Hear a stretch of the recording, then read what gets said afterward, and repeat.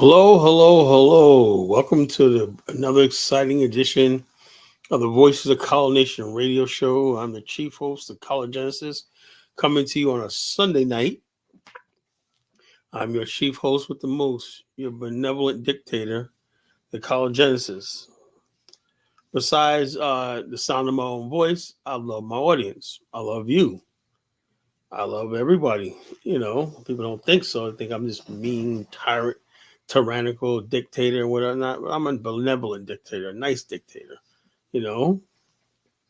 Well, tonight we have a good show. Tonight, when you got shows, like topics like anti-immigrant settlement and Black America's a crying shame, now you know things are gonna get hot.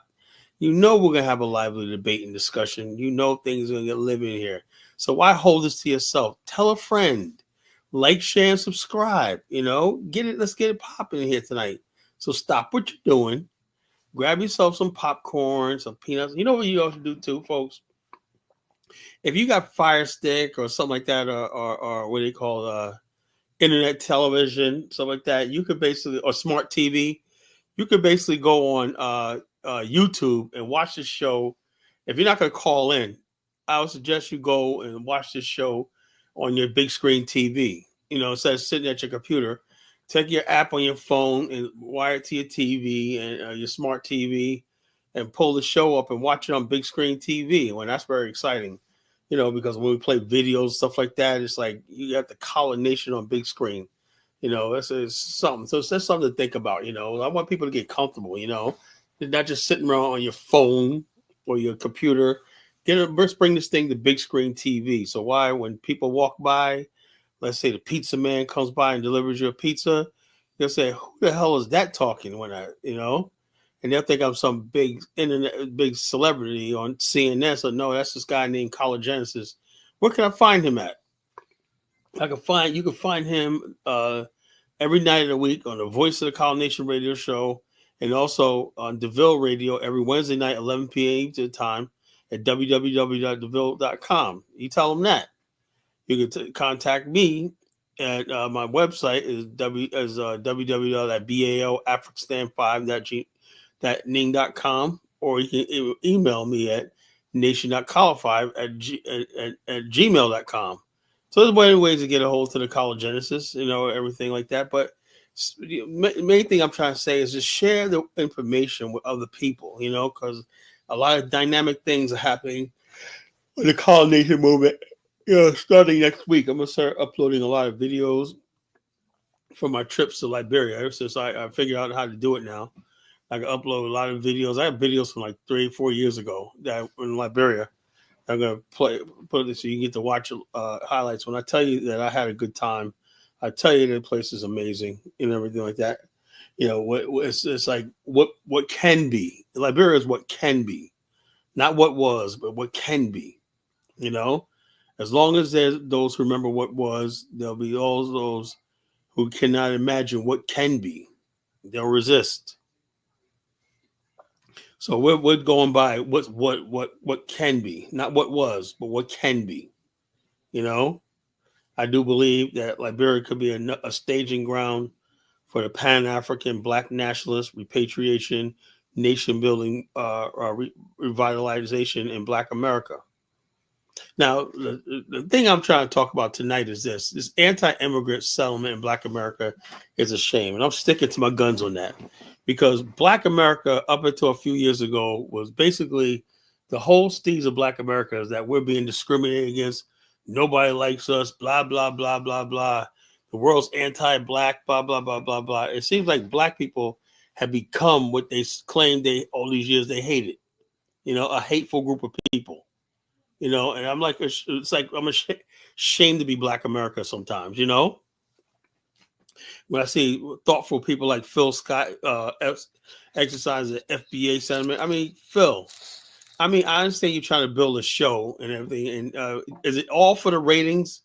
Do you have to talk to the least common denominator in Black America?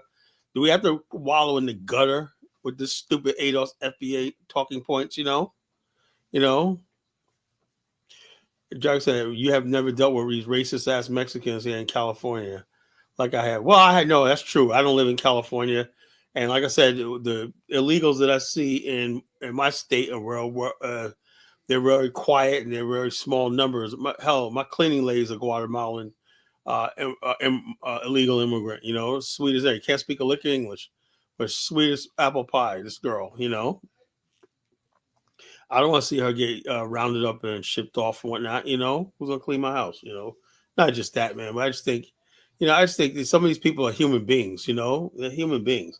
Now I understand the law has to do what it has to do. I understand the law and everything like that. I get that. You know, but why do we as black people? We should be. This isn't one time we should be quiet. You know, because we don't have a dog in this fight. You know, we do not have a dog in the fight. And the optics of that, how that looks to the world, is the black people who always want the sympathy of the world about their so-called plight and everything, is now trying to oppress another group of people. You know, that you feel like you for one time. I can't. That's why I can't stand the ADOS FBA movement. You know, instead of having real power, right? Real black power, right? Real black power. You know, these people are satisfied with the fact that they're U.S. citizens, they're U.S. citizens, and they can't be deported and everything like that. So they're tethering themselves to the American legacy. I thought America was this racist country. I thought it was race soldiers all over the place. That shows me everything I was talking about was right. Black America's full of shit. You know, that's why I do what I do. People always ask me, Carla, why do you sound so different than, let's say, Umar or Farrakhan? Because I know black people. You know, I am not going to go out on a limb and risk everything I've worked for my life for a hypocritical group of people like Black America. I know what Black America wants, what Black America needs, as far as like nation and stuff like this. But at the same time, I understand I still live in America. I still got to do business, see, and everything. I still got to deal with all the different types of races and creeds and whatever like that. And that's not going to change, right? I'm not going to walk around with my black on my chest, bleeding black American, blah, blah, blah, blah, blah. You know, like this. No, I talk to other people, other races, and I have friendship and all types of people. Look, I'm like the type of person. If you're cool with me, I'll be cool with you. I don't give a damn. And just because you're black don't mean I'm going to like you. You know, that's the way. I'm sorry. That's the way I have to be. Because there's a lot of so-called Black Americans, African Americans I can't stand. I really can't. You know, and this ADOS FBA movement is like pushing me over the edge. You know, it's an utter embarrassment. Just like not even 5 years ago, everybody was talking about racism, white supremacy, blah, blah, blah, blah, blah, hidden colors, all shit like this. Now these motherfuckers are basically talking about how American they are, how they're foundational Americans, all of that, waving the American flag. You guys are so fucking full of shit, you know? I'm sorry. So it is what it is, you know. It is what it is. So the anti-immigrant settlement has no place in Black America, being the fact that we're a marginalized, oppressed minority group in America, right? So we have no business oppressing or siding with the oppression of another group of people, even though they are here illegally. I get that. Yes, I'm not going to basically say they shouldn't be deported. That's the law. But at the same time, I am not going to be sitting there on camera cheerleading the shit. You know, I'm not going to be on social media cheerleading the stuff. Like I see, like when I look, it gets to me like people like Tariq and Phil Scott and even O'Shea and all these other people. They're like having a good time, you know, watching this happen. You know, and then they don't care if the immigrants are even black even. You know, what did these people do to you? What did these people? Why? Because they said a couple things on social media. You know, I understand Africans run their mouth, you know, because they said something to hurt your feelings, whatever like that. This is your chance to get back at them and everything. Yeah, we need to stop this. You got to see the bigger picture. Because you don't see a bigger picture, you think it's all right because one day we're going to need Africa. See, I believe that. One day we're going to need Africa. One day we're going to need the world, you know? He goes, well, FB, you said they entered our country illegally. Do you realize how you came here? Basically illegally. So you're saying, so black people came here the right way? No, we came here as slaves. So we ain't in no position to be telling somebody about how illegal or illegal. When Black America is a crime scene in itself, we shouldn't be here. We should have our own nation state right now on the African continent. but we're held here in captivity. We can't be who we want to be. So we're just a marginalized group that America doesn't accept as our citizens. They don't even accept us. So who the hell are we to tell somebody here illegally? The dumbest thing I ever heard in my life. So I know like people will be sitting there, say, a Kung Fu fan, shut up. No, we need that for right now. You're white, Kung Fu fan. You sit down. You be quiet. You be quiet. A white man has nothing to say in this conversation. Or a beige man, whatever the hell you want to call yourself. You're not black. You're not African American. So you shut up. When I want your opinion, I'll ask for it. So yeah, so the bottom line is this: you're held here in captivity. You're brought here in chains and whatnot. So our story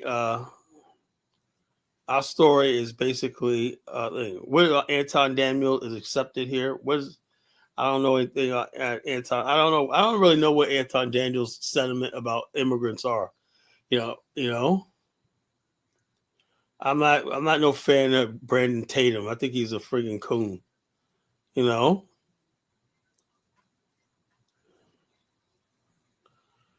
Hey, nobody's asking you, Liz, to be disrespected. Nobody's asking you to be respected. But what is those people who can't even speak English? Those people that are just trying to scrape by and everything because they're coming from poverty-stricken countries, and you see people crying, because they get been hauled off. Yeah, I understand the law has to do its job, but why, as black people, why do we lost our heart, our soul? Oh, I see what you're saying, Couple Better. No, they're not. Except they're used. They're useful. All these people you mentioned are just useful to the system. Candace Owens, Brandon Tatum. Yeah, they're tolerated. They're not accepted. Black conservatives are tolerated. They're not accepted. So you understand that, then you understand where the collegensis is coming from. That's why I'm never going to buck dance for anybody. People say, Carl, you got a lot of conservative views, right? Yeah, I'm a right-wing type of guy. I'm a conservative in my own right. But I'm not going to join the white racist conservative movement. No. Let them fight their own battles, So it is what it is, But like I said, this whole anti-immigrant thing is really starting to bother me in Black America. I had no idea we were this evil, Well, I don't live in California and Texas. I'm only going by what I see in my area. I see immigrants here. They don't bother nobody. They work. I mean, I go to my hibachi grills, all friggin' Hispanics back there. Do a good job, man. They master sushi making, hibachi grill. They're real skilled at it too, man. Throw the egg up, hit it on the way down, boom, crack it, and thing falls right out of the friggin' shell. It's amazing, And so therefore, they make my food at the hibachi grill, So I'm like, hey, look, they're back there while all these black people are eating and whatnot, hibachi and whatnot. Ain't no black people working back there working for what these guys work for, and they're making the tips because we have the tip jar out there. Like, and they was looking at that friggin' tip jar, like, yeah, man. I said, I'll put my $1 in there and whatnot. Some people throw $5 in there and everything, so they're making a killing in tips and what they're getting paid and whatnot. So these guys are making money for the first time in their life. And the bottom line, hey, look, I'm like this. If somebody comes to this country and they're making money and they're doing something productive, I think they should take that into consideration, So, well, I'm not saying that everybody on warehouse jobs and stuff like that, but the bottom line is this. The problem with the black people is we have not, I told people an excellent business to get into is labor sourcing. Labor sourcing is an easy business to get into. You can start up as an agent, right? And then go to broker, And if you have a database of people that want jobs, stuff like that, companies will come to you, right? And basically, because they save money on workman's comp, payroll, all stuff like that. And you can make money by the hours of labor you supply to companies and businesses. But you don't see black people getting into those type of businesses. Hispanics got into the labor supply business, right? That's why you see so many on construction sites because they're organized. So you're gonna blame them for being organized, where you could have been organizing a whole bunch of black people in the what you call, Well, Sierra Leone. I knew Dinus was talking about that Sierra Leone. I thought I was going to talk about that tonight too. Sierra Leone is a joke. It's a joke. Why would anybody go to a third world country like with $100,000? So for a citizen, what is a Sierra Leone citizen? You can't even get no place. If you have a Sierra Leone citizenship, right? You couldn't get into North Africa, Morocco. You couldn't get into Egypt. You can't get into Tunisia. Most countries in the Middle East you can't get to. You can't get to Dubai. You can't get to Italy. You can't get no place with a Sierra Leone passport, So I don't know what the hell Sierra Leone's talking about. They got these countries in Africa feeling themselves too much, I think people like Brother Dinus just basically gassed them up too much when they thought there was all these black people dying and coming to Sierra Leone. The dumbest thing I ever heard in my life. When you going to a fucking undeveloped third world country, they should be paying you $100,000 to go over there. They want $100,000, so that kills that whole movement, Now, who's the fool gonna step up and say, "I got $100,000 and I got me a Sierra Leone passport"? I remember Diners had a Sierra Leone passport, and you see that kissing it like, "Oh, I love this passport." Passport is useless as a box of wet cigars. So I don't know. I don't know anymore. I just don't know anymore. But I said that was gonna happen. I said that was gonna happen. So repatriation, stuff like that. I said that. Look, I said this, and I've said it like I can go to Liberia, right? Because I'm a Black American. I go to Liberia, and I can do anything. I can open a business. I can do everything except for a whole public office in Liberia. And I don't see a lot of these people that get their citizenship in Sierra Leone. They're not trying to hold public office. So what's the point of having a passport? You could do more in these countries with the U.S. passport than you can. Well, I don't have. When I travel to different African countries, I don't have to pay a fee. So you're gonna let $25, $30 for crossing over into the Gambia. That's a big deal to you. And people start looking at that stuff like that. We thought y'all had money. Now you want a Sierra Leone passport, because a lot of times, even if you got ECOWAS passport, they still be trying to get you for money. If they know you're from America, they're still gonna try to get you money, get money out of you. When you go across borders and everything. So it didn't like this. All right, Marcus, I hate you. Ice, baby. George, you Negroes are something else, man. I tell you, I'm gonna pray for you Negroes, man. You Negroes are something else. Grimson said, we have lost our country empathy. Something to consider. Mississippi HB 148412 imprison them for life. If ICE doesn't pick them up in 24 hours, it's crazy.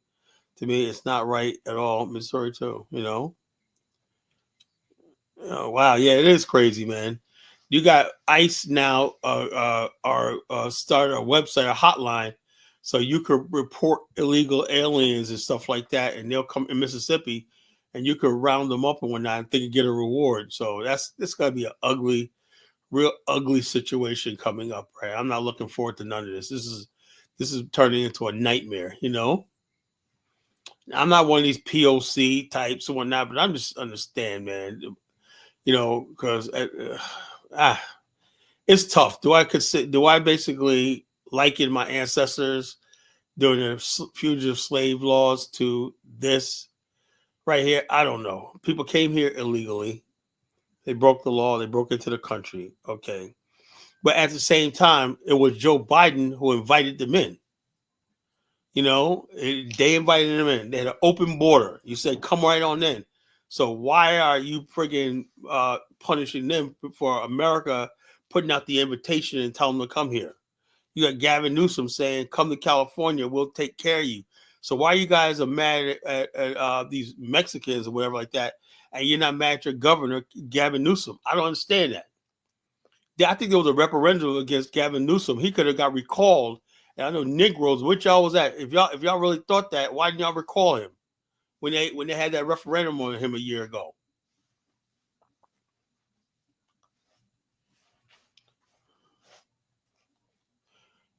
Yeah, I don't know, Marcus. Don't look when they start tinkering with that 14th Amendment, bro. When they basically start tinkering with that 14th Amendment, yeah, if you get rid of the 14th Amendment or nullify it or put it under review, like with the 16th Amendment, they can manage to get a constitutional amendment to sort of neutralize the 14th Amendment, like they did with the prohibition. Then that what that does is retroactively makes Dred Scott the law of the land. So don't sit here and get too happy that this can't happen to you. If they get rid of that 14th Amendment, yeah, Black America could be vulnerable too. Because they'll go back to this thing that Black America is not really Americans. That we don't have birthright citizenship and everything like that.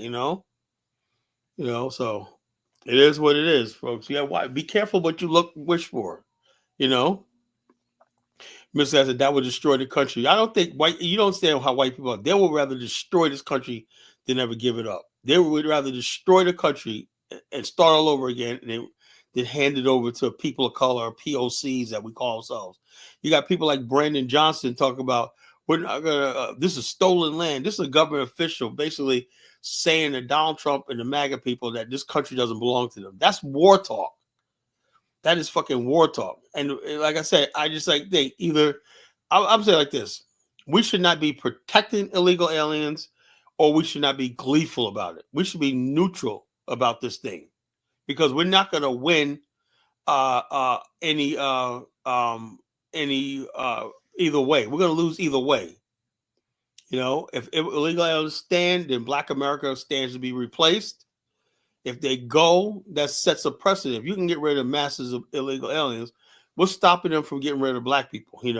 If the right laws and stuff like that, or the president suspends the Constitution, you're only like one race riot away from the president declaring martial. Because Oliver North was about to do that in the 80s.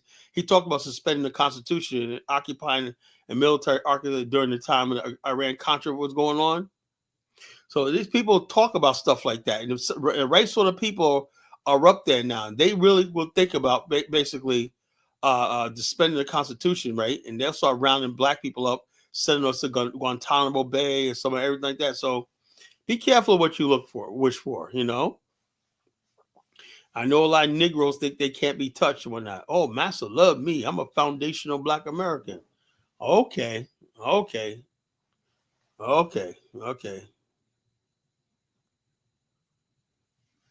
It would never happen. Okay, yeah, all right. Okay, yeah, okay. And Black people think, oh, never happened, no happen. Okay. All right. And Black people just never learn, A hard head makes a soft behind.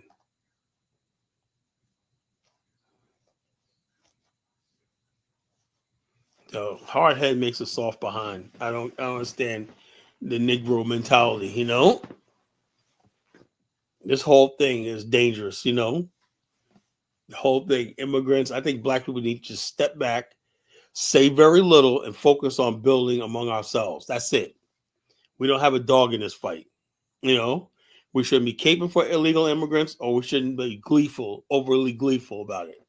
Let white people know if you dare raise your hands against us, there'll be war, because right now they're feeling emboldened, They're feeling emboldened about this stuff like that. And who says they haven't forgot about those riots in 2020, I know it's a good strategy. That's why I'm the College-Genesis, I speak with friggin' wisdom. I'm not like a friggin' Roland Martin or Phil Scott and everything like that in their fucking emotions and whatnot. Grown ass men in their damn emotions. We shouldn't be fucking acting emotional, letting white people see that we fucking got a dog in this fight. When are we gonna step back and start building among ourselves? We're not building real Pan-African links and stuff like this. Why are we so entrenched in American society like that? It's not our fight. White people are trying to preserve their heritage and all stuff like this. They're trying to, let me be honest with you, right? Their ancestors did conquer this land, this continent. They built it. Black people didn't build this country. They built it. They conquered it. They built it. They conceived it and everything like that. From the Constitution, everything like that was built. The monetary system, everything like that. The infrastructure was built by them. And it was maintained by them by fighting 2 world wars. I'm saying, look, no, I'm not a so-called Pan-African as you. I define my own Pan-Africanism, which means I'm African American. But the bottom line is this: I understand I'm part of the black race, and the idea of me being Pan-African means that I need something tangible in the Pan-African world. Right now, we don't have it. The fact that we're going through all this, right? Black people don't have an exit strategy. What if a race war breaks out in America? Where can we go? Do we have a sanctuary, a state, whatever like that? No, we have nothing. Sierra Leone just said they want $100,000 for a friggin' passport now. So the bottom line is this: in African countries, they're not going to give Black America refuge and stuff like that. So what we need, like I said, we need to talk about in Afghanistan. That's the idea. Now, if you guys are talking about an Afghanistan and stuff like that, and I see the consent, then I can see what you're talking about. But you want to sit here and think you're going to be comfortable in this country that like they're not going to come after they're done with these illegals. Somehow they're going to come after us. Just like after Katrina, everybody thought black people thought during 9/11, oh, we got all this, we're all Americans. After Katrina, and white people start seeing all these black people on TV and whatnot, looting and rioting. Racism reared its ugly head after Katrina. It's going to happen again. Right now, white people aren't focused on us. They're focused on the illegal aliens, the Palestinians, Hamas. You got all kinds of problems they're focused on. But as soon as they solve all these problems, right, you're going to see it. They're going to be right back to fucking with us,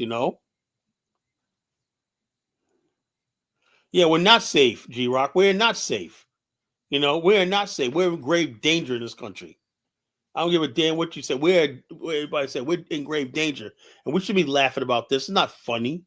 I don't know what Phil Scott and all these other people get out of this and whatnot. Talk about all these people. No, it's not funny. It's not. It's not funny because the United States opened its borders up. You open the borders up. You destroyed these countries, right? And then you open the borders up. Say, come over here.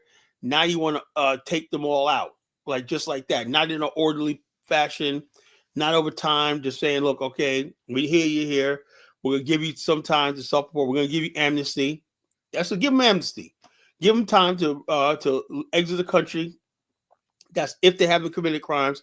Give them time, like 5 years to save money to make the exit out. That right there is humane, But just to round somebody up that you invited in here, round them up and just because they came here out of desperation, so it's just sad, really sad, When I talk like this, people say, okay, Colin, I know you're a tether, you're an immigrant yourself or not, that you're protecting your immigrant. No, I'm not a damn immigrant, No, she says FBA has always been Steven from Django with the Fed master hate on other. But yeah, that's all it is, man. The people hired Tariq. Basically, he used to have this thing called the coon train. But goddamn, Tariq, what the hell, man? You turned into a coon your damn self. Goddamn, illegal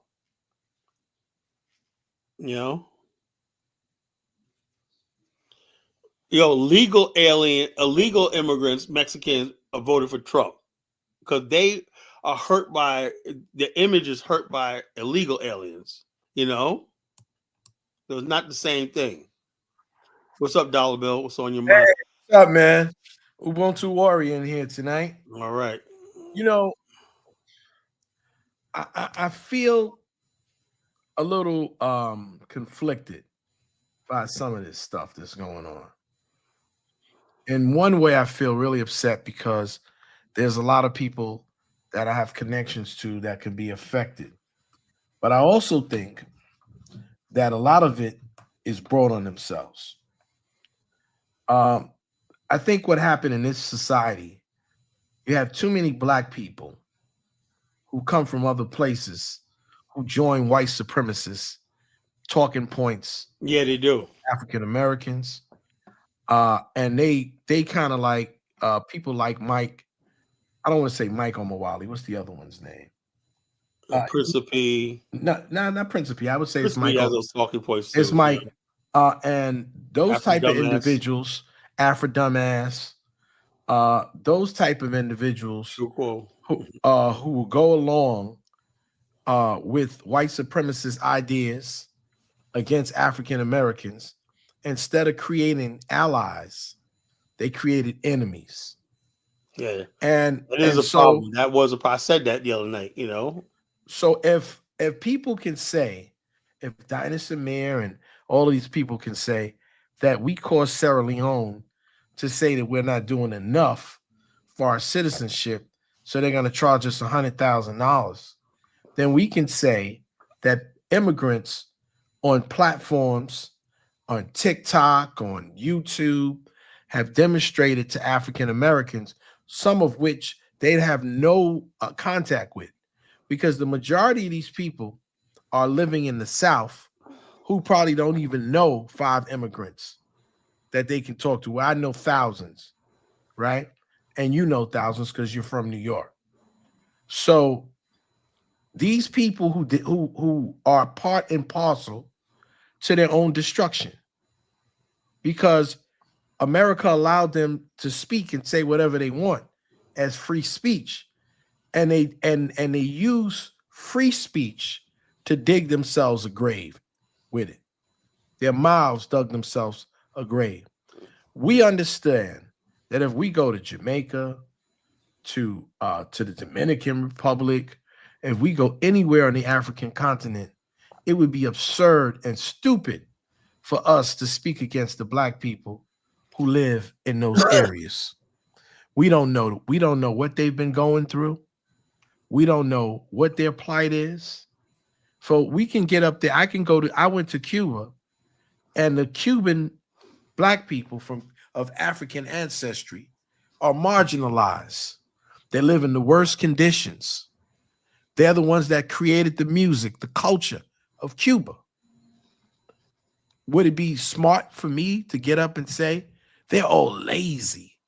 You know, people don't realize that a lot of conditions that people have a lot to do with their trauma. So an educated person would say, you know what? If I feel that there's something that I can do to help, right? Then maybe I could help. But then I'm not going to join the enemies of their people and engage in these conversations and make them my enemy.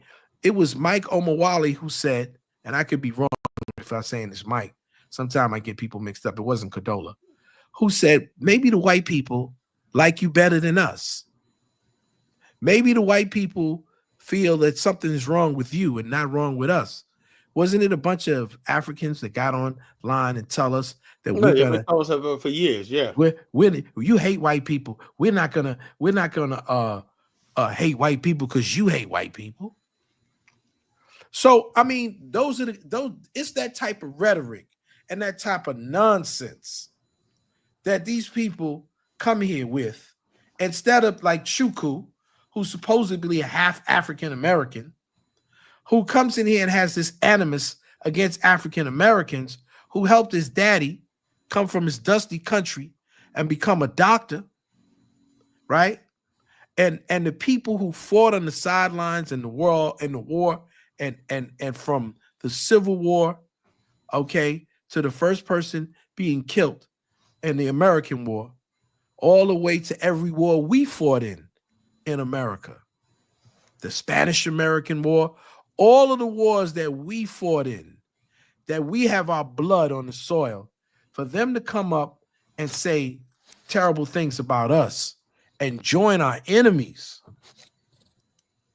it's sort of like, it's sort of like a self-fulfilling prophecy. Right. But I'll tell you one thing, Dollar Bill, much as you 100% right in what you just said, I still think we have a chance to show the world that we're better than them. I'm not saying we're better, but we're just a better character than them, because we have always been, even when remember Gilder Arenas said that about the Sudanese. Yeah. There's a lot of Sudanese who are really hurt by that, even though he was joking and whatnot, they were really hurt by that, right? There was so many Black African Americans on TikTok saying, I apologize. They didn't have to. But he's not even an African American. He's a Cuban. Yeah, but they know, but he's in part of African American culture, the way he talks. Yeah, but we got to stop taking the L's for everybody. We do. But we got to stop. Listen, we're not the sacrificial lamb for Black people. We're not. We've been doing that for so long. And Right. for so long, everybody's been taking advantage of us. We thought when people were coming from other parts of the country, different countries and the continent, that they were coming to join their black brothers in the struggle against white supremacy. No. And that's not what they did. And that there was some like Marcus Garvey. There was some like Stokely Carmichael. There was That was some back then. like Now, Harry Belafonte that understood the struggle that black people in this country had to go up under. But these Johnny come lately, these second and third generations, I don't give a damn. It's all about my money. We come here to America. You remember all this time, all these last 4 months? That's not what we come to America for. We don't come to America for our children and our children's children. We don't care nothing about that. We just here for the money. Now you got somebody in office who really don't give a damn about them, you know? Isn't that what they've been telling us? Donald Trump invited the Mississippi Valley State, university that they put on some performance. That was the best step show and drum I've ever heard. That was the most powerful thing at the inauguration. Donald Trump stood up, right?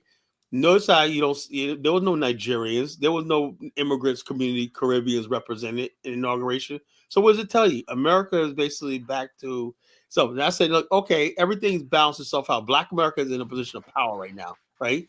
Let's use that power to stay neutral and build ourselves up and like this. I said, I just don't want black people in America to fall into that.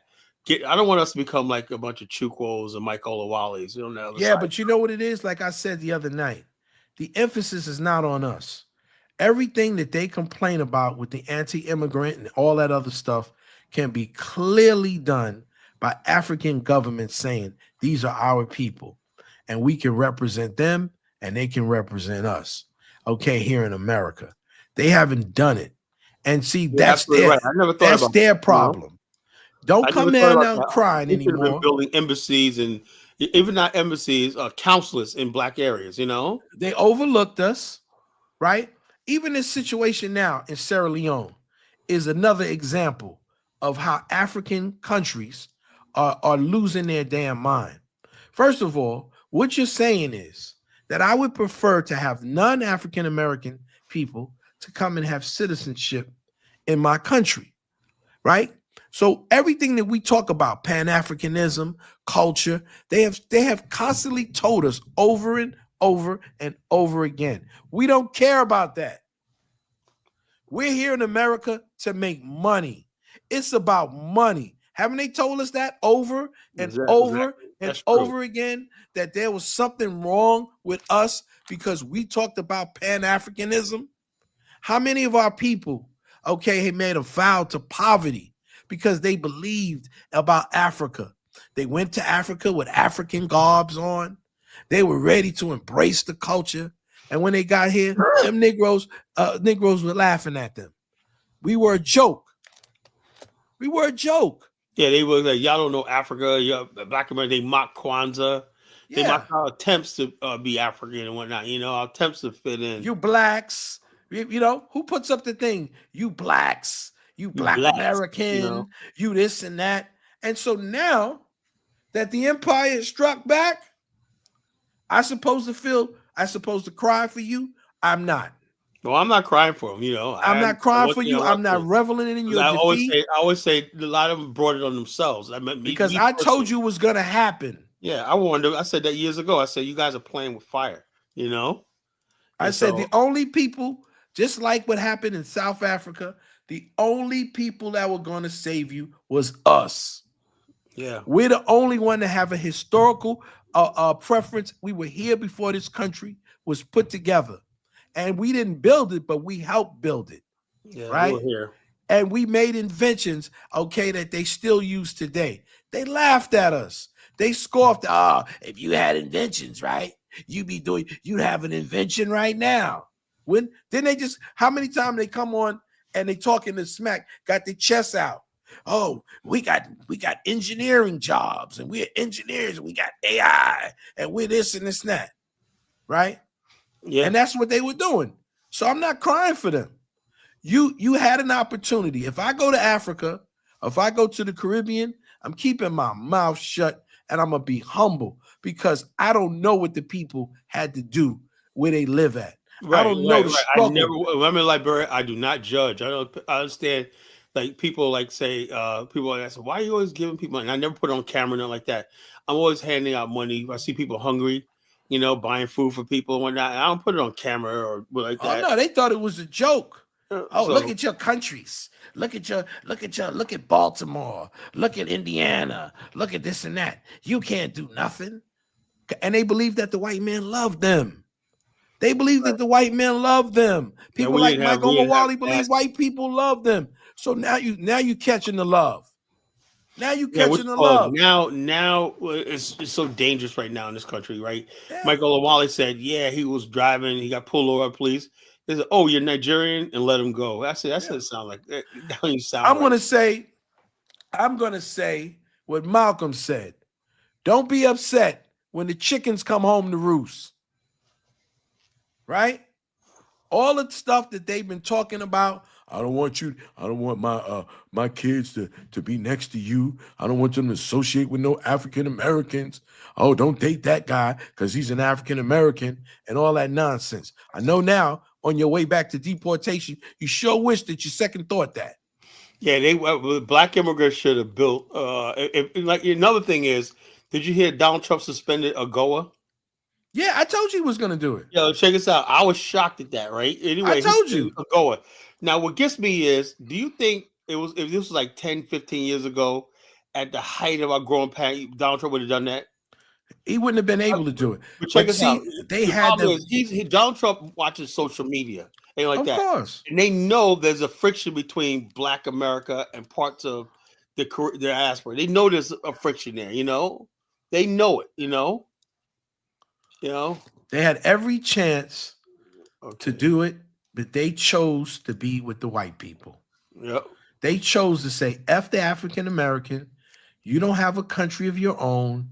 We don't have to deal with you. We don't have an African. That's why we don't get no respect, And the Africans, then we say, okay, it's time for us to come on. We need to build an African. We don't want to pay you $100,000 for your dusty citizenship. We want something wrong. No. A whole vast continent. David Hitt said the other night, vast continent, millions of square miles and whatnot, most undeveloped and whatnot. Yeah. They're very thought of us having something of our own because that's what they got over us, We don't have we're not. But think about this. Think about the insanity of that. Why are you coming from another country where people have been there for 400 years fighting the good fight that you benefit from? Why would you want to bite that hand that fed you? It's like it's remains to be seen. Hey, Hustle Smart, go ahead, brother. Man, shout out to your platform, my brother. Hope it'll come in loud and clear, man. I'm talking from loud and clear, brother. Talking from my $600 PlayStation 5 headphones, man. You know what I'm saying? So I still game in my older age, man. I play Madden. I'm a man king.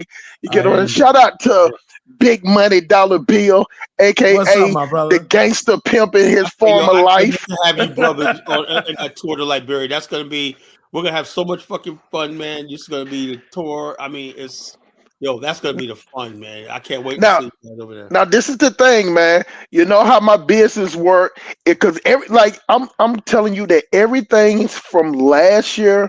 Well, like when I was going to Africa, it was like coming out of, COVID, so things were slowing down and it was picking back up. But man, I'll tell you like this, bro. It ain't been a week in this year that I haven't made over 4,000. You get what I'm saying? Mm-hmm. Like it's really hard. So you got to think about it like this. If I leave, I lose like almost 12,000 plus. Wow. The price is 16. So if it slows down, I'm gonna go. But I promise you this: if I don't go, I still will donate to the trip. You get what I'm saying? Somebody else to go. I would help. And let me tell you, I mark it right here. I would sponsor at least $500. So I would put at least 10%. I would help somebody. If they come up 10% short or something like that, I would donate at least 500. You get what I'm saying? That's awesome. Hustle smart, man. Hustle smart. That's beautiful. And I put that, and I don't even swear like that, but I put that on my mom's and my dad's grave. If I don't go, know you for real, bro. We know you. Yo, buy my ticket, yo. Yeah, hey, you got to come up with the 4 stacks. I got the rest. Stacks. You know what I'm saying? I got you. So that's awesome. But when it comes, and again, shout out to the brother that just popped up here also. Now, when it comes to this immigration thing, at the end of the day, it's the level of disrespect, like Dollar Bill say. I don't revel in it, but I just sit back and watch from the high steps. You get what I'm saying? I don't care how they get done. You get what I'm saying? Because we've been getting done. They don't come out and help protest. They don't come out there and march. Facts. You get what I'm saying? Now what? They don't do it. They sit up there and think what's good for us. And another thing is, when we was on Dinah's show the other day, I said it. I made sure it was said on his show that Pan-African shit is dead. Yeah. Because it's not reciprocal with the people. It's not reciprocal with the government. It ain't even reciprocal with the tours. Not your tours, Carla, because you're different. You're taking a different aspect of your tour. You're not propping up to make America look bad or whatever. You're propping it up to make you have a good time. If you want to see investment, you invest in it. But that shit that go on, you remember we had this show maybe 3-4 months ago, and I was telling you about that Sierra Leone shit that then it was 6,500, and I said that's still too much. That's not you welcome. Colin, me charging you 6,500 for any fucking thing crazy. It's not me telling you I'm sorry. While Dinus did a show on that, right? I listened to it. And he was basically, Dinus, I love my brother Dinus, but he was basically saying it's our fault because we didn't come up with better opportunities and stuff like that to show them. And I don't agree with that, No, that is 100% wrong because I don't give a fuck. Let me tell you something. Sierra Leone internet ain't even that good. They ain't paying attention to what nobody's saying on the goddamn internet. They just broke. Like, you got a country, you know what the funny thing about Africa that always tripped me out? You got so many fucking engineers and these motherfuckers can't build a doghouse.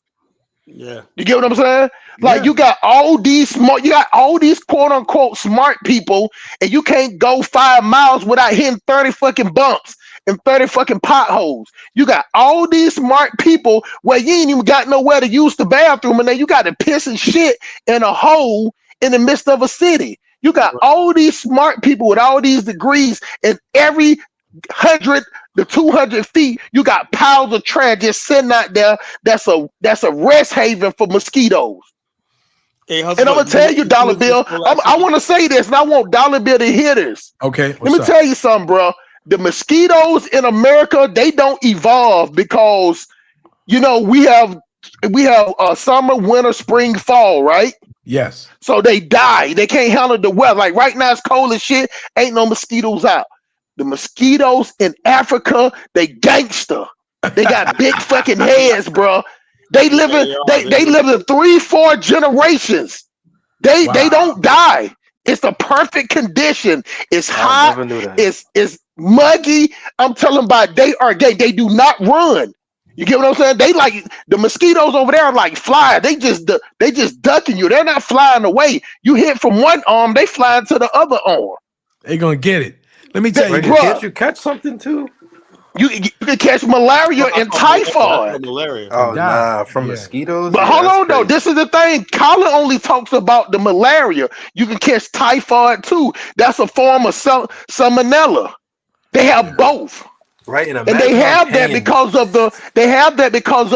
they don't discard their meat properly. You know how like if you go around in the United States at the restaurants, they have 2 trash cans. They got a trash can for the oil and everything. If you go behind I'm used to going behind the building, so y'all might not know. If you go behind these restaurants, they got 2 trash cans, one for the trash, and they have one for the food and the oil. They can't put the oil in the trash can. It's just a law. So they have separate bins or whatever. They don't have that over there. So either it's trash or it gets picked up, and the mosquitoes just hover over there. And then on top of that, the sewer just wide. Like you can walk down the street, the sewer just open. It's just like walking down a sidewalk in America, and you come across a drainage or a sewer, and the top of the sewer is open. Mm-hmm. Like you lose if you ain't goddamn quick on your please. I'm only talking about Nigeria too. I'm only talking about Nigeria too. The quote unquote Liberia giant does have his sewage and drains pretty good. Yeah, that's why always people say Nigeria is so much better or developed, whatever like that. No, Liberia was actually built when they built Liberia, the Monrovia. It was very, very modern, right?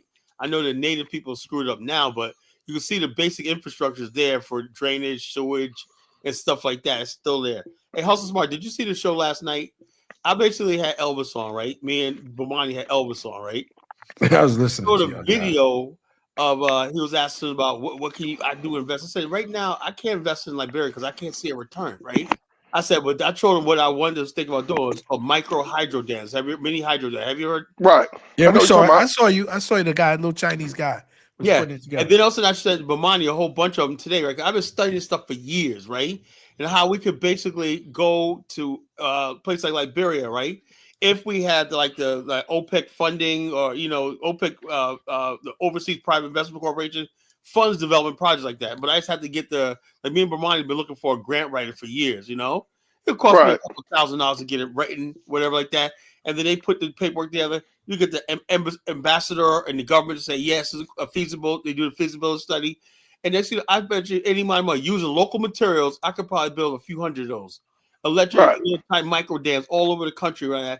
Give everybody electricity for cheap. And then basically another thing I would talk about doing was create the meter collection boxes. In other words, basically people have a pay-go system, right?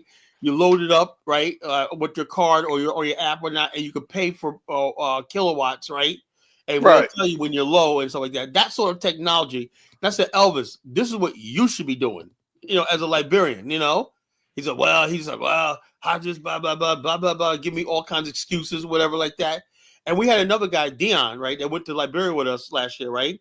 He had a thing where he found out how to build roads, how to take abandoned tires, right? And fill up potholes and stuff like that, and basically fill it with sand, with tire, and then you have a roads construction, and stuff like that, So I said all these things could be freaking implemented for not much cost and everything, and you creating jobs for people in the country, You create and you use local materials and local manpower. I said that's what I want. My vision of what I want to see in Liberia, That's my vision. It's like, well, we don't need your saviorism. I'm not trying to be a savior. I'm just doing because Liberia was a company founded by our ancestors, right? They weren't your ancestors. Who the fuck were they? Who told you they don't need your saviorism? But that's because they want white saviorism. What the thing about it is, Elvis can't tell you shit. AKA the Lion Liberian, he can't tell you shit because he close to the females pussy in the Democrat Party. He ain't going nowhere. That's what I'm saying. He's ashamed to be a Liberian. If he could change the way he talk, to change the way he look, you get what I'm saying? He wants no connection. He living up in Minnesota. You get what I'm saying? Like think about it like this. And this just ain't even him, Dollar Bill. This most Africans. Why you think they trying to get most of that? And they know how they living over there. They know that in America, even if you're the poorest American, Dollar Bill, in the worst projects, you still got access to hot water, cold water, AC, heat, food stamps, and some type of government. Hell, we even got a Department of Labor. Department of Labor does not exist in Africa. Mm-hmm. Listen, let me say it one more time. Department of Labor. You're not lying, bro. Does not exist. When they tell you that TIA, Dollar Bill, you know what TIA means, Dollar Bill? No. It means this is Africa. That means that if you don't get it, it don't get got. I can believe that. And check this out. And When also, you step off that plane, bro, you better have your guard up and your goddamn wallet close to you. When you get off, why you think all that shit happening to these lonely big booger wolf chicks going to the Gambia looking for stray beach boy dick? oh, did you see our latest video with his sister, big sister, like met a Nigerian dude at the airport one night? Somebody said, Oh, I saw that. I saw that. Yeah. Yeah, Oh, God, her knees knocking, thigh scrubbing. Everything Dollar Bill said was right there in that video. I was like, Yep. That dude was like, a green card, here I come, whatnot. Yeah. Passport grannies, man. They get But this is where we're at. See, the thing about it is, it wasn't like we had a savior complex. It was just like, oh shit. You know what I'm saying? If we come back, if everything we done been through in America, 400 years of history, if we come back and show a better light, then you know what, we can raise up the morale of the community with our money, our help. We can teach. The motherfuckers don't want to teach nothing. While you going to Africa, they trying to get over here. Yeah, well, they didn't change that, and they didn't realize that when they doubled down on this BRICS shit, that they were actually putting their fate in their own hands for their people, because they didn't realize do they think that America is going to sit back and allow BRICS to go through? You talking about BRICS? Yeah, and these countries are not caring about their people who are living in America and in these other countries that are non-BRIC countries. They don't realize that BRICS is something that is against their way of life. Check this out. Did you hear what part where I talked with me and Jamal talking about that? See, I was actually shocked, right? Because Jamal watched internet like I do, right? The BRICS conversation is not even in the mainstream media. Just something you heard online. I had no idea that Donald Trump was watching all this stuff, you know? Just like AGOA and stuff like this. I had no idea he even knew what BRICS was, you know? So it tells me Donald Trump's been watching all this, you know? They said, if any country that joins BRICS, see, any threat to America's supremacy, he's going. Yeah, he said that like months ago. That's why he kind of got in office, because he put tariffs on. I didn't hear him talk about BRICS. I did not hear him talk about. Talking about BRICS for like a year. It was for a year, yo. That's why he really got to office. He been on and off. If y'all get on BRICS, I'm tariffing y'all. He been throwing shots at them like, oh, y'all do this, I'm gonna throw this on y'all. Right? That's why I don't give a fuck what the Africans is talking about. But you know what? It doesn't even matter. It's BRICS. I mean, the Naira can't stay afloat. The Naira can't stay afloat on its own. You get what I'm saying? It's almost like your bank account is negative, and you bringing a negative bank account into a system. Like, the system can't hold you up. The system is there. If you get your own shit together, then you can help out the system and hold it. You know what the best example is? It's like the NBA and the WNBA. Unless the NBA holds up the WNBA, it wouldn't exist. Yeah. And right now, the Naira, so right now, in the last year, the Naira has lost at least 600 Naira, basically $600 in a year. It went from, at the beginning of last year, it was at $1 to 900 Naira. Now it's at 1,600. Right now, the Naira $1 is 1,652 Naira. Damn. So who the fuck? Versus Liberia. You get what I'm saying? But I'm talking about for the size of Liberia. You talking about the size of Nigeria? You're talking about 200 million people. That's almost as if their money is useless. Yeah. For 200 million, you expect from that that's why they understand that shit that Sierra Leone did, talking about 150,000 to invest. That just let you know that they don't give a fuck. Like, Sierra Leone is 10 times worse than Nigeria. Boy, you talking about rolling blackouts. They got rolling blackouts all the fucking time. They ain't even got running water, clean water. The internet system is shitty. Before. All these black people running around here paying $600 to get an African ancestry thing where they could have paid $50, okay, to get a DNA test. They're running out there paying $600 with the thought that they're going to get. Why would they pay that much Leonean, money for African ancestry? That's a ripoff. Yeah, that's what, well, that's the only reason they was doing it was to get the Sierra Leone thing. So it was like a means to an end on that thing, you know. So you think like, okay, if I'm already paying $4,500 for a tour, why not pay an extra $600 or extra $600 to get citizenship, and then you can come there on your own. That's what all I'm saying is, as a business person. Some women to go for that price, not me. But what I'm saying is, if the tour is already, if you already spending $4,500, you're gonna spend at least $500 or $600. Yeah, what's $500, bro? You got to think about it as a business. If you got it like that, because you're gonna spend that much while you there. Oh, just like if you go on the tours with Carla, they're gonna provide meals and all that. But what if you want to go do something on your own? What if you want to go shopping on your own? You're gonna want to get you a car. You might want to get you a handler. You might want to go out on. Everybody just don't do the group thing the whole entire time. So you're gonna spend extra money, regardless. So that's why people were saying that right there. I was supposed to go too. The only reason why I didn't go is because of my record, and Diners couldn't guarantee it. Okay, that's the only reason. That's the only reason why I didn't get duped out of my money.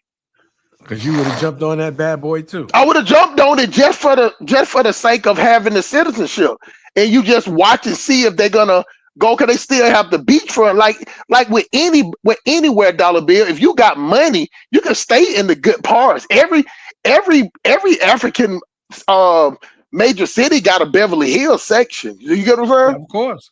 Absolutely. So therefore, you just you go there just for that level, and everything that they have, especially in Sierra Leone, is on the beach or off the beach.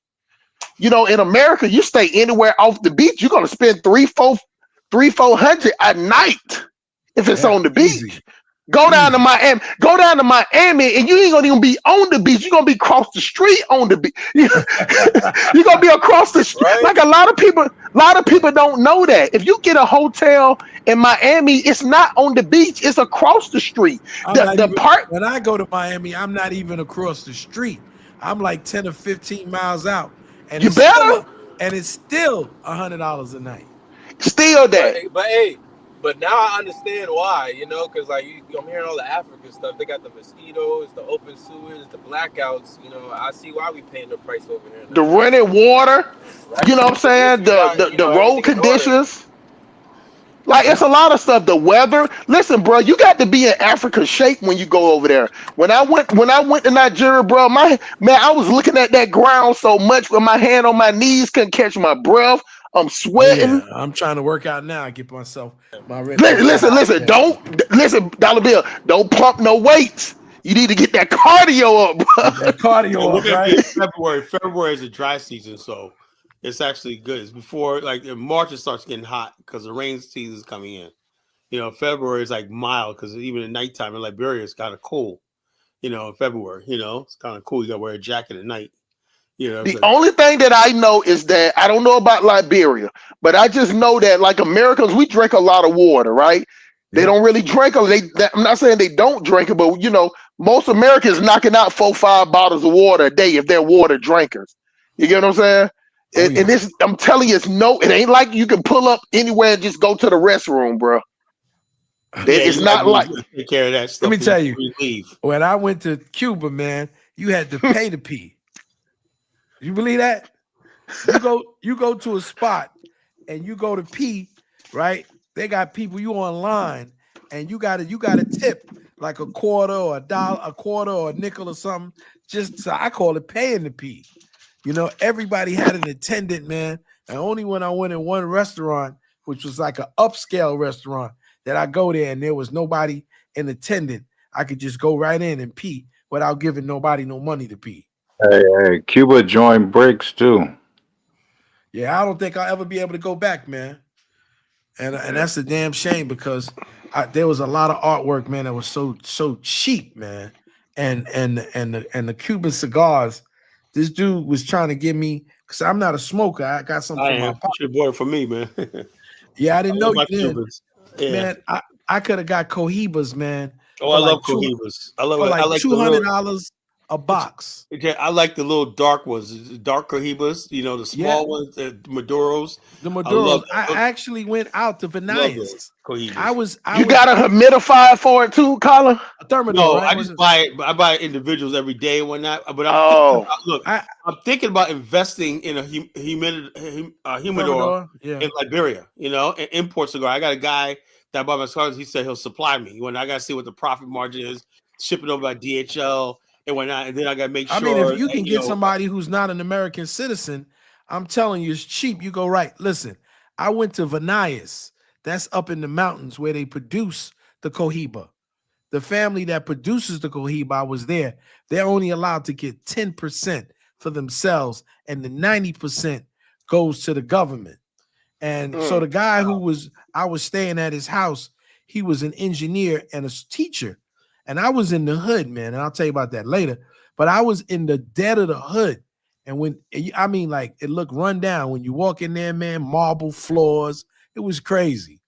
And so the guy kept trying to sell me these cohibas, man. He's like, I gave you the cohibas for like $200. And I was like, man, I'm not really. Cohibas are expensive, man. Listen, those same pack of cohibas I checked at that time, this was 2017. They were like $2,500, man. Yeah. And I could have got them for $200 for nothing. Check this out. On Christmas, right?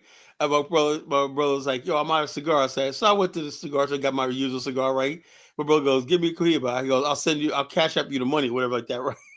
I said, no, it's on me, bro. My Christmas present. She gave me the price of that thing. I was like, yeah. I got a dirt cigar, man. It went $30 for that one cigar. I was like, get the fuck out of here, cohiba, man. Get the fuck out of here. I could get cohibas for $200 a box. But I'm just saying, you know, what you're saying is absolutely right. And like I said, I feel for people, you know, but people did not approach, especially Africans. Now I'm not going to talk about Caribbeans because I think Caribbeans had a different trajectory. Are misled by the Africans. You know? Well, they think they're going to get some free land. The Caribbeans, Princess they're different. They went to our churches. They went to our institutions. They know who we married are. us. They turned on us. But the continental Africans, most of them made it their business to be separatists from African Americans. And because of that, the only ones that are going to survive are the ones who with the green card scams and people like Chuku's daddy. Other than that, man, they're just going to be sent back. Yeah, because the bottom line is, look, AGOA is just a warning sign. Like, look, I see, I'm looking at it now, right? All the time, like social media is so, black people from other countries are so anti-American.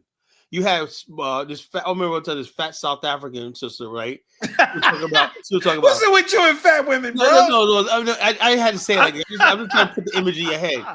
She was on TikTok talking about, I don't know what y'all America gonna do because BRICS coming in, y'all gonna be broke or not. And the people, and you got black people in America talking about, yeah, man, that's why I'm like, what's BRICS take over or not? Then somebody said, girl, I don't know what you're talking about because I was like believing it, right? Then somebody said the U.S. dollar is not going no place. Right? They thought they was actually gleeing, talking about Americans are gonna be broke and poor and put out of business, whatnot. Don't you think the right wing in this country were watching, listening to stuff like that? Let me just say this. You know what I said the other night, and people are not realizing. So I'm going to say it again. America is now engaging. This is what I told people. That's why I've been telling Doc Migo since I met the young brother. It's the same deal I'm dealing with my son and nephews and all the other nonsense. I keep telling them, you cannot dismiss old people. The old people in this country, black, white, Chinese, have all of the wealth. They're the ones with the pension plans. They're the ones with the house ownership. They're the ones with that old money, brown paper bag. We are now currently in the largest wealth transfer in America in the history, of man. $74 trillion. Damn. The baby boomers are dying. They're downsizing. They're selling their property. Most wealth.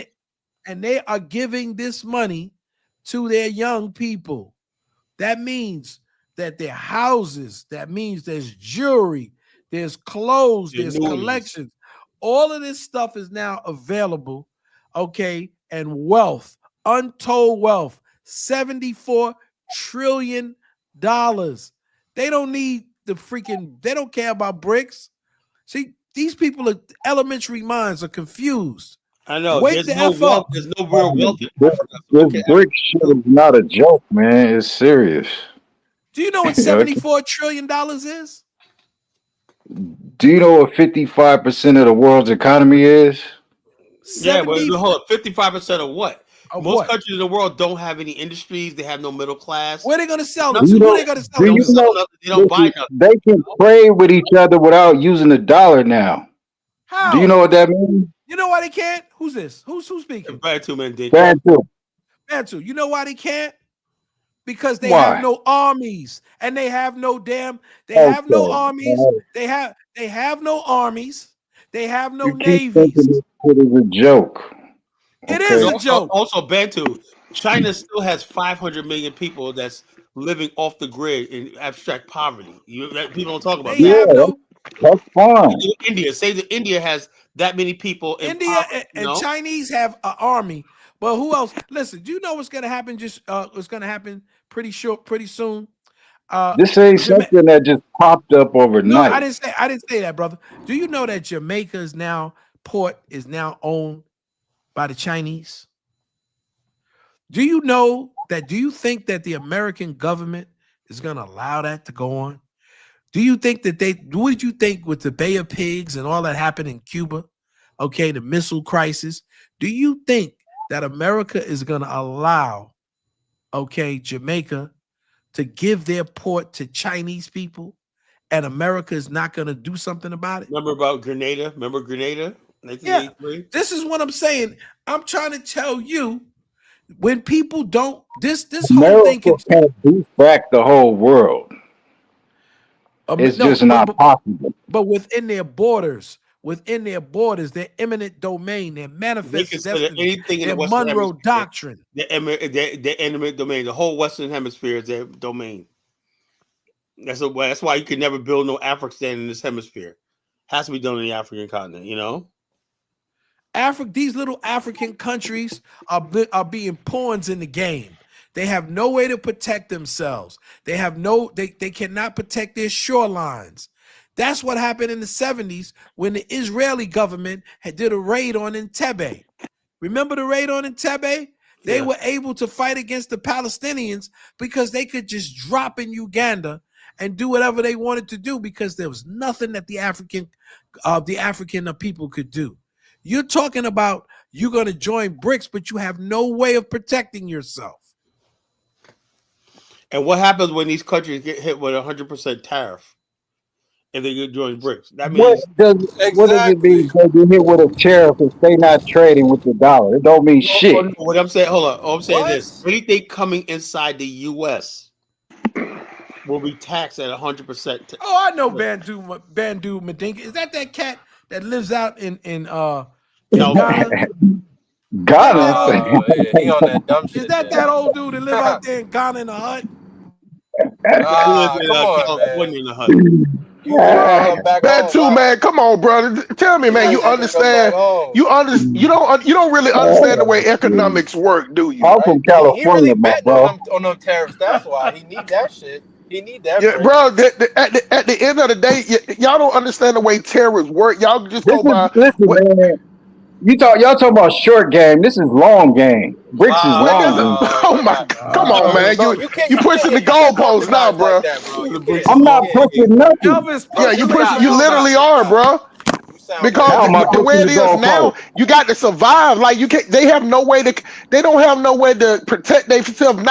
Not just the shores, dollar bill. You don't have no way to do wireless internet. You get what I'm saying? Like that America shut the whole internet structure down. They cut the wires. It's all type of sneaky shit that they can do. Who you think? Do y'all not understand China that? And Russia and India and South Africa, they don't have no information on how to shut shit down. Are you serious? You're talking two different things. Are you serious? You're talking two different things. America, let me explain something to you. Yo, Even he's though they drunk, try to bro. convince us that all these countries fighting against each other, America has a direct line with China, has a direct line with Russia. They have parts of the government that don't fight, that they work together on. You get what I'm In saying? fact, Donald Trump Why you think they up there in the space? Hold on, Dollar Bill. Why you think they up there in the space center together? Russia built that.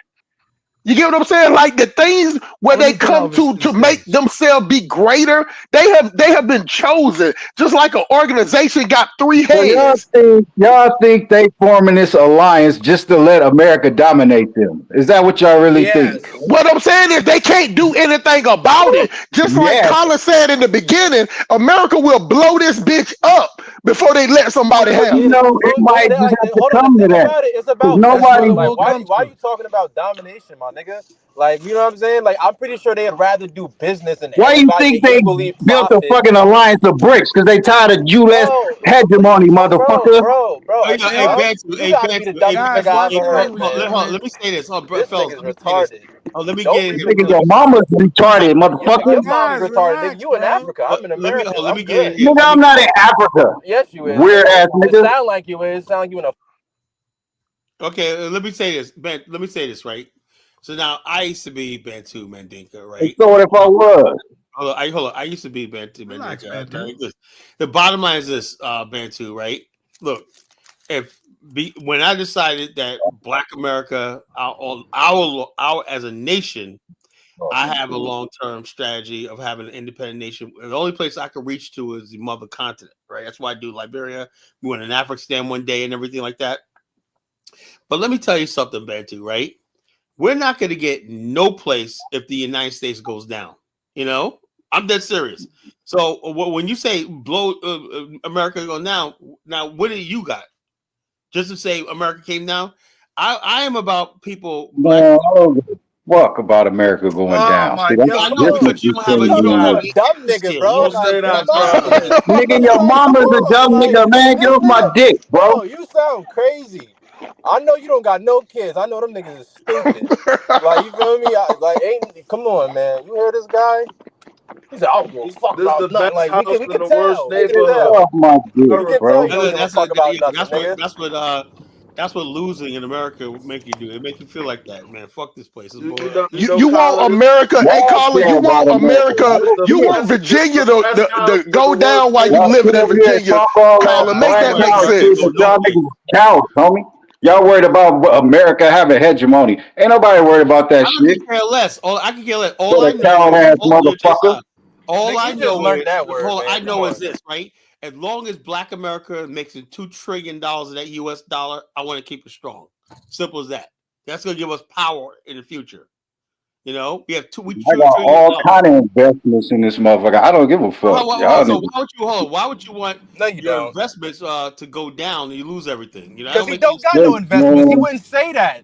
Anybody that's Listen, really bro. getting money in America loves America. Wouldn't Like, even let's You say be that real. don't, stupid you don't shit. know shit Like, come on, about me, like, you know what I'm dude. saying? Like, and no, there's Just no shut up. place on this earth to be a Just black shut up. man to actually run it up like that.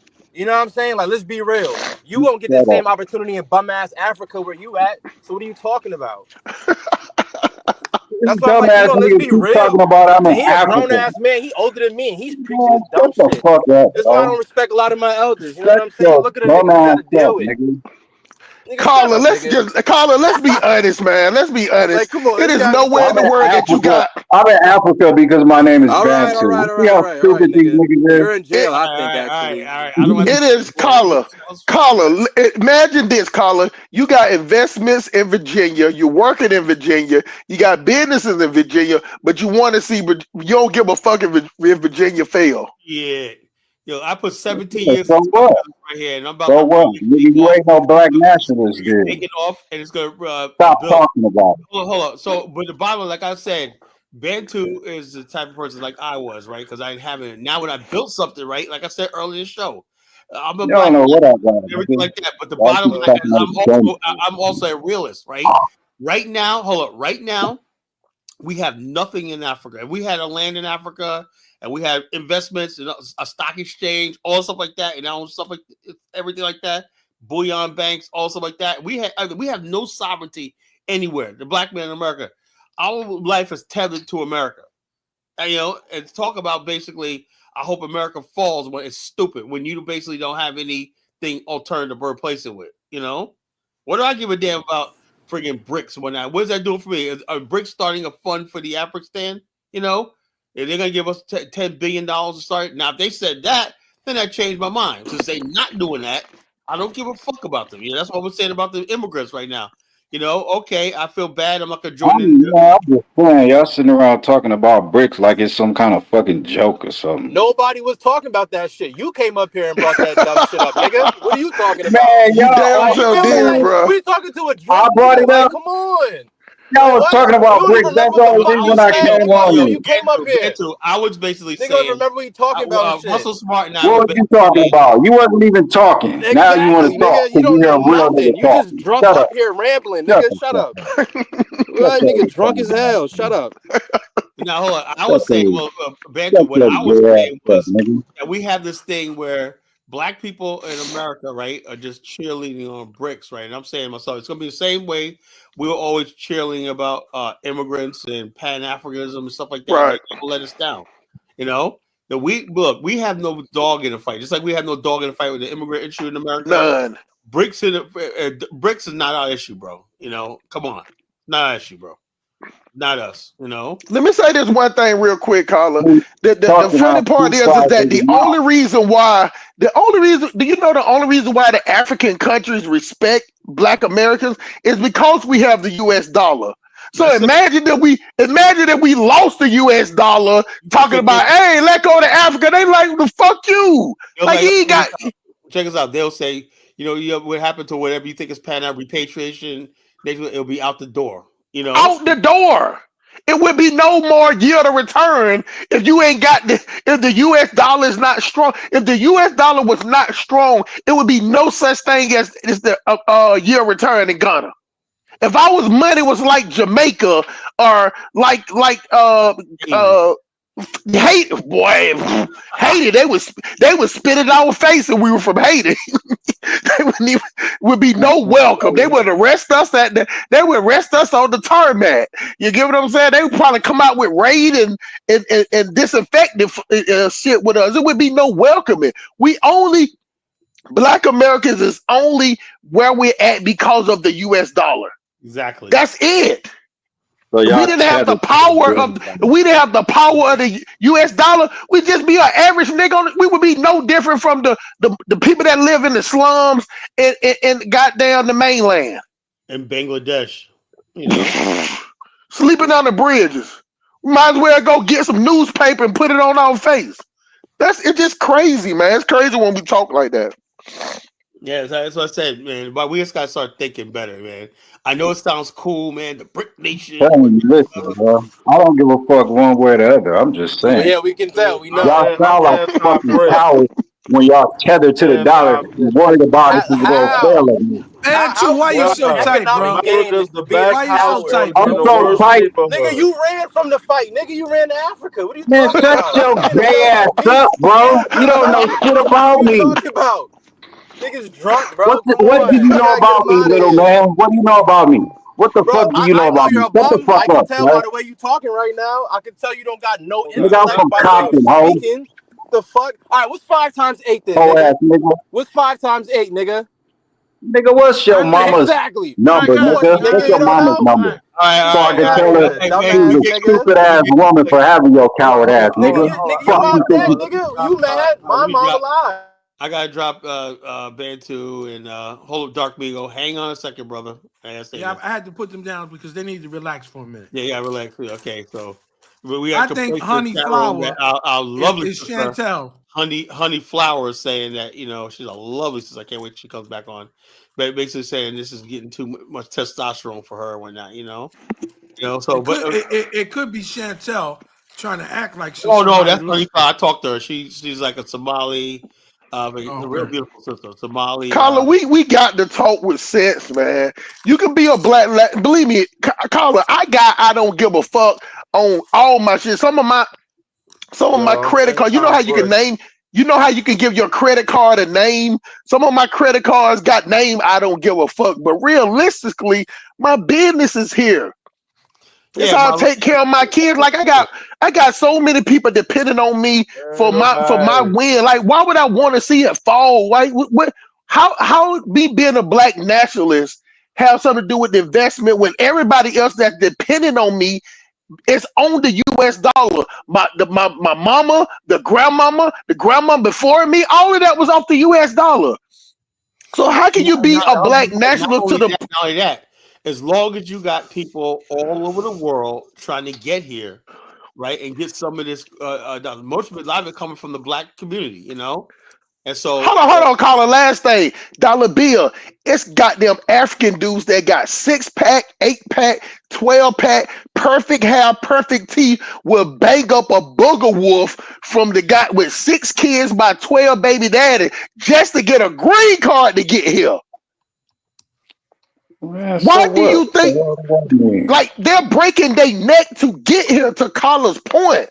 So some people, these dudes are sacrificing their sexual proudness to get here. These dudes are coming on boats, and people are coming out getting cut up by wires and dogs, and females getting raped and kidnapped to get here. Yeah, like nobody is expecting for America to fail because America talk that big boy shit. Like, it's telling you straight up. Like, if none of y'all don't want to fuck with us, how about I launch like 12 of these nuclear missiles? Then Russia gonna launch theirs. Then China gonna drop theirs. The funny part is that America has all these caves. They got this shit to rebuild. They got the machines in there to rebuild after all this shit is leveled. The other countries don't have that shit. No thing so is, what people understand, Japan's not part of BRICS, right? A Japanese, like people forget about Japan. Japan's probably one of the richest countries in the world, right? The Japanese businessman met with Trump and promised $500 billion into the U.S. economy in the next 3 years, right? How come he didn't go to BRICS and say that I'm going to just $500 billion? Why? Because the money's going to be made here, you know? And so the bottom line, people have this idea that, BRICS, okay, I get it, right? America is a big bad guy and blah, blah, blah. And that's what we've been to see, Hustle Smart. This is what the problem is, where I'm different than my predecessors as far as black nationalism. Most black nationalists that came before me were leftists, you know? They were leftists. They didn't believe in capitalism. They didn't believe in business. They weren't entrepreneurs. And most of them weren't even really educated, you know? And so what they basically realized, they thought that if you look at like the Black Panther Party, people get mad when I say this, right? They were when a lot of those guys were young, they were just kids, right? Oh yeah, they was young. They were just promoting Marxist talking points, right? Down with capitalism, power to the people. That's communist talk, And so the bottom line is, we look up why didn't we gain from all these movements that happened? Why? Because we embrace socialism and capitalism back there, Me personally, I say like a black nationalist movement has to basically do a couple things. We have to talk about industry. We have to make logistics, industry, banking, science, STEM, technology as part of the movement, and also building families, building culture, and be the community rules, regulations, and merit. But if we basically build a black national movement on that, we're going to get someplace. You're going to see results in a short time, But the same old, just sitting back, like right now, just protesting to protest, yelling to yell, and blah, blah, blah, down with America, blah, blah, and you're not building. We want to build. The new black nationalist movement that I want to be part of is like, it's something, we're building something constructive, Well, just put on your MAGA hat, nigga, and just shut up. Man. Oh, boy. Carla, you know what? You said something the other day. I was listening, and I remember it so well because when you said it, just shot across the bow, and you said that, you know what? As a black nationalist, or however you think, that we might have to do business with other people.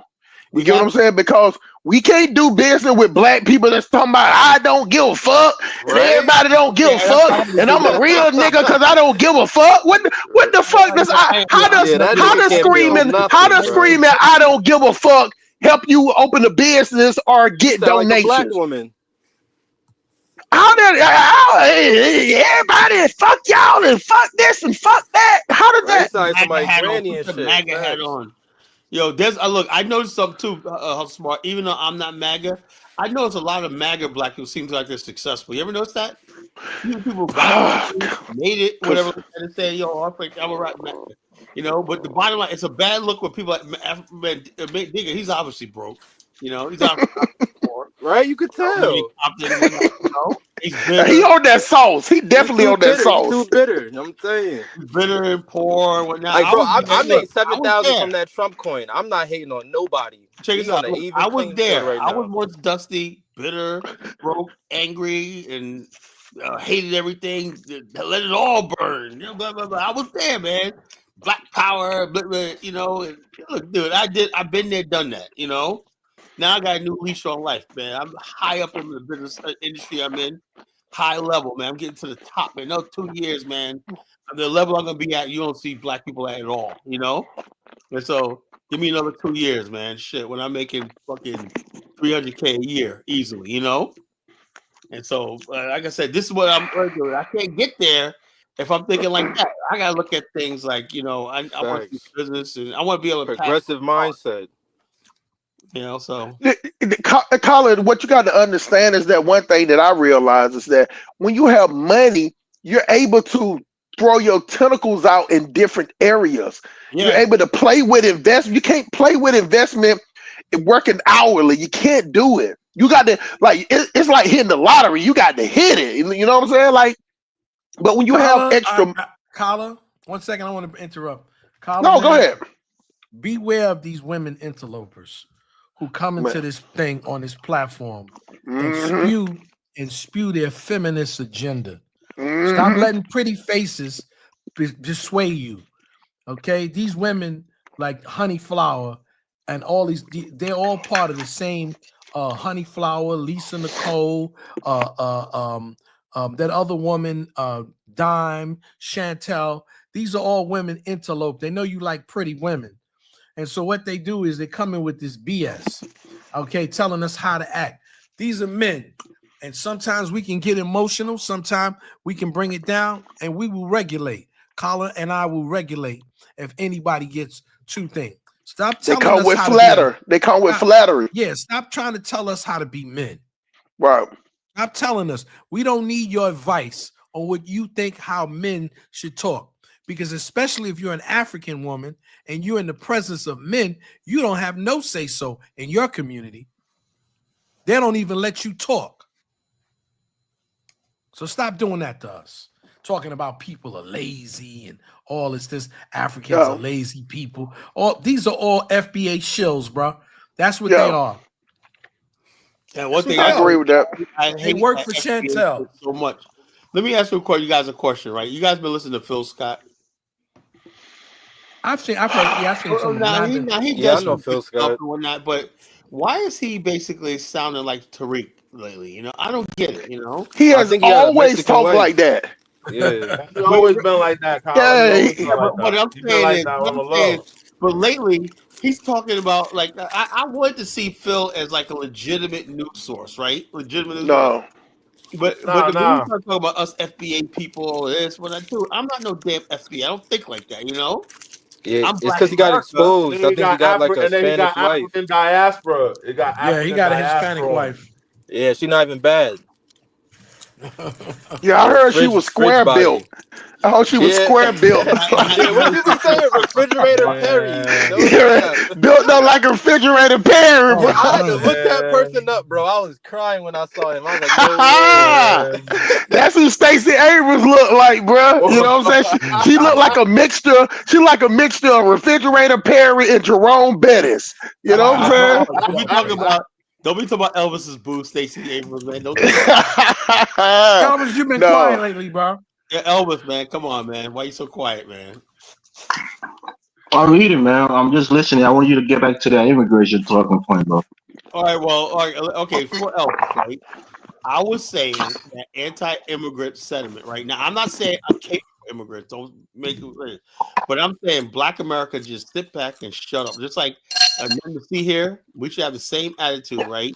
when it comes to like Africans, everybody's had with our issues. Like, here ain't me, don't concern me. When we should have that issue. I don't think Black America should be celebratory when it comes to seeing this go down on people as being an oppressed group of people ourselves.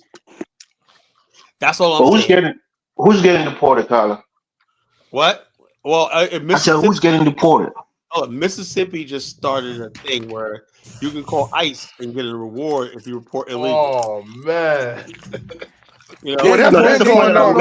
Big Ro's gonna be like, "Yo, I'm gonna get paid here." When that, you know? Yeah, that was going on at the first time too. They had that they had that down here. They had a little tip line. Really? They had it in Georgia. It happened in Georgia, and when Trump was in office the first time, they had like the tip line. You can just tip and call ICE. Oh. You can get transferred to ICE. It was the same thing here. African goddess, you're probably right, and I know none of these women are elders, so they can't say nothing. Well, you know what, that old mantra is like, just because a person is black, don't make them a black king. Just because a woman is black, don't make her a black queen. You got to just prove yourself, and you prove yourself by what you stand for. You know what I'm saying? Like, Carla has a lot of hate out here, man. I didn't know it was that serious. Like, Chantel got a whole goddamn page about this. Yeah, I saw that. I saw upcoming videos of you until like 2026. Carla, you got a stalker, bro. Yeah, that shit looks bad, bro. Like the whole I went on here. Chantel, she took me off she banned me. Check this is what I'm telling about Chantel, right? Look, the bottom line is when I say that you remind me of spoiled baby diapers and whatnot, I really mean that. Those are horrible time period when you go to these ghetto chicks and whatnot. Also, like baby diapers that need to be taken out to the trash and Newports like, in a roach spray. That gives me nauseous. That's what she reminds me of. Them type of chicks and whatnot. And like, hey, and so the bottom line is, I'm not attracted to that, whatsoever. I'm like ghetto, loud, and those are the women that are attracted to the FBA movement. They're ghetto, they're hood, they're loud and whatnot. And so it's easy for them to be hateful and whatnot. She swears to God I'm Caribbean. Swears to God I'm a freaking Haitian. She said you're a tether. She called me a tether. I'm a tether. It's like she is not playing. I actually listened to like her monologue. I mean, she was singing a song. She got a Carla hate song for you, bro. That's all like, yo, that proves she crazy, bro, right?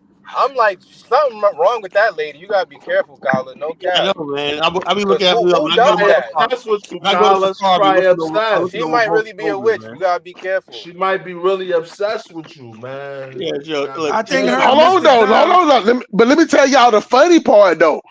When I looked at the video, she had almost 300 views. So what does that tell you? That's that hate. That's that hate that people we think like people. Just like what Dollar Bill said. You think people cool with you, but she had 300 people over there watching that shit. I didn't call her Gary Coleman. Everybody else in the chat called her Gary Coleman. I did not call her Gary Coleman. What you talking about, Carla? You call her Gary Coleman, Carla? You call her Gary Coleman? What you talking about? She banned me because I called her a short hair hoe. The low pro hoe. I'm like an afro. The low pro hoe. Oh man.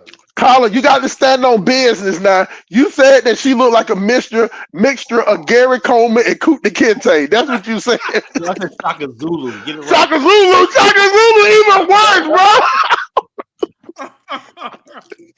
Yeah. Flavor Flav, Kunta Kinte. I mean, Shaka Zulu and Gary Coleman. Look, they got a whole bunch of them in the chat, bro. They sent their feminist shills on us, bro. Wow. Look. I'm just All I am is look. Let me tell you, folks. I am not Colin Thanos, right? That was just a myth. I'm just a chief host of the Voice of the Colin Nation radio show. Your culture critic, geopolitical pundit. I'm not that important, I am not that important. Carla, I got a question for you, right?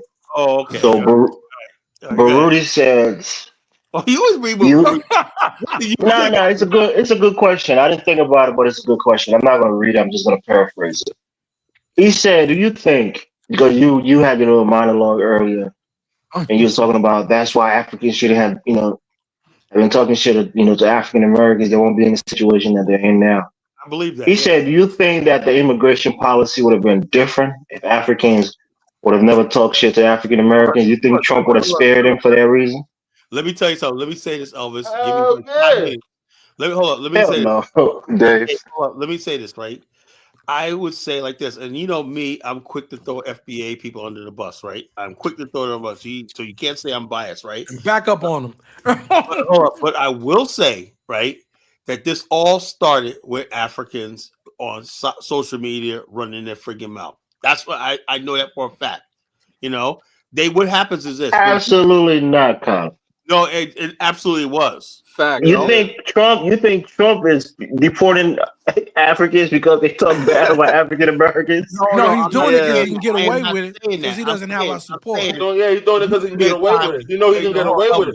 It would Right have been now, the you know he can same. get That's away what with it. he has a policy and he's going through with it. That's all. It's not because they talk bad about Clarify No, what he I'm can get saying. away with it now. Let me say what I'm saying.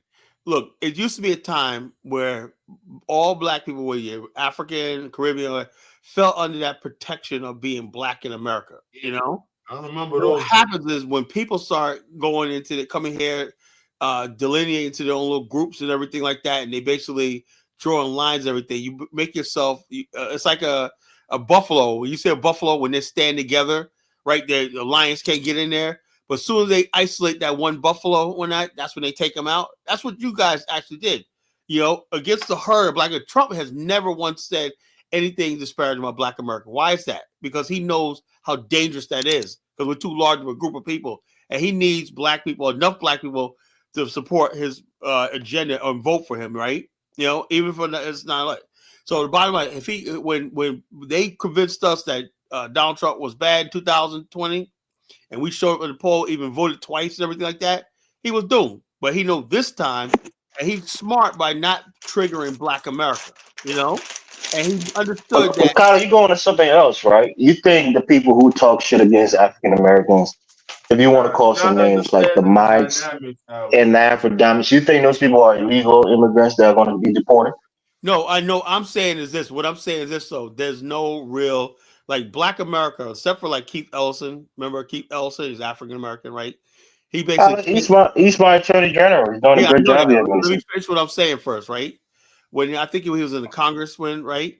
He went to bat for the Liberian illegal people with the TPS. He went to the Trump administration and said, "I need this expanded." Trump said, "Okay," because it's Keith Ellison and he's trying to make bones with the Congressional Black Caucus and whatnot. He was willing to give you anything. He said, "Okay, I'll extend it for 5 years." That was longer than Obama extended it. Obama only extended for 2 years. He gave you 5 years. Why? Because there's a lot of power in Black America like that. So what I'm saying now, it's a little different when they see that we're not united like that, and you don't have people like Keith Ellison anymore or whatever like that. It used to be in New Jersey, the Liberian. Did you hear what Keith Ellison said, Colin? You talking about you're running ahead of your shadow. No. What I'm saying is this. Donald Penn Senior. I remember Donald Penn. Donald Penn. No, we're talking about Keith Ellison. He's the Attorney General from Minnesota. He said he's not going to comply with the ICE laws. He went to bat for Liberians in America, and he got a lot of stuff done. He's doing that for immigrants right now. He said he's going to challenge he's going to challenge it in court. But that's the wrong way to do it. Because you can't challenge federal authority anyway on an executive order. Man. It's like it's an executive order. State cannot. The only thing that hold on for a second, Colin. The only thing that the state can do is try to put a lawsuit. It's going to go up to the Supreme Court and it's going to get shot down because a federal executive order overshoots state. That's the same way if you get a federal charge and a state charge, the federal is always going to outweigh. So you can bring something, you can sue her, just like they say you can sue a ham sandwich. You can put a lawsuit on a peanut butter jelly sandwich, but it ain't going nowhere. You can't stop ICE from going in no town. If that's the case, then the South would have won. You get what I'm saying? Because the South was representing the state. They was representing each individual state in the South.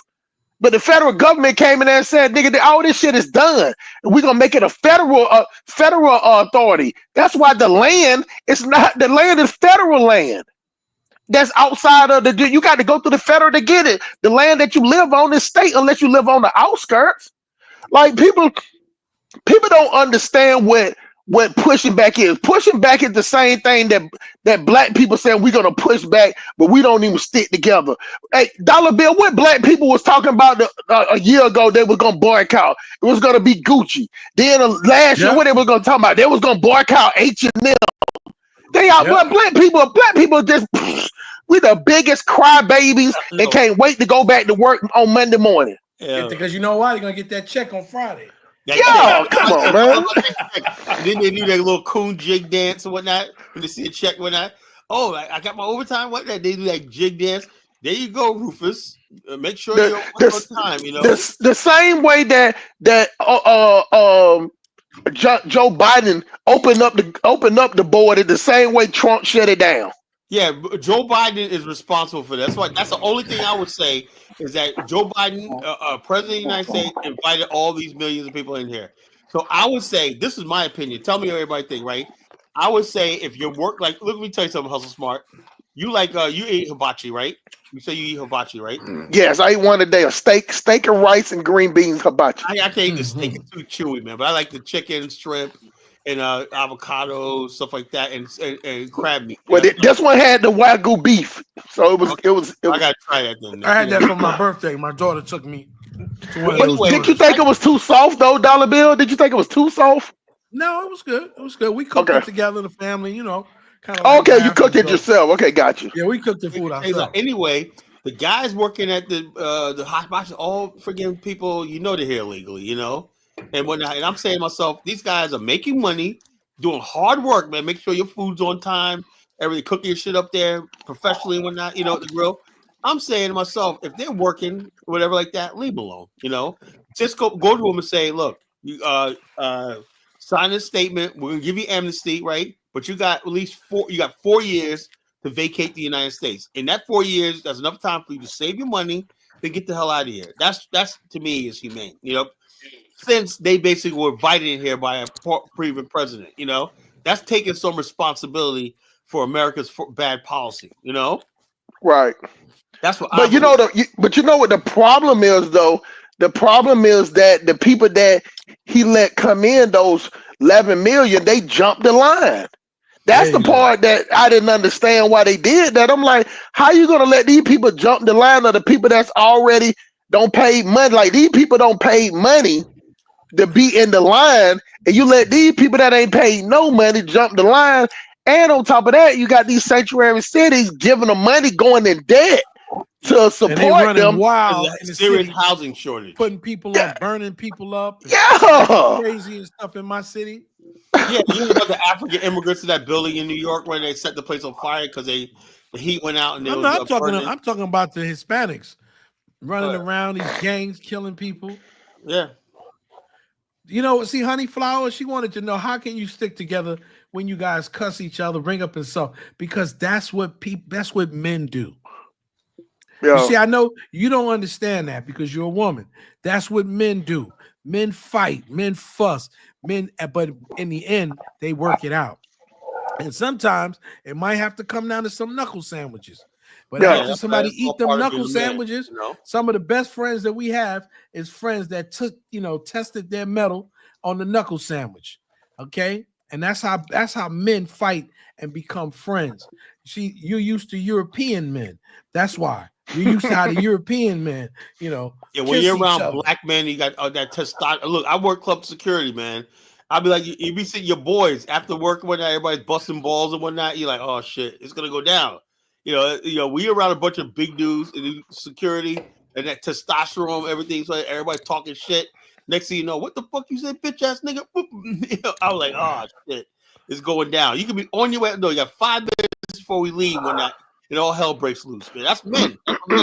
And when you went upside their head, they thanked you later, didn't they? Yeah, we were cool. Day later, we're just like nothing ever happened, Okay, what you call Maruti said Thanks for reading my immigration question. Unfortunately, Colin thinks he's protected because he denies.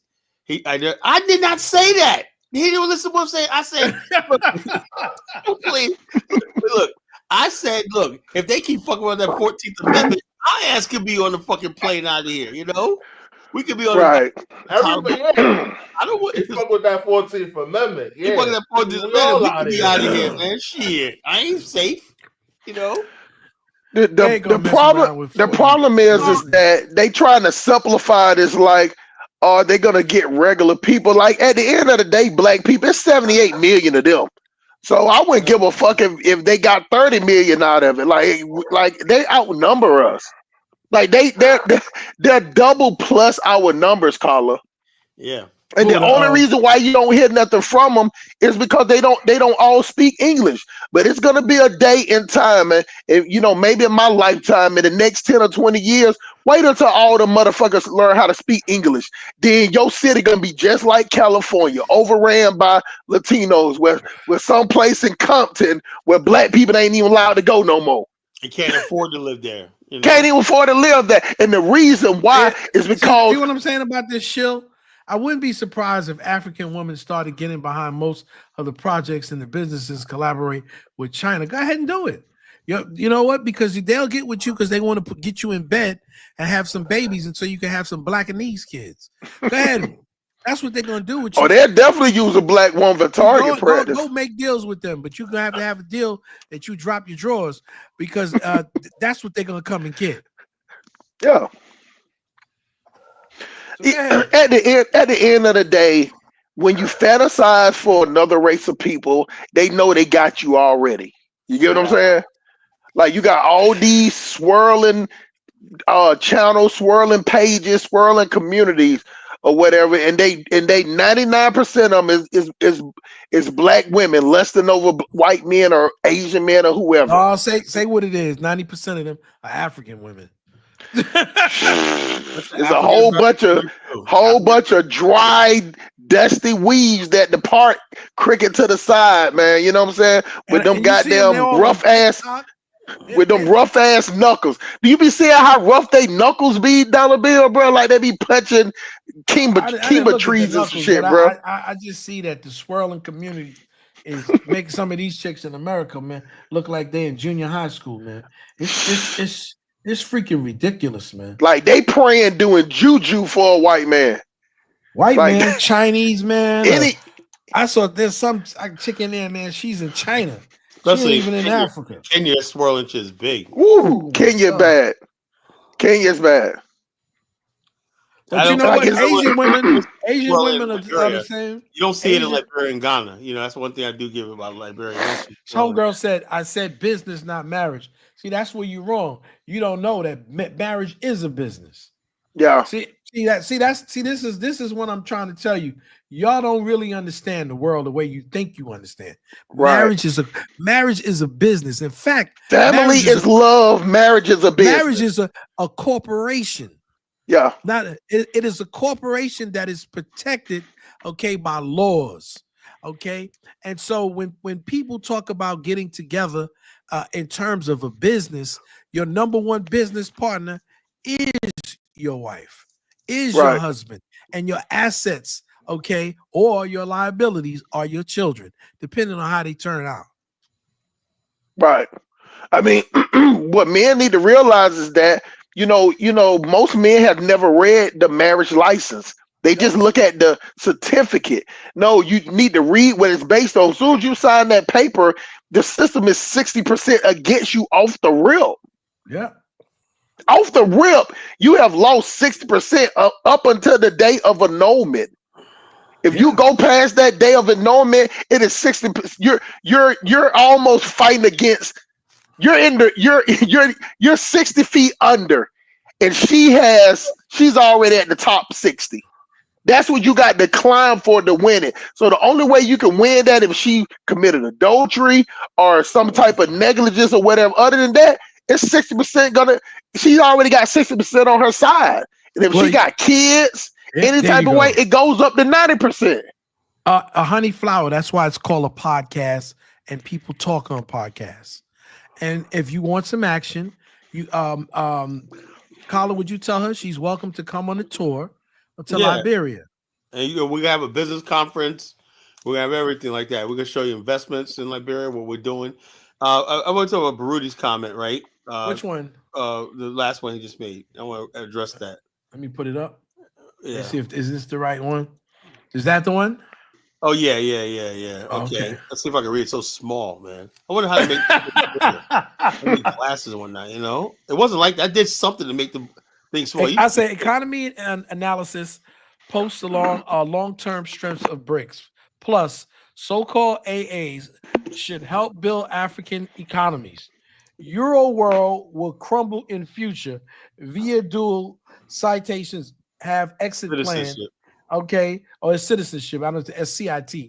Citizenship have an exit plan to Africa when that time comes. Well, African Americans shouldn't do nothing.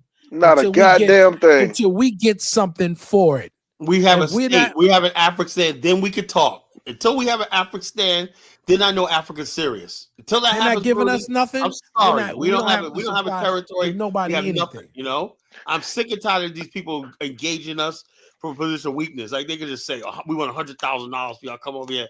That's 150, Carla. Get it right, Carla. 150. Shit. Say it right, Carla. 150,000. Don't shortchange them. Right. They want all of 150,000 for some gold. This is why I'm like the only one, right? I'm not trying to brag on myself. You know, I'm a humble person, right? That say I want the talking point out there. No African, you know, and that's not the name of the country, but that's what it is. An African, in the African American, right? No African, no deal. That's my price. You know. Should I play my commercials from my site today about my latest of the African? Hey man, I love to watch a video, my brother. Go ahead, brother. This sister, she want me to hit me with her reality. Let me see if I put this on and give me 1 minute, guys. As I was on the studio. No problem. While you doing that, you know, let's go back to what the statement is. Like African Americans need to invest something. Like at the end of the day, goddamn, why don't African give us a free T-shirt or some collar? Give us a welcome package. You ain't giving us shit. But you know what though? I don't blame them for thinking like that because that was the type of time we was on. Like some savior complex. Africa. I mean, African shit don't stink. When Africans great. No, them days over, man. You know. You know. Crazy, man. Like that's the thing. I'm going to present my joint here in a minute. Right here. Hold on, let me go back to the stream, yo. And while you doing that, Dollar Bill, I'm gonna tell you like this: when I go to Africa, I act just like the colonizer. I use my money to get what I fucking want. Exactly. So do I. I ain't over there trying to take care of nobody that I don't know. I ain't in the market. If a goddamn mango costs a goddamn 50 cents, that's what I'm paying. I'm not paying anything extra. I'm not getting no upcharge. Can you guys see us? Go ahead, my brother. The future of Afristan, Uboma.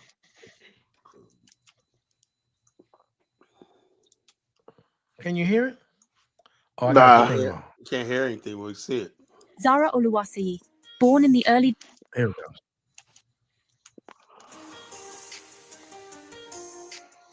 I'm Zara Oluwasiyi, born in the early days of Afrikstan, raised on stories of struggle and triumph. And now I'm about to uncover the biggest story of my life. This is Afrikstan, 27 years into a future our ancestors could only dream of. A sovereign nation born from the ashes of centuries of oppression.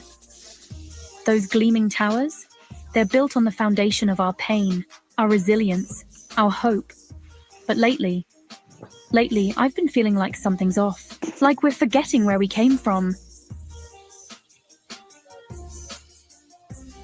Miss Zara, why do we have to learn about the Muafa? It's so depressing. Because, Adana, the truth is the foundation of our nation. It's our duty to seek it, no matter how uncomfortable it might be. Our history isn't just about pain. It's about survival, about rising. She founded Afrikstan 20 years ago, led us through the early struggles, and then, disappeared. Good. And what do you think about that disappearance? Oh, sometimes I wonder if I'm the only one who feels this way. Like we're all so caught up in our shiny new world that we're losing sight of what really matters. Breaking news.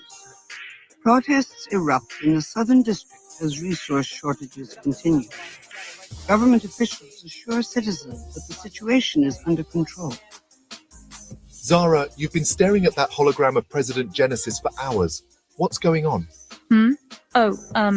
Just thinking. Kwame, don't you find it strange? 20 years after founding Afrikstan, our greatest leader just vanishes? And we're all supposed to just accept that. Kwame, look at this. Coordinates, a meeting place. This could be it. The breakthrough we've been waiting for. Zara, think about this. It could be a trap. The risks. As I packed my bag, my heart racing with anticipation and fear, I couldn't help but think, what if this changes everything? What if the Afrikstan we know is built on lies? But then again, what if it's built on a truth we're not ready to face? Whatever it is, I'm going to find out. For Afrikstan, for all of us.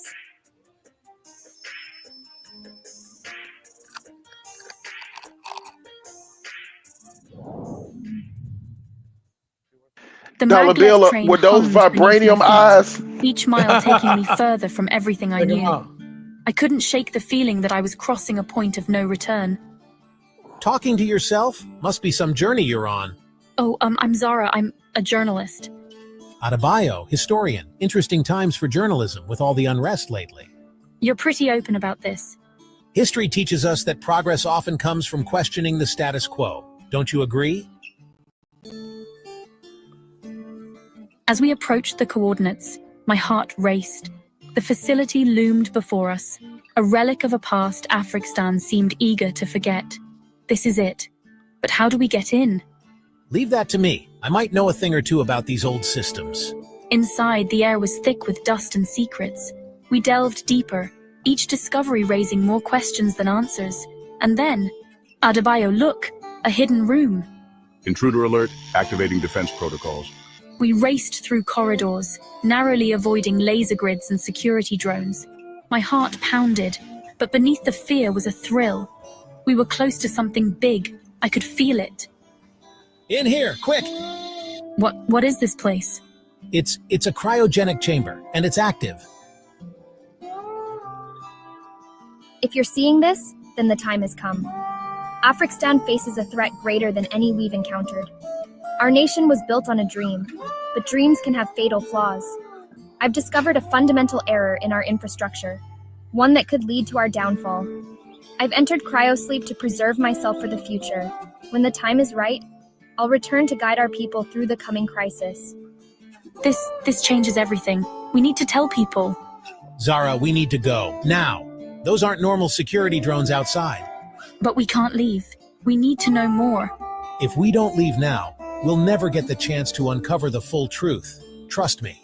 As we fled, alarms blaring around us, I couldn't shake the image of President Genesis's hologram. What threat? What had she known? Stop. You are under arrest for treason against Afrikstan. Treason? But we're trying to save Afrikstan. Welcome to the Resistance, Zara. Our real journey begins now. The world was spinning. One moment, I was a respected journalist. The next, a fugitive. How did it come to this?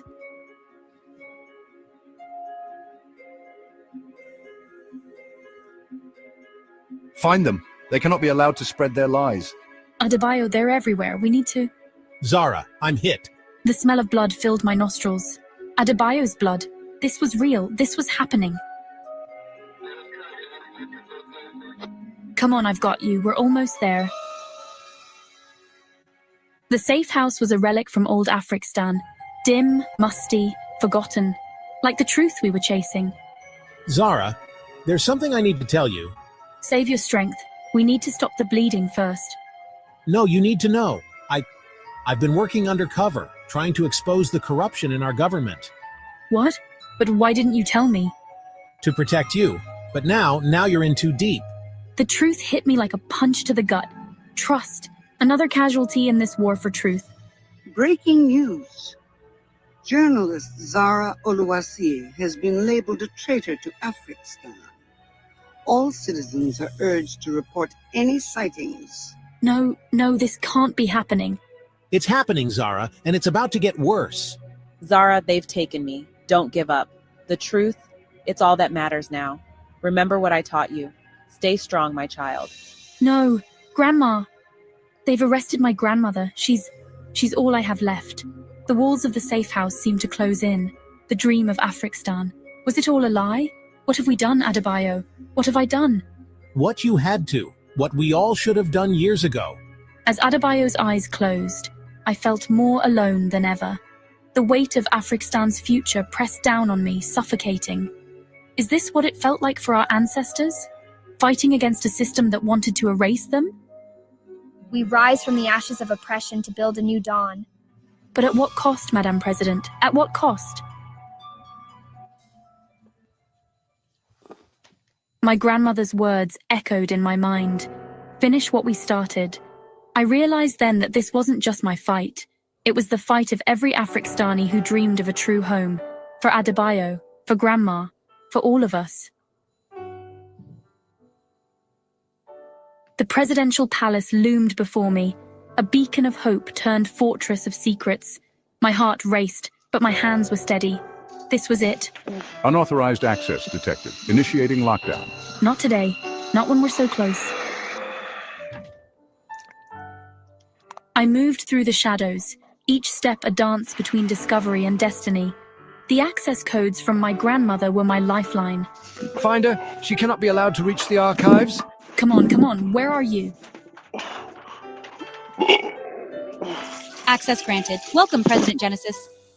Oh my God, it's all here. Everything we've been fighting for. If you're seeing this, then you've discovered the truth. Afrikstan was built on a dream, but dreams can have flaws. What flaws? What aren't you telling us? Our nation's foundation, it's unstable. The very land we built on is slowly sinking. In 50 years, Afrikstan could be underwater. No, that's why the resource shortages, the unrest. You knew? I entered cryosleep to preserve myself, to guide future generations through this crisis. But I fear I may have made a mistake. In that moment, I saw it all. The flickering hologram of Genesis in the city center. It wasn't a malfunction. It was a warning. Step away from the console, Zara. No, our people deserve to know the truth. All of it. You don't understand. If this gets out, it could destroy everything we've built. Or it could save us. Don't you see? We're stronger together, facing the truth. With trembling fingers, I activated the presidential emergency broadcast. Across Afrikstan, screens flickered to life. People of Afrikstan, I am Zara Oluwaseyi. What I'm about to tell you will shake the foundations of our nation. But remember, we are the descendants of survivors, of warriors, and together, we will rise again. As I spoke, I felt a shift. In the air, in the very ground beneath my feet. And then... Cryogenic sequence terminated. Awakening in progress. It's happening. She's waking up. My people. My Afrikstan. As Genesis stepped out, facing a world both familiar and strange, I saw the future of Afrikstan in her eyes. Uncertain, yes. Challenging, undoubtedly. But alive with possibility. Madam President, welcome to the new dawn of Afrikstan. We have a lot of work to do.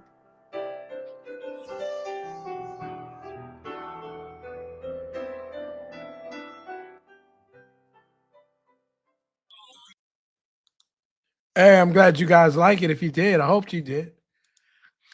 Okay, did I stop? Everybody back? Hey, I loved it, man. Yeah, I love it. Yo, it's fire. Yeah. Except for the white dude narrating, whoever the white dude was in the. Yeah, I didn't put them. You can't beat them all, Dollar Bill. You can't beat them all. Well, you're gonna have white people wherever they're black stuff. This is I like that. I like it. Get like somebody in the chat room was saying, I was saying, oh, we want development, not futuristic dice. So look, when people were like, well, why you do it? Look, the bottom line is, do you know how Israel was basically conceived? They built this stuff like this. They imagined a Jewish state. They made like short films, stories, plays, and some of everything.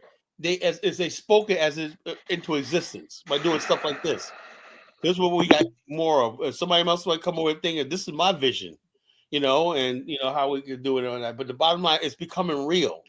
When people saying, yeah, what do we got to lose? Are we ready? Look, I believe Black America is a mature people.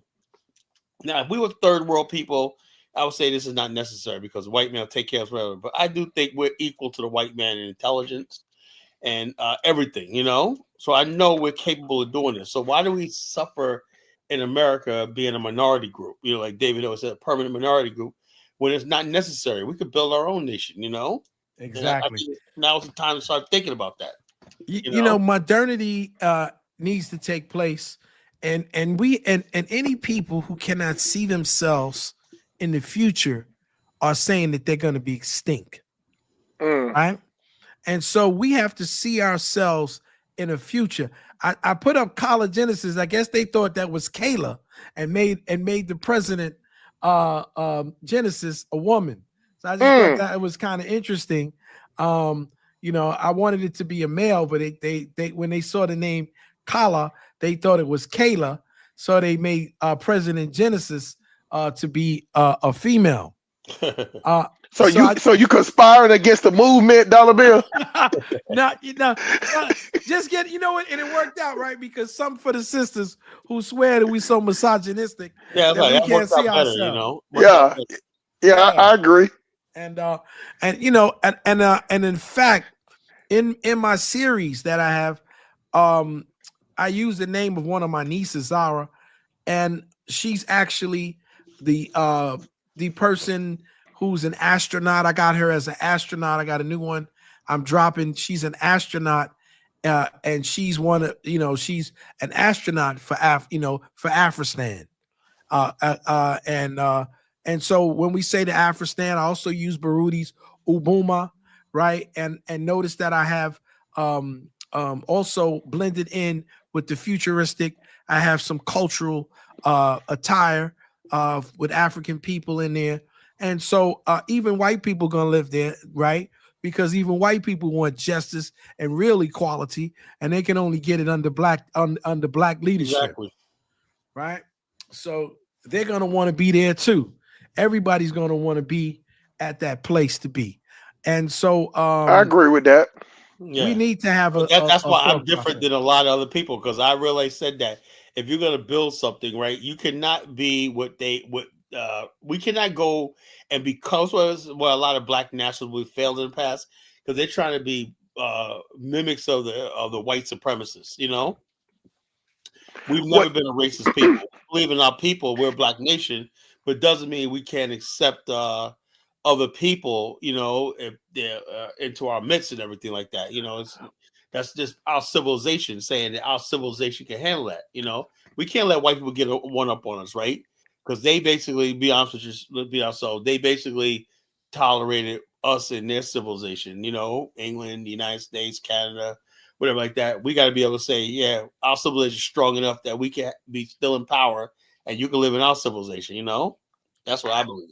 I will say this right here. Hold on, Dollar Bill, 1 second. Yeah, I will say this one thing is that being sold, stole, or however you want to call it, what we know that our people went through over there, we would never, even though we hate black people and we want to fight them, we'll kill them, we would never sell each other.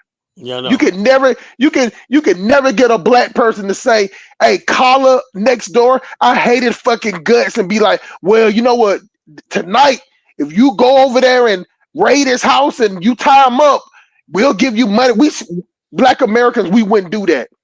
So even if we had the ups on white people, I'm just talking about black Americans, we still wouldn't treat them the way they treated our people that got sold and stolen. We would never go around and hunt them. People start calling me a colonizer and black. There's no evidence that Black America has ever engaged in oppressing another group of people. No. We wouldn't do it. We wouldn't do it. That is a bunch of stupid online trolls with this FBAL movement, and they don't even have no power. They just online. That's as far as it goes. We have never ever raised. Now you call it. Now you, if a white person come to me and like, hey, your next door neighbor, you slap the fuck out of him for 100,000. Now I'll go over there and slap the shit out of him. Yeah. You know what I'm saying? I'll do that. But if that white dude's talking about sell them, see, that's what the thing about the slave trade. It's deep in our mind. That's why a lot of Africans don't realize why, even if we're rich or well off over here, we still want something for ourselves, because the DNA of being sold is in most Black America. It's in us. And it always hit home when they like, well, why y'all shoot each other, kill each other? You know, that close proximity. We'll do a lot of anger that we have. Yeah, we got a lot. We'll do all that stuff except for sell each other. I ain't gonna do that. We understand who we dealing with too, and I don't think that they don't know who they're dealing with. Dehumanizing, and demoralizing part of human history, man. It hit hard with us, man. It hit hard. Right. I'm sorry, Mabomba, that Ubuma, if you could explain, is the linguistic narrative of the term Uboma in contrast to African. Don't read into it too much, man. You know, it's like, dude, man, this is a joint video, and we ain't here to get into all that right now. You know, we're trying to establish that we need a freaking nation. And John Bill gave us a visualization. What it would be like, you know, that's all we need. Just call it a rough draft. It's a rough draft. Yeah. So I got several of them, man. You know, like I said, you know, I'm inspired by the conversations that Collie and I have been having. Imagine if we had this comic. Dollar Bill, you know, you just stroking Collins' ego, right? How am I stroking his ego? President Genesis. What's wrong with him being President Genesis? If it's his vision, why he can't be the first president of his own vision? I don't even want that, you know.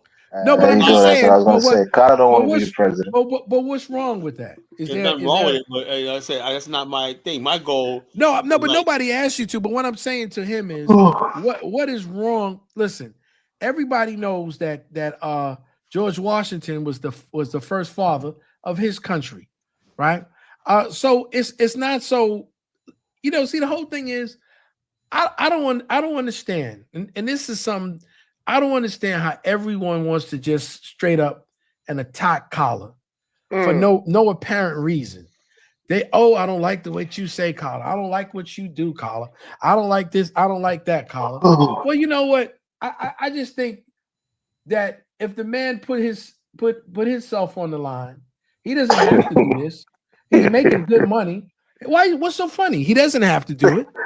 I can't laugh, bro. If I'm looking at something, I can't laugh at it. The whole problem is Elvis, you get mad when I say you got a whole county over there. You don't put the picture of Grand Gita up, right? You got put it up, Colin. Okay, let me see how it looks. Okay, this is Elvis's hometown. Is it Virgin Land? Is Virgin Land? Look, I played a video last night. How's smart of microhydrogen. Elvis never even heard of that. You know, you're supposed to be, if you got land, you're supposed to. I don't even have an Afghanistan, but I've already studied all the possible ways of building a territory up for the last 20 years. You know, can I say something, Carla? Yeah. Let me just say this. Put that picture on, Carla. Hold on 1 second. Hold on. No, let's not do that. Hold up. Just think about this. I remember, man, when I'm a project kid, right?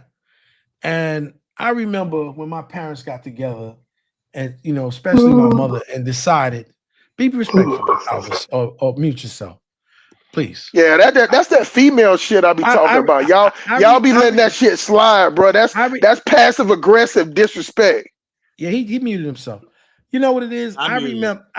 You muted him. I remember when every cat, right? I remember coming from the project, and I had some friends that live in private houses.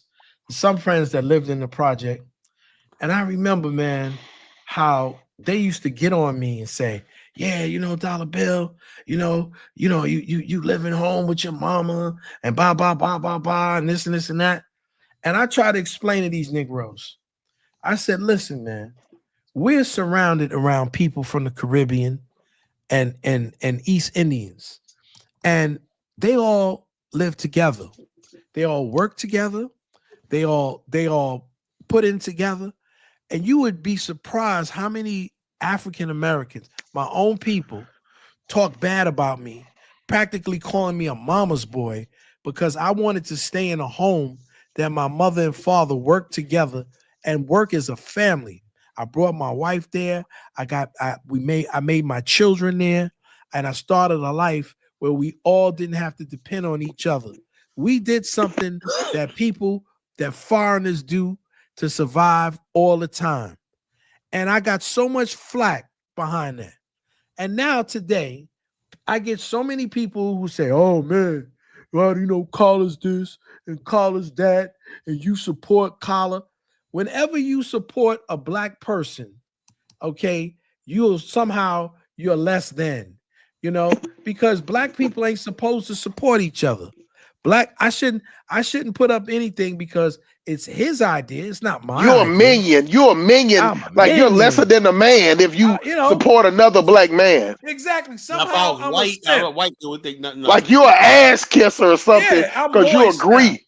Because I can't stand that shit. I got loyalty to another black man who's doing what is his vision. So I supposed to, turn around and be a Judas and talk about you and say bad things about you. Then I'll be accepted. Yeah, that's Dollar Bill, man. He went up against Collar. People don't see. This is why people from other parts of the world don't fuck with us, because they see how we are. They see our disloyalty amongst each other.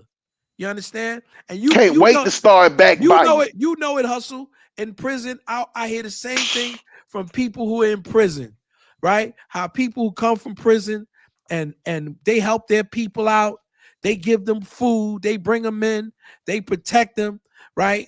Because of who they are, until they find out that they're less than, but not us. Yep. Everything that we do, we always got to be us against everybody else. Always somebody being disloyal, somebody being disrespectful. Here you got an African-American woman opening up a whole thing. She ain't got no creativity. She wouldn't give her ass, okay, to do anything by herself. But she gonna build a whole channel on Collar. Off Collar. What kind of bullshit is that? That's the crazy thing, man. I'm talking about off the back of a man with a dream. That just got me, man. Call me. I'm a loyal fucking soldier, and I'm gonna stand 10 tones down, and I don't give a shit what disloyal people. You got it. I don't care, but punks and disloyal. My name is Dollar Bill. I'm from up the hill. I never ran, and I never fucking will. Dollar Bill, they say you from Venezuela. I heard somebody say you from Venezuela. You understand? How they call you and Collar Tether? Why do they? I don't get. Why is Honey Flower said? Hey, but hold on, no. This is the funny part, Dollar Bill. I had no idea this was going on. So I was on Dinah's show. Dinah's went off for about 2 hours, so I had the whole entire show for like 2 hours to myself. And then I saw Collar back in the business. So I'm like, oh shit. This usually when Collar go on. Make sure y'all go to my boy platform, aka Mr. Afristan, aka Mr. Sell Your Policy, Insurance Policy. I'm doing all the intro like a DJ. Then somebody said, that's Miss Chantel. I was like, what? I looked at the name and they was and she was like, Hustle Smart, this shit, Miss Chantel. I said, what the fuck? I said, she got beef. I say they like, dog. I said, no, she got beef. I like, she wants him dead. Yeah. You don't go through all of this unless you want somebody to suffer. Yeah. This ain't no game, bro. Like y'all got to stop being like think females be playing. Like she's really at your throat, bro. Yeah, she's got a group of these chicks, and they're all these disenfranchised, baby mamas and passport grannies. No, we don't hate women. Listen, if we hated women, we wouldn't have positive stuff up there about women leading nations. We wouldn't have women as warriors doing certain things. We don't hate women or disrespect, but what we do hate is bullshit. And see, some of y'all got a whole key into black girl magic. Sprinkle, sprinkle. But hold on. They asking you, do you hate black women? Won't they ask Chantel, do she hate Collar? Because that answer is clearly yes. My beautiful black daughter is taking me to work this morning. She loves and respects her daddy because her daddy took care of her. Her daddy made sure she was right. You know, I knew when I did something right. I remember this older cat tried to holler at my daughter once. You know what she told him? She said, I don't need a father. I already got a father. You understand? And I said, you know what? She's going to get her doctorate and she's not swinging on a pole. So I did what I was supposed. Her head is right and she a boss. And because of that, okay, because she had a daddy who held her down from day one. And that's what it's all about. So my mother knew. You know what my mother told my best friend? She said, she didn't say dollar bill. She said bill. She said, one thing I know about my son, Bill, if he got a dime in his pocket, a nickel is mine, because that's how he is. So all of the women in my family who love, honor, and respect me as a man, I've been holding it down for 36 years in the city of New York, bro. And so all of those people who talk the bullshit they talk about me, they don't know shit, don't have shit, and ain't never gonna be shit. Okay? Every woman knows I never disrespect a real woman. Okay? I'm not gonna say the same about some B's and H's. Yeah, exactly. That's another thing. Why is it that respectable women, so-called, right, can't see a difference between them and then hussies and whatnot, ladies and hussies? It seems to me that a lot of these women be playing like they're ladies and they're not. That's what I'm getting. When women start defending people like Chantel, you know what that's all about. Their friggin' thing. African guys, you guys sound misogynistic. Sister, man, no, it's not misogynistic. It just basically tell it like it is, There's got to be some sort of respect of men in this world. If we don't have that, we got nothing. Yeah. You think Chinese and white men are gonna protect y'all? Y'all really think that Chinese they and use white it for men? target practice? Come on. But the thing about it is, though, like I tell anybody that, they was talking about the black women in the Democratic Party, and they were saying like the Democrat Party tricked them. I'm like, no, they didn't. Black women signed up for that. Like they want to be the attack dog. They want to be. Let me get these black men in order. Like, let me whip them in shape. You get what I'm saying? That wasn't that. Like They didn't have to. that Amanda Seals chick, whatnot. Y'all just shut up, whatnot. I just my favorite person. And Hustle Smart, do you have a freaking poster of her on your wall? Hey man, listen, bro. Listen, I heard what she said. I saw it. I saw the way her neck was moving. Just shut I up. saw the veins. I saw the veins come out her neck. It was no playing with. She was. That's the one thing that I look for, man. When I hear women talk like that, I look at their mannerism, their body language. I know when they're just talking and when they're dead ass serious about, like, either do what I tell you to do or shut up. Like, you're not even worth. You're not worth. She told you're us worthless. To shut up. Just to shut up. Yeah, just shut the fuck up. Like, that's what she really wanted to say. So y'all don't have it just. Though.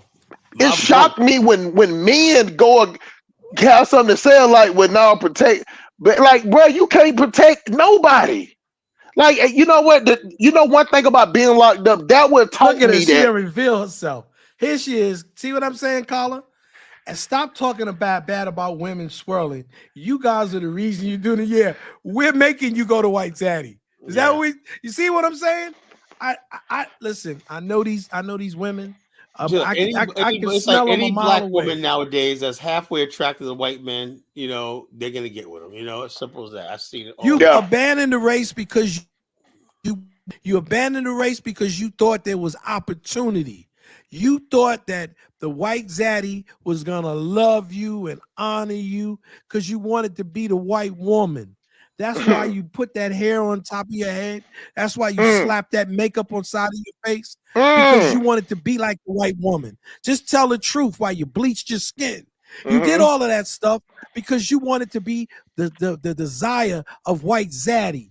That's what you wanted. And because he's never going to choose black women over his women. You hated your father. You hated black men.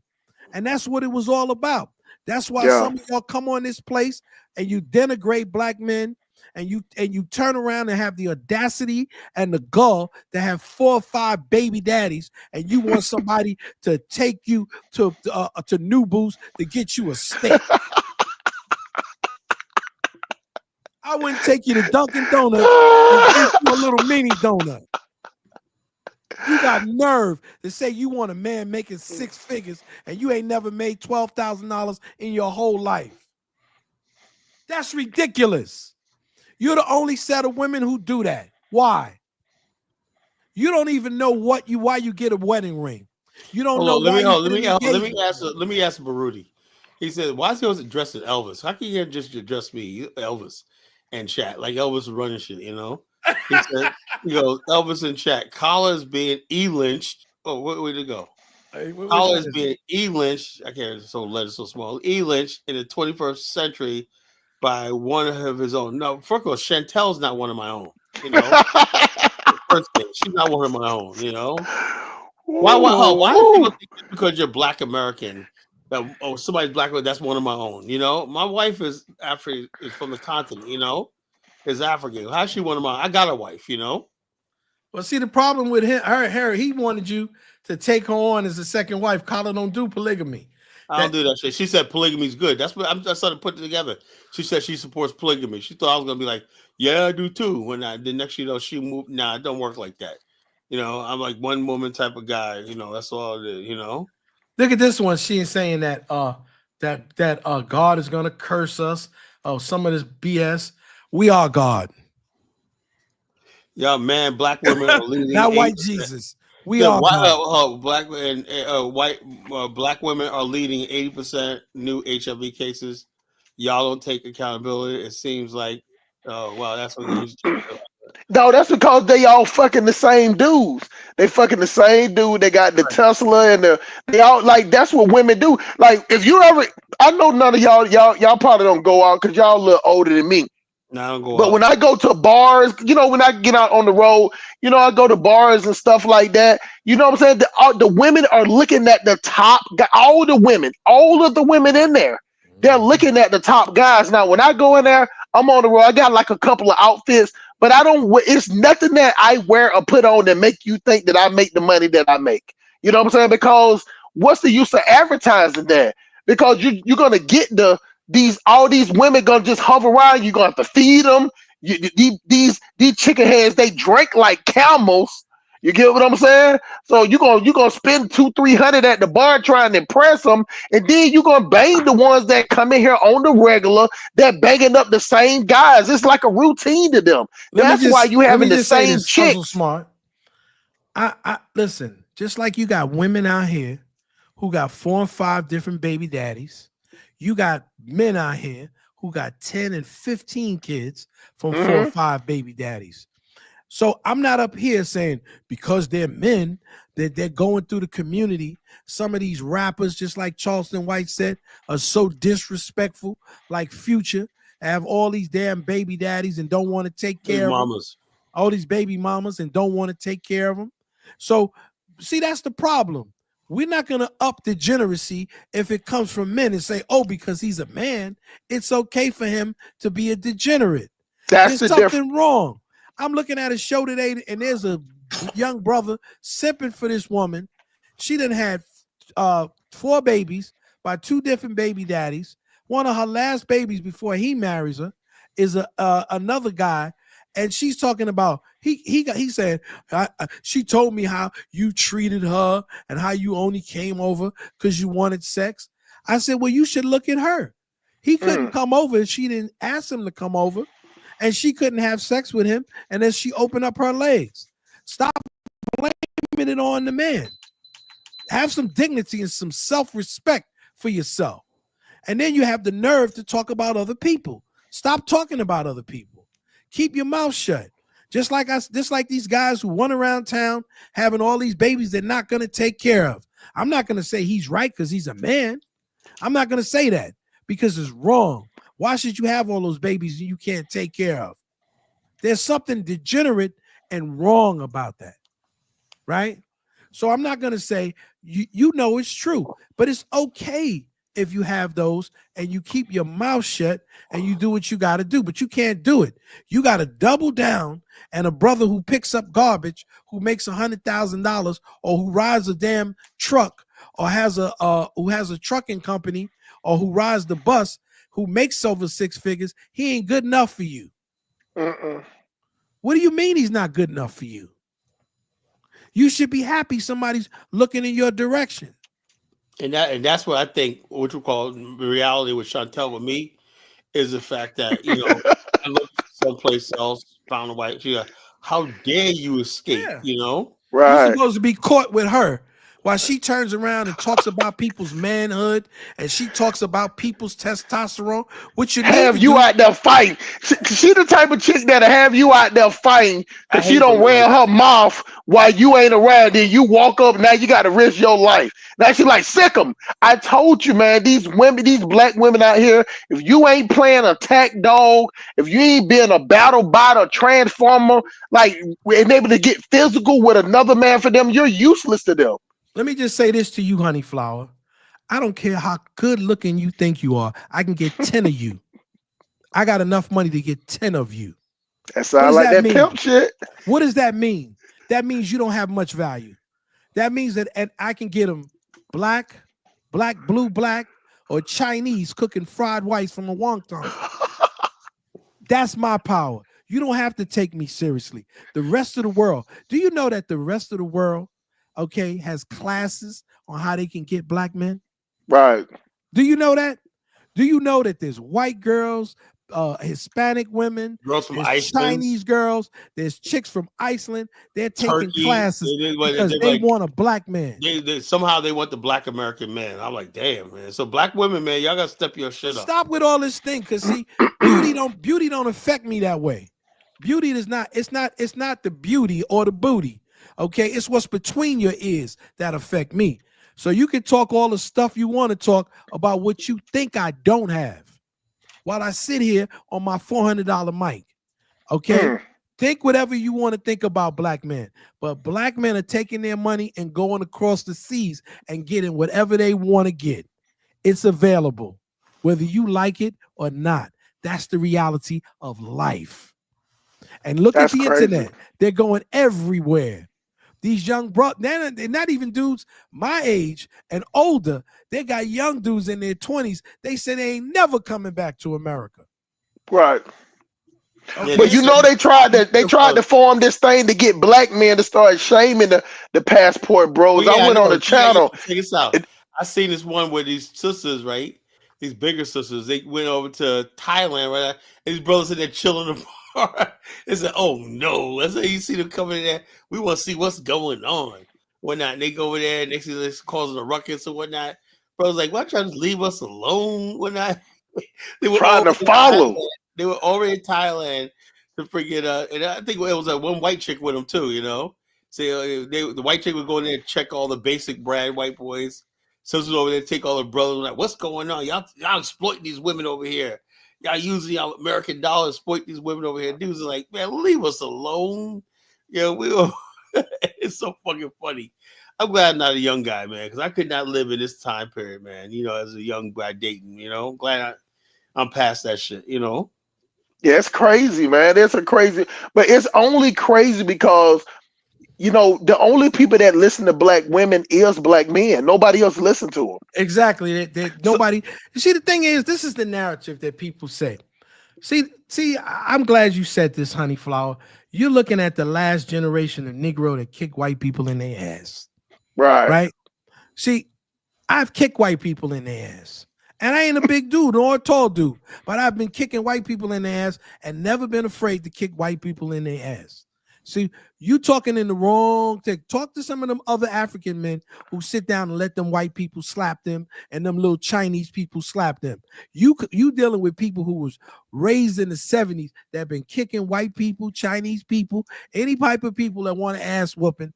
We've been welcome. We said we're open for ass whippings. Okay, so nobody's talking down on black women. See, the problem is you want to define what manhood is. You're not here to define us. Right. We will define ourselves.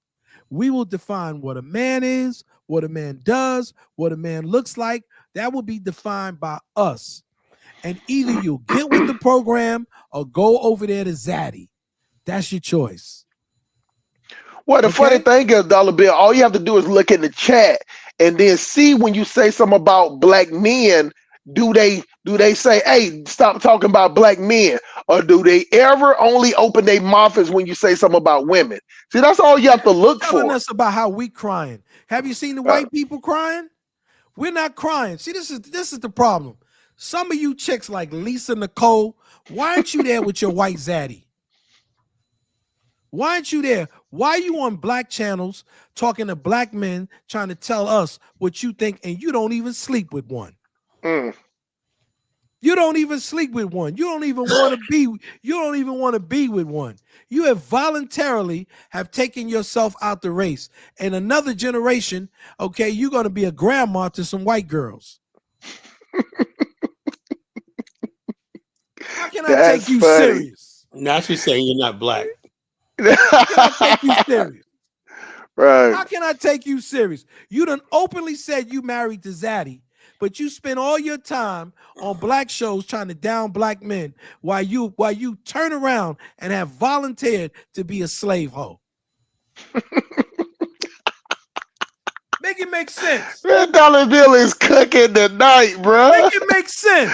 You're cooking tonight, bro. I gotta let you tell me what it is to be a black man in America when you volunteer sleeping with the enemy.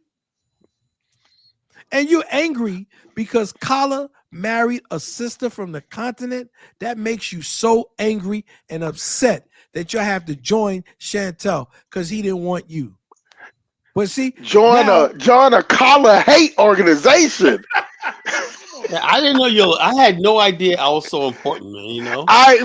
Colin, I'm still tripping to this day because you should have heard me on the. I was sitting there, I was like going out, like, man, make sure y'all support, make sure y'all go over there. This is usually the time he go on, man. And then it was like, man, that shit. I was like, what in the entire fuck? Really, I was confused. So you say I'm talking about black women.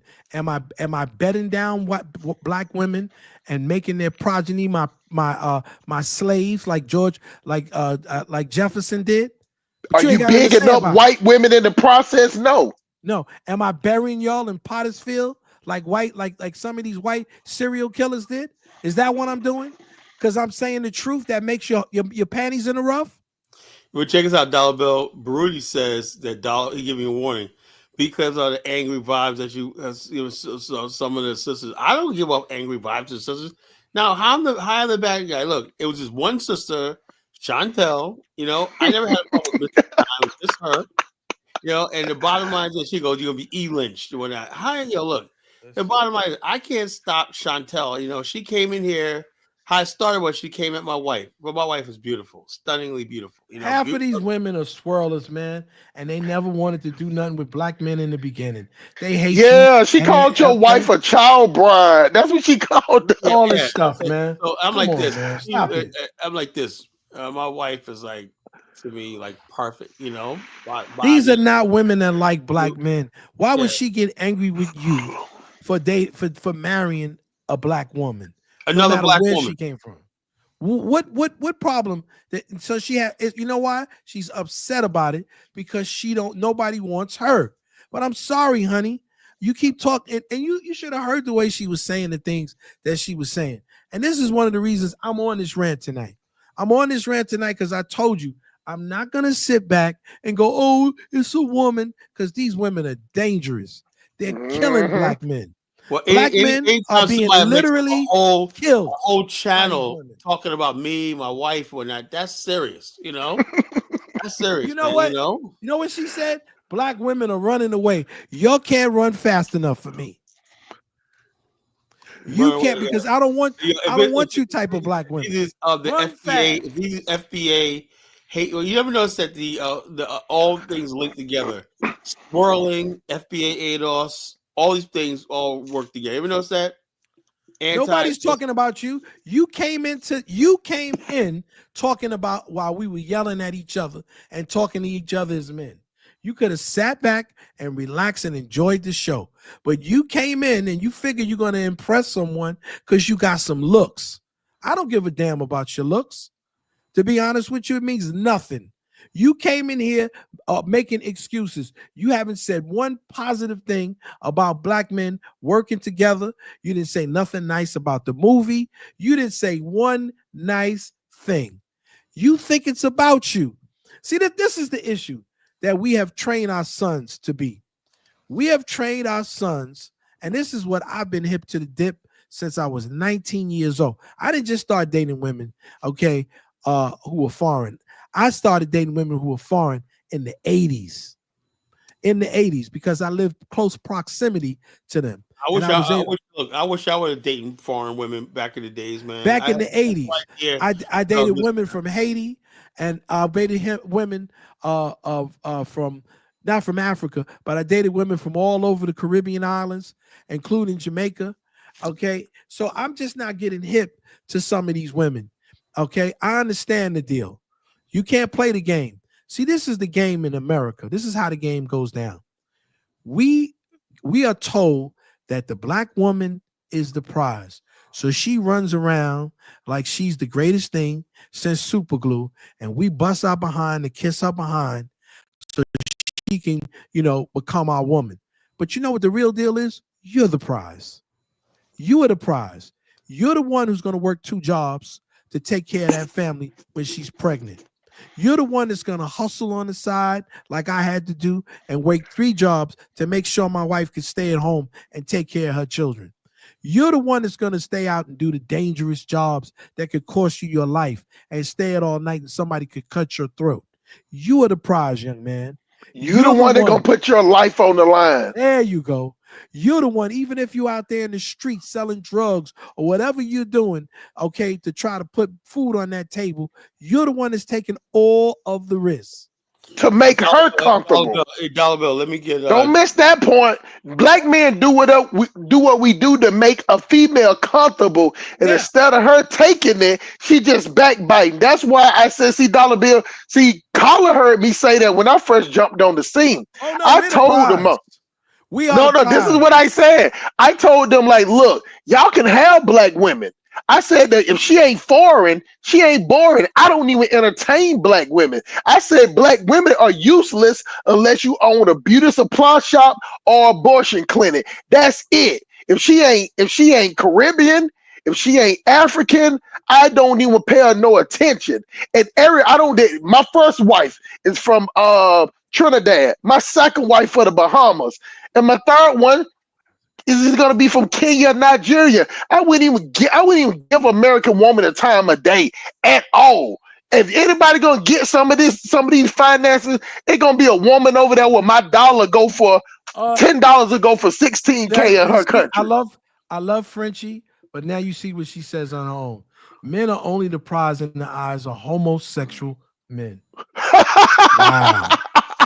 That's funny, Frenchie. No, that's 100% wrong, but that's 100% funny. That is funny. I actually like that.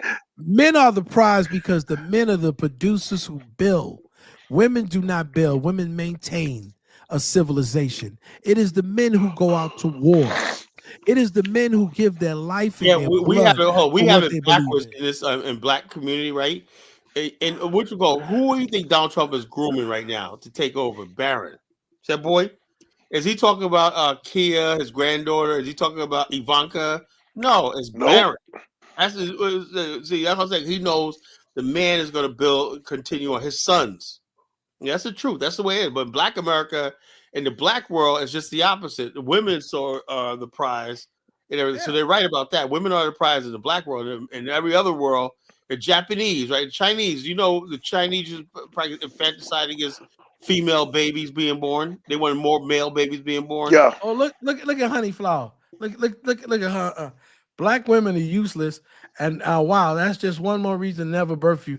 But you see, this is what I'm saying, Carla. Yeah. This is what I'm saying. And that's not Carla talking. That's me. That's Hustle Smart saying that black women are useless.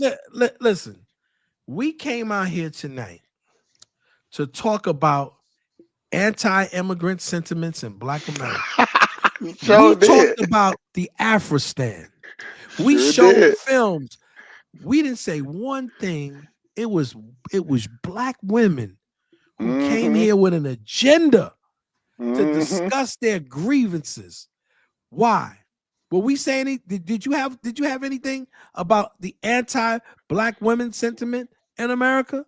Did we talk about Black relationships? Did we talk about not? See this is the issue and the problem. This is why Black men can't get anything together. There's a reason why white men started to have these little social clubs where the grand poobah used to walk around with a rabbit hat on his head, and they would sit down amongst men. Remember that joint? Yeah, Raccoons, Ralph Cramden. You know, the Ralph Cramdens, they would sit down and they all would go to the lodge. They'd be like, where's Ralph going? Where they going? Remember, they're going to the lodge. Alice tried to go sneak into the fishing trip. That was the funniest episode. Remember that? Yeah. They said, nobody's taking the wives. Remember that? You know what happened to me? You know what happened to me, Carl? I'm gonna make you laugh. I remember when I was the first generation of Black men who actually went, when their child was born, that went into the maternity ward. I never forget, about 12 of us couples all went to these Lamar classes to learn how to breathe and stuff. You know, my father never did that. Prior to that, men used to just stay in the room and wait to hear that the woman had birth, and then they would pass out cigars and stuff like that. So back in the 80s, in the early 90s, I had my first child. I was one of those individuals who was involved. White men have been doing that for years, but I was involved with a group. So we got this group together, and I looked at the picture. Do you know, damn near everybody broke up in that relationship with those women? And I never forget, man, I went to this thing to see the baby, and it was so beautiful and all this stuff, bro. And it was so traumatizing, man. I had to go sleep for like 2 days when I went home. And so what I'm saying is, this is the power and the control that people have over straight Black male men. The things that they make you do, and if you don't do them, somehow you're less than a man. There's a problem if we're the only set of men that let women define who we are as men. You don't see Hispanic men being defined by Hispanic women. You don't see white women. Let me get this a little bit Brody's comment. He says to the chat, if Colin Bill become E-lynched by their own women. In other words, basically, Brody's trying to sneak this like it's an anti. No, most Black women listen to us are behind us. They understand that we're men and we're gonna say certain things, but for the most part, they understand where we're coming from. You need those strong alpha men. That's why they don't understand something. Why those women voted for Donald, grab him by the pussy, Trump. Can I say something about that, Brody? I mean, not Brody. I mean, Kala. Let me say this to Brody. There's a reason that in 1492, a bunch of men got on a ship and came to the Americas and didn't bring any women. You ever thought about that? Why do you think, Baruti, that they went to the Americas to conquer a new land? Why did they just bring their women with them? Baruti would be like, "Oh, let's do Ubuntu and let's bring the ladies along." Why did they do that? Let me just say this, and I'm going to say this, and I don't care how people feel. Realistically, a lot of you women will never make it if we have an Afristan. You know why? Y'all couldn't deal with the heat. You couldn't deal with bending down and staying on your feet for 12 hours of the day when there's no beauty shop. There's nobody to give you to dye your hair and to give you a rinse and to do your nails. And if you had to cook outside in an open fire, you wouldn't be able to do that. It'd be 5 minutes before you want to get back on that plane and get out of there. Now, there might be some young ladies who might be able to do it if they understood the rigors of what they had to put. But the average sister ain't gonna come. The You women, know the you're women not from gonna the come. continent. That's why I'm betting on we get this. So we gotta have a lot of women from the African continent coming there. You know, that's Oh, why you know them African women gonna be at the door of trying to. course. That's why I said. That's why I'm Yeah. not worried about when I hear black women talk about, oh, ain't nobody going to Africa. Oh, you ain't going, but these sisters from Ethiopia, Liberia, all these fine sisters from all over the continent are gonna be there. Trust me, you know. Carla, do you know that women from Kenya, women from Nigeria are getting their passport took to go work in Iran, Libya for like $200 a month? Wow. Where they can't go outside, they can't congregate, no unless they with the family. And you think if you build an Afro-stand and they're around black men, where they gonna be free, all they got to do is clean up, cook, and fuck. That's it. If African women to sit down and lay down with them old ugly Chinese men, Kidding me? trust and believe You me. think that African women are weak and stuff like? Oh, please. You know, I think you live in the United States too long. You know, most Yeah. African women are strong. They're strong. That's why they would come. You know, they're strong. You know, these women Listen. in the West are weak. Not only And will that's they how I do move. it, listen, not only will they do it, a honey flower, some of them will be asking you, could I bring my cousin? Could she Right. become the second and the That's third what I was wife? just finna say. I just was finna Dollar Bill, you cooking. I don't know what don't got into you because Dollar Bill, he ain't been no apoca. Usually I be listening, Dollar Bill, I'm gonna be straight up with you. Sometimes you'll put a disclaimer out, you'll apologize before you talk, or you'll say you ain't trying to fit nobody. When you talking your straight up true, bro, I just sit back and be quiet, bro. I just, you know what it is? I'm tired of, you know, when I went on that show the other day and heard the nonsense that this woman was spewing out and saying about Colin, saying about me, and talking all this nonsense, I said, you know what? I had a discussion with my wife about it. Okay. And you know what? I said, you know what? I'm taking the gloves off. I'm taking the gloves off. I'm not going to allow people to play the game with us. They want to play the game. They want to throw rocks, and then they want to hide that they're a woman. Oh, I can throw rocks. I can talk bad about you. I can do whatever I want to do, but you're not going to do nothing because you're afraid somebody going to call you a homosexual. You're afraid you shouldn't talk bad about women. No, I'm just telling the women the reality. It's no need for most of you to be up here because you know you're not going in the first place. You know you're not going to leave America. You love America. You're not going to leave America. The thought of leaving your white zaddy will make you just fall out and die. Some of you, you know, do you know why the sister used to walk around with a gun? You thought it would shoot some of these men, should shoot some of them women too. Okay? Harriet Tubman was a hard sister. She carried a pistol because some of y'all refuse to leave Zaddy. You're not going to leave Zaddy because Zaddy's the one that give you the money. Okay? You know what the deal is. How many times you in America and you see a beautiful, okay, African-American woman with a little fat white man? You think she would deal with a little fat black man? Why is she doing it? Why is a 26-year-old with a 40-year-old in any casino in America? You're going to see it. Why do you see it? Why do you go to Cuba and you see a fine 20-year-old with a 70-year-old cracker Cuban? It's because of money. Stop playing with me. Hey, when the last time either one of y'all been to Vegas? I've never been to Vegas, man. I want to go though. Colin, Colin, your field, you would see those young black girls in that 18, 19 years old, Yeah, but I've they been to Atlantic City. They damn near following the white guys around the casino. It's a shame. Watching them, I'm talking about watching them eat, everything. I'm talking about aggressive. Like I was at the casino and I seen a black woman, the white dude was sitting there eating. She went across the table from him. We sitting there eating. She sit up there staring him right in his face while he's eating. Like he's something good to eat. You know why? Because she knows that he represents money. Money. So stop playing games with me. So y'all can't play those games with me. I know what's up. I can't. I haven't been to Vegas in a while, but I've been to Atlantic City, and it's like that in Atlantic City or any casino in Philadelphia. These women are chasing around these mediocre white boys.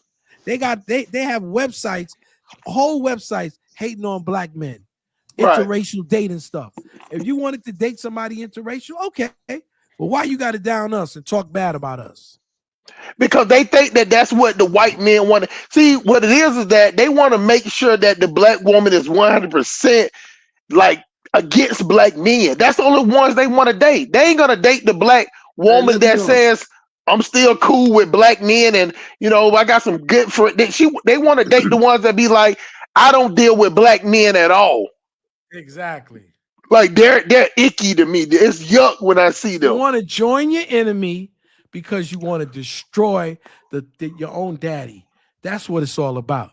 You hate your daddy because what's up, brother? You feel your daddy left your mama, and because of that, you hate your daddy. Hello there. Is this truth about it? Is this Hustle Smart on here tonight? Is that Hustle This Smart? is Hustle. It's Hustle Smart in the building, Playboy. What's going on, my brother? All right, my brother. It's so nice speaking to you, man. Yeah, that's what's up, man. I'm here to bring. I'm here to mediate, man. And you know what I'm saying, and throw a couple of shots when I can. But Dollar Bill right now got him on the ropes. I'm tired because you know what it is. I'm tired of the nonsense. I'm tired of the narratives. And you know what? We've got the same thing here. Let me just tell you. I'm gonna tell you a little story, and it blew my mind. But maybe I shouldn't tell it, but I'm gonna tell it. I remember when I was a young dude. When I say young, when I got married, I was like 25 years old. That's young. So, and I thought at that time, that I had done a lot of stuff and everything else. And I never forget, the first person to try to give me some coochie was my wife's best friend. You mean at the diabolical? The first chick that tried to give me some coochie straight up was my wife's best friend. Not an occasional friend, but a friend that they had been friends since they were little girls. It was mind-blowing. I couldn't believe that shit, man. So don't tell me about all of this stuff that these sisters are talking about. They're full of sugar.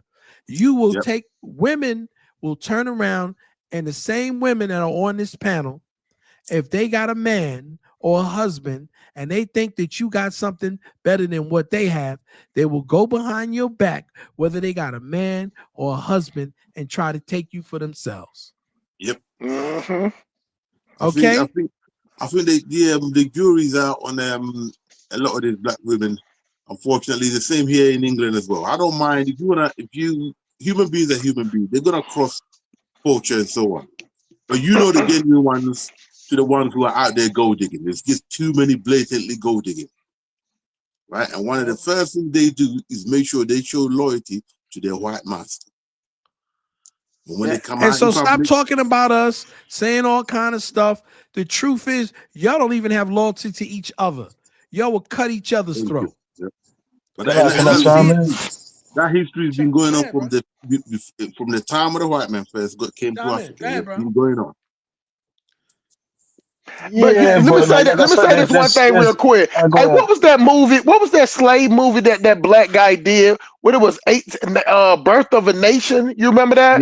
Yeah. That's the first time I really started looking at black women sideways. When that brother came out with that movie Birth of a Nation, and it was black women was talking about they was gonna boycott it because he had a white wife or something. Do y'all remember that? Yeah, that's only about 3-4 years ago. Yeah, that was like, I was like, what the hell they got to do with him making a movie? I didn't understand it. So when I started going on all these internet and YouTube, it was a big push about, back then men was like scared to go to the movie. Like 3 years ago, men were scared to go to the movie by themselves or with another dude because he would want to look gay. But the females can go anywhere they want to go with each other, and that's accepted. I had that conversation with my daughter while she's in college, and she was like, "Oh yeah, me and women, we get dressed in front of each other." I said, "Don't let these women groom you into some gay shit." I said, if you're getting dressed in front of a woman butt naked, that's some gay shit. If y'all dancing on each other, hugging on each other, feeling on each other, that's some gay shit. All that kiss with your lips close to their face, y'all ain't from France, that's some gay shit. I said, don't let these hoes groom you into a situation to where you don't want to be in, and then you telling me y'all ain't friends no more. I like if you think if you think it's gay if dudes do it, it's gay when girls do it. It ain't feminine for a girl to be sitting in another girl's lap. If you see a dude sit in another dude's lap, it's gay. It's gay when they do it. So I said, don't go to college. I told her this her freshman year. And then come to find out her best friend was trying to get with her and told her that she loved her. All that, we sister shit. Well, listen, let me tell you something. Here in England, and I know they copy it from America, here in England, we got a whole community of black women. And I've seen Louis, from Africa. Louis, are you an African man? I'm going to show it to you, man. Okay. Yeah, he got in. Honeyflower says, one thing I like about African men is they don't really talk about women all the time. It's mainly African American men. First of all, Honeyflower, you are the one who came in and interrupted a man conversation because you didn't like the way we were yelling at each other. You were the one that injected all of your stuff about black women, this and black women. You're the one that turned it about you. You see? That's the whole thing. I don't care what you think. If you feel that, then get off African American men's platform and go to African men's platform, okay? Because a lot of them will overlook you anyway to get to a white woman.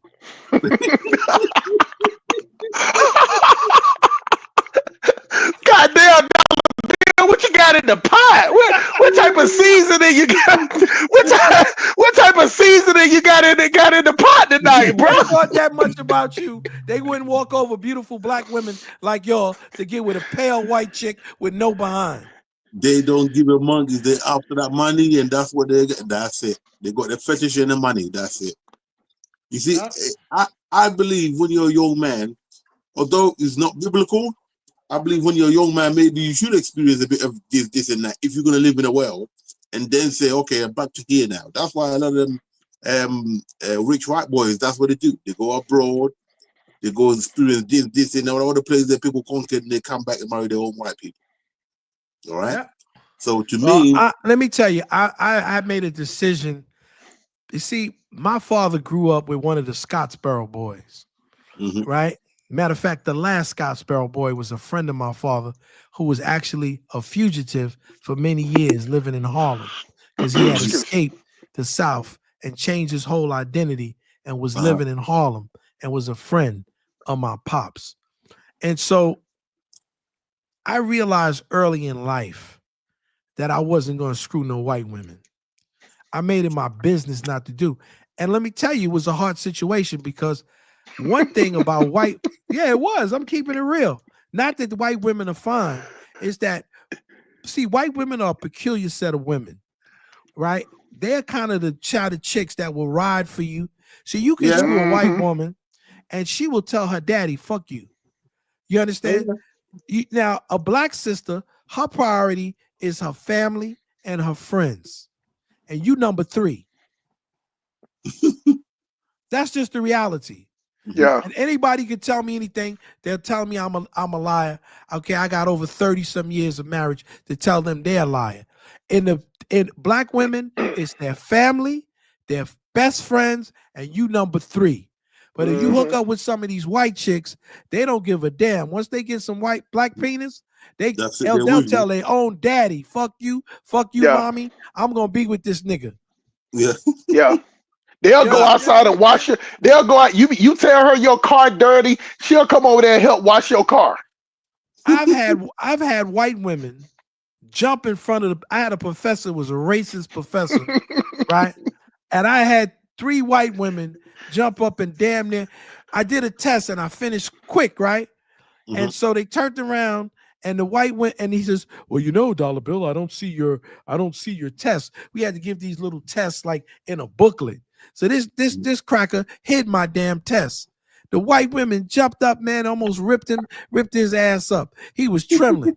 What do you mean you don't have Dollar Bill's paper? He damn near taught the class. I've had white women. White girl magic.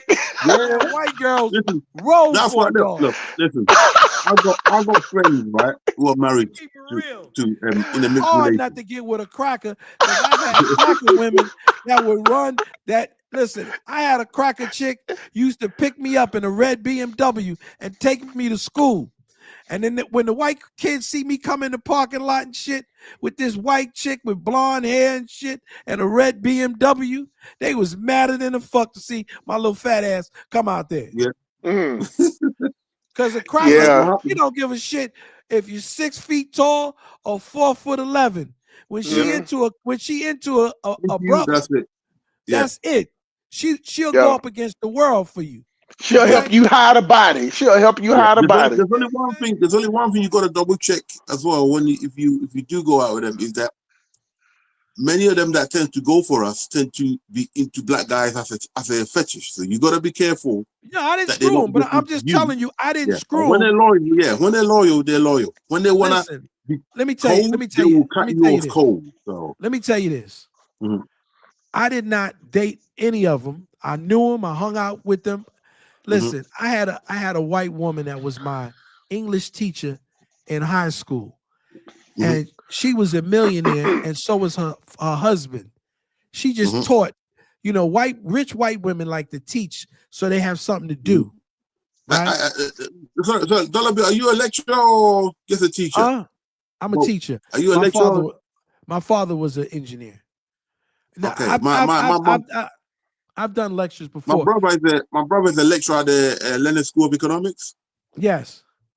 Yeah, he left to work in the financial department not long ago. But yeah, he's pretty much down your road. So let me tell you what my white teacher who knew me from. Have you ever banged up a white chick, Dollar Bill? No, I'm telling you, I've never screwed a white woman in my life. Okay, I refuse to listen. I refuse to screw or lay down with a white woman. I knocked down two of them. I knocked down two of them before. Listen, and listen, I'm gonna tell you why. Because I understood that our women are deprived, and I knew that I was gonna do something with my life and have an education. So the thing that I said was, I'm not gonna turn around and give myself up all the work that my black mother did, my dark-skinned black mother, and her hands that she did working 40 years in the garment district, and give it to a cracker. I wasn't gonna do that out of the respect of my mom. That's why I wouldn't do. Yeah, well, not relationship. I'm just talking about just not. I wasn't gonna touch the forbidden fruit, bro. And listen, I wasn't gonna do it. Yeah, no, in America, the history between this is where there is a difference between black and white in the black people in America and the rest of the world slightly, in that they experience your close proximity to the white people, and the lessons learned for all black people has been so close to the bone that I can fully understand why you won't even go near there. Because if I had that history behind me, because even with me, it took a bit of time, but it's a bit different here in England, right? But that's been going on for 100 years in England. But you know what? See, the deal is, my father was so scared. My father was so scared that I would get lynched or something, because I would do shit like that. It was not even. Yeah, and the good thing as well, right? That you guys are, because there's more of you together in a West than there is like in Europe or somewhere. You know what I'm saying? Yeah, and listen, I've had white women. Hold on. Okay, bro. Yeah, but yeah, kind of generalizing, man, because there's a lot of sisters that's down for you guys. You guys wouldn't even exist if it wasn't for a lot of them. Well, that's what I'm saying. So, and in the UK, you can't really compare. You can't compare the UK to America, because the UK is only like 2 million. There's only 2 million of y'all. Hold on. There's only 2 million of y'all, and half of y'all, like when y'all get over there, y'all kind of low key bowing to the crown. They don't let anybody in. No, we don't. No, my friend. Hey. Chill. Okay. We didn't really. right, we didn't really come here en masse until after the 1960s. Hey, hold on for a second. Y'all, hey, let's put this disclaimer out there, y'all. Everything is a generalization, so we don't have to really do that thing to each other to be like not all, because it's not a not all of anything. So everything that we doing is generalizing. You know, we basing it off the majority or the minority, and sometimes the minority is not even worth talking about because it's numerically. Hold on, let me just finish the point, y'all. It's numerically insignificant. If you got 99, if you got 90 people and then it's going left and you got 10% going right, it's no reason to talk about the 10 going right, even though they exist. They're numerically insignificant. So that's all I'm doing is, and that's all I'm doing, just plain it down. Everything we doing is generalizing because it's based on, we're trying to base on the majority of the facts to push the narrative in that way, because majority always rule. But the minority is there, but it's insignificant. Right. Go ahead, my brother. Let me just say this. I didn't want to overstep you, caller. I just wanted to say that. Let me just say this. I keep telling you, there's a difference between talking about certain black women in America and talking about all black women in America. And when I say to you, I'm not going to come up off it because it's the truth and I've experienced it. I know my people. In the black community, the black man is number 3, and it's the truth. Black women are attached to their family, right? Then they're attached to their friends. And the number 3 of consequence is you. You come in a number 3. And the reason that you come in a number 3 is because black women in America, unlike a lot of other women in other parts of the world, have different choices. They can deal with their family. They can deal with their friends. The state, the husband, right? In the West. And so you are of third significance. That's just a fact. And if you think it's different, then you'll find out. If you F around long enough, you'll find out. She'll let you know. This is my family. It's going to stay my family. You my family because you married me, but when you're not married, you're married to somebody else. This is my friend. Me and my friend been friends since we was young, and we're going to stay friends. And if you're not telling the truth about that, then you're not telling the truth. You're number 3.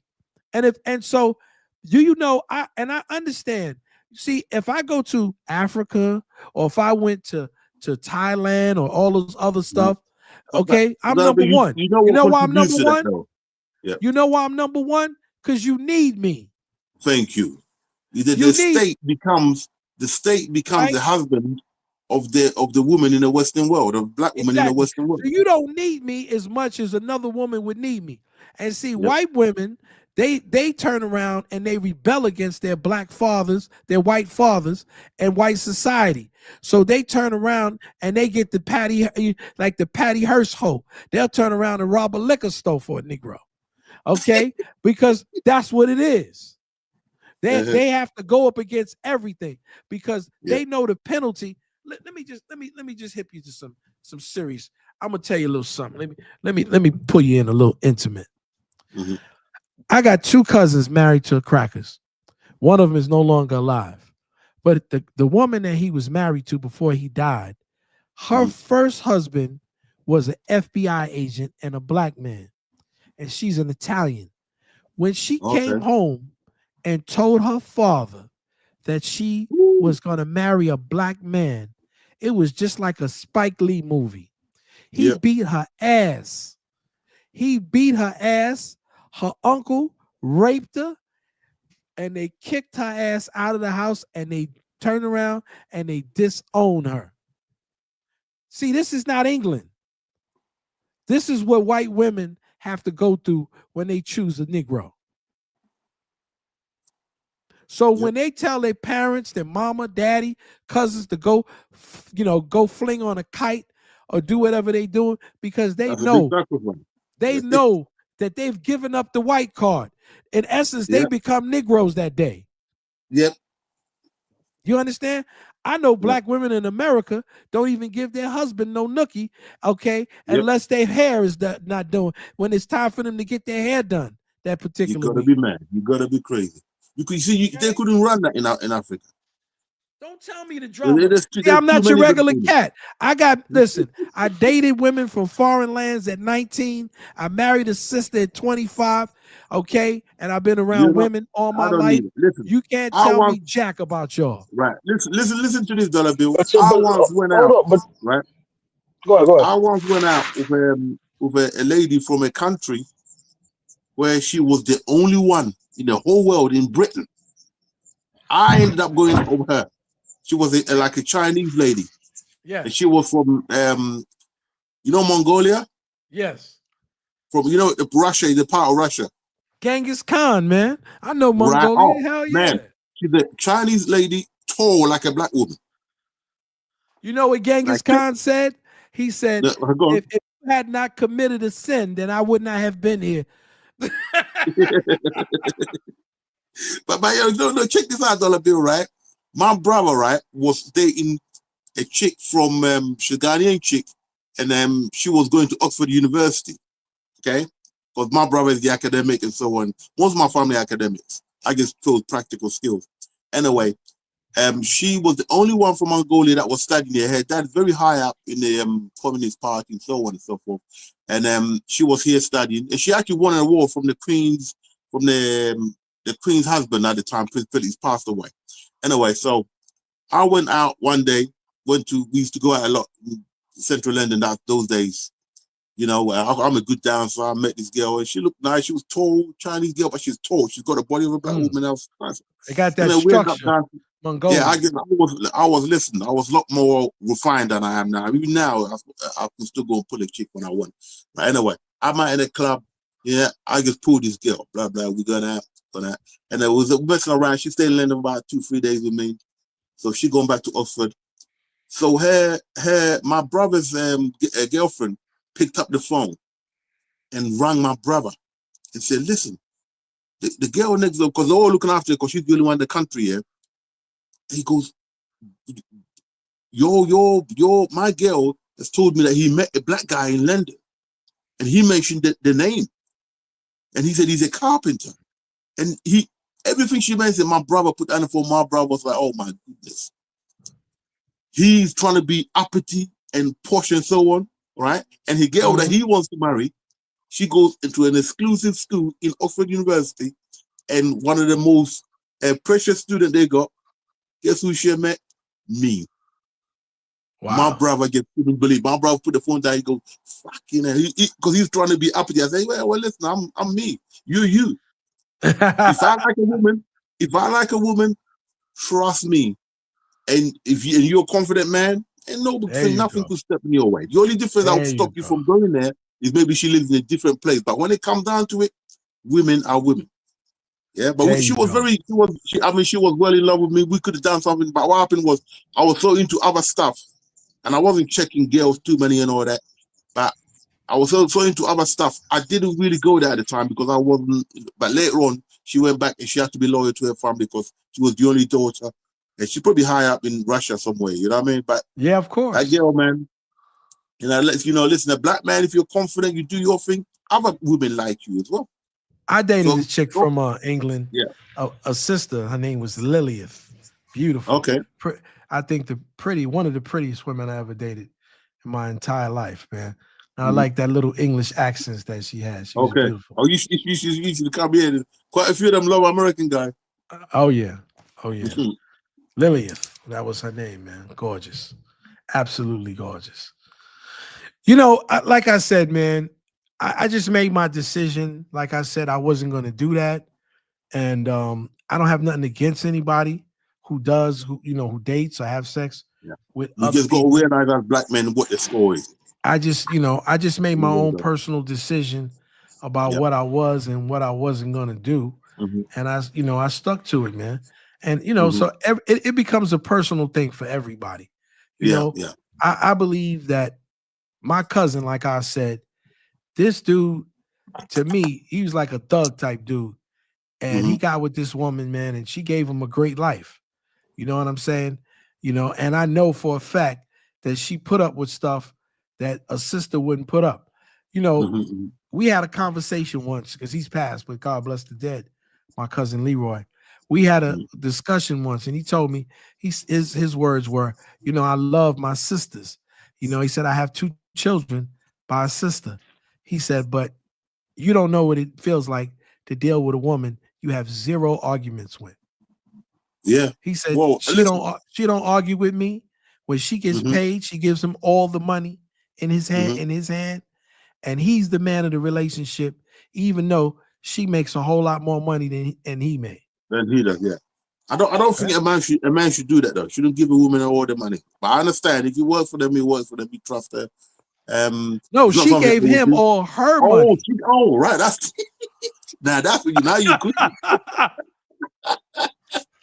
She gave him. But again, you guys are generalizing. How common is that, man? You guys are generalizing, praising I'm not generalizing.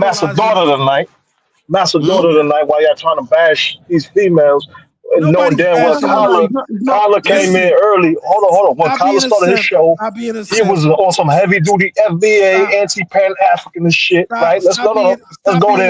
He was on some anti-Pan African shit. That's when his little boo Shanta hopped on his shit on the same energy. They was both bashing Africans. You got Papa Swirl over there in England. You got Papa Swirl over there in England. That is a lie, bro. That's fact, man. You were saying Pan-African is dead and it never helped nobody. No, I said Pan-African. I said Pan-African was dead. Colin did not say that. I said Pan-African. In the early shows, you weren't there, Sip. No, I'm talking about today. I'm just talking about today. No, not today. I'm talking about his beef with Chantel started when he was on some low-key FBA type energy, bashing Pan-Africanism. And then she came on with that same energy, and then I think Elvis threatened to eat her, and he turned Pan-African again. You gotta let me talk, so I gotta drop you down. I gotta respond to that, right? Look, this is what I was saying. I was never FBA, or like that. I check Africans. I will basically check Africans with their bullshit, I know them. I love them. They're my people, but I will check you on your boat just like I check Black America, But what happens is people basically only want one side of collar, right? When they nitpick and say, "Oh, Kyle said this about Haitians. Kyle said about Liberians," but they forget when I talk about Black people from the South, Black from New York, even my damn self. We all got improvement somewhere. I talk about everybody, And so, therefore, if you're going to sit there and nitpick of every little I say, of course, it's going to look like you create a narrative. Collars on some FBA shit. No, I said many times I denounced the FBA movement. I don't agree with it. I never did, because basically, if you said the FBA movement is basically going against everything I stand for. I believe my aim game is Black people in America are part of the Africa, right? We're stranded here in America. And we need a nation of our own. There's no ifs, no ands, no buts about it. I don't care how many countries we go to in Africa, Sierra Leone, Ghana. Our end game needs to be good night, poison flower. And so therefore, Chantel is like she hates Africans. Chantel, bro, does not admit she's African, even though you look at her picture, she looks like a combination of Gary Coleman. People look like when you look like Gary Coleman and Shaka Zulu, and you say you're not African, that's mental illness. I can see if she looked like Beyonce or something like that. She probably away with the ambiguous stuff. She does look like Beyonce in the knees. Yeah, Beyonce does got some big knees. Listen, I once went out, right, and I had a young white chick come up to me, right. And I don't often go out because but I was living in this town, it's bored as hell. So one day I went out, and then this young white chick, she must be about 17, 18. She come up to me, she goes, "You remember the Fresh Prince of Bel-Air? You remember the black guy in the Fresh Prince of Bel-Air? He was the uncle. Yeah, he was the uncle. Joffrey. He come up to me and she said, "You look like what's his name? Jeffrey." Yeah, no, but there was a name. No, Jeffrey was the butler. Yeah, the butler. She came up to me and she called me the uncle. You know the uncle of Will Smith. Uncle, what's his name? Yeah. Uncle Will. She goes to me. You look like Uncle Phil. Uncle Phil. Right? and you know, at that time we was doing a lot of recording. So one of my friends said I should change my name, my rap name, to like Uncle Willis or something. To this day, I'm still thinking about it. Straight up. Oh man.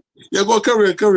But I'll say about Crispy, right? It's like, so when people like Chantel, look, Chantel started this when she started talking about my wife. You know, she like that. I said, look, she asked me why I got an African wife. I said, because I think she's beautiful. You know, you could have found a wife in America. Look, don't tell me where I can find a wife at. Then she starts saying that my wife is underage. She's a mail order bride. Oh, this guy disrespectful stuff. Why did she? Why did she start hating you? Because what? She's FBA or she just don't like you? The bottom line is, I'm validating African women, right? He's secretly in love with Kala. What? That's yeah, what it is. Whatever. But the bottom line is, hello there, bro. That's Jonathan. Jonathan, yeah. Hello there. But hold on. Basically, when I say that I'm with a Liberian woman, right? I go over to see her. I'm trying to get her over to America for a couple of years. It takes a while. You know, I'm trying in the process of getting her over here. And I made my life, I'm committed to her. You know, she's not used to that. She probably never had a guy that loved her. And it's sad. You know, she probably don't have a father in her life or whatnot. And she probably don't have a, like I found out, like I probed that girl for righteous one time of mine. So I said, you obviously don't have a father. Well, Kyle, you can't say that. I know my father is. He may not be in my life. So I knew it. You know, when women act impulsive like that, they have father issues, you know? Well, what's Honey Flower's problem, Kala? When she says, the black man in my eyes is the boogie monster. I told you she was a swirler. Okay, came over here trying to beguile brothers with her looks, knowing damn well that she's going to the highest bidder of Zaddy. Let me say something about that, right? And Honey Flower and all these people who thinking about swirling. Let me tell you something, right? Let me tell you something. And I am no means a racist. But let me tell you something about how the white world works, right? And when you watch television, videos, news programs, they show you the images of white men, you know? They got the nice, clean-cut hair. Everything looks perfect.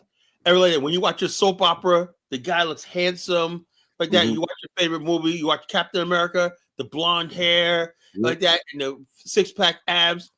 They know what that images are doing to young black women, right? Oh, it's psychology. They got it on the full scale. Like back a couple of years ago, it was black girls got addicted to Harry Potter. So all these little nerd white, him and J.E. Beach, every black girl, same here in England, looking white guy, you know. And so therefore, when you got Disney out there, Nickelodeon, and you got all these the Backstreet Boys, the Jonas Brothers, everything like that, that puts it in their head that there's this perfect man out there, and he's white, he's middle class, he got money. And get into that world, you're gonna go into that beautiful white world. Has a catch, right? And reality is, most white people will tell you, white girls will tell you, that's not the reality. White girls will tell you that, you know? Listen, people are influenced by that type of thing. I know this from my first relationship I had when I was leaving school.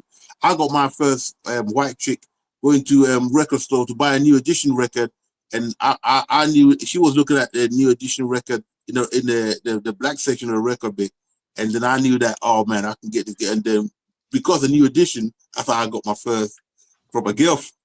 Okay, listen, because she liked the group, she was into black guys, and that was it.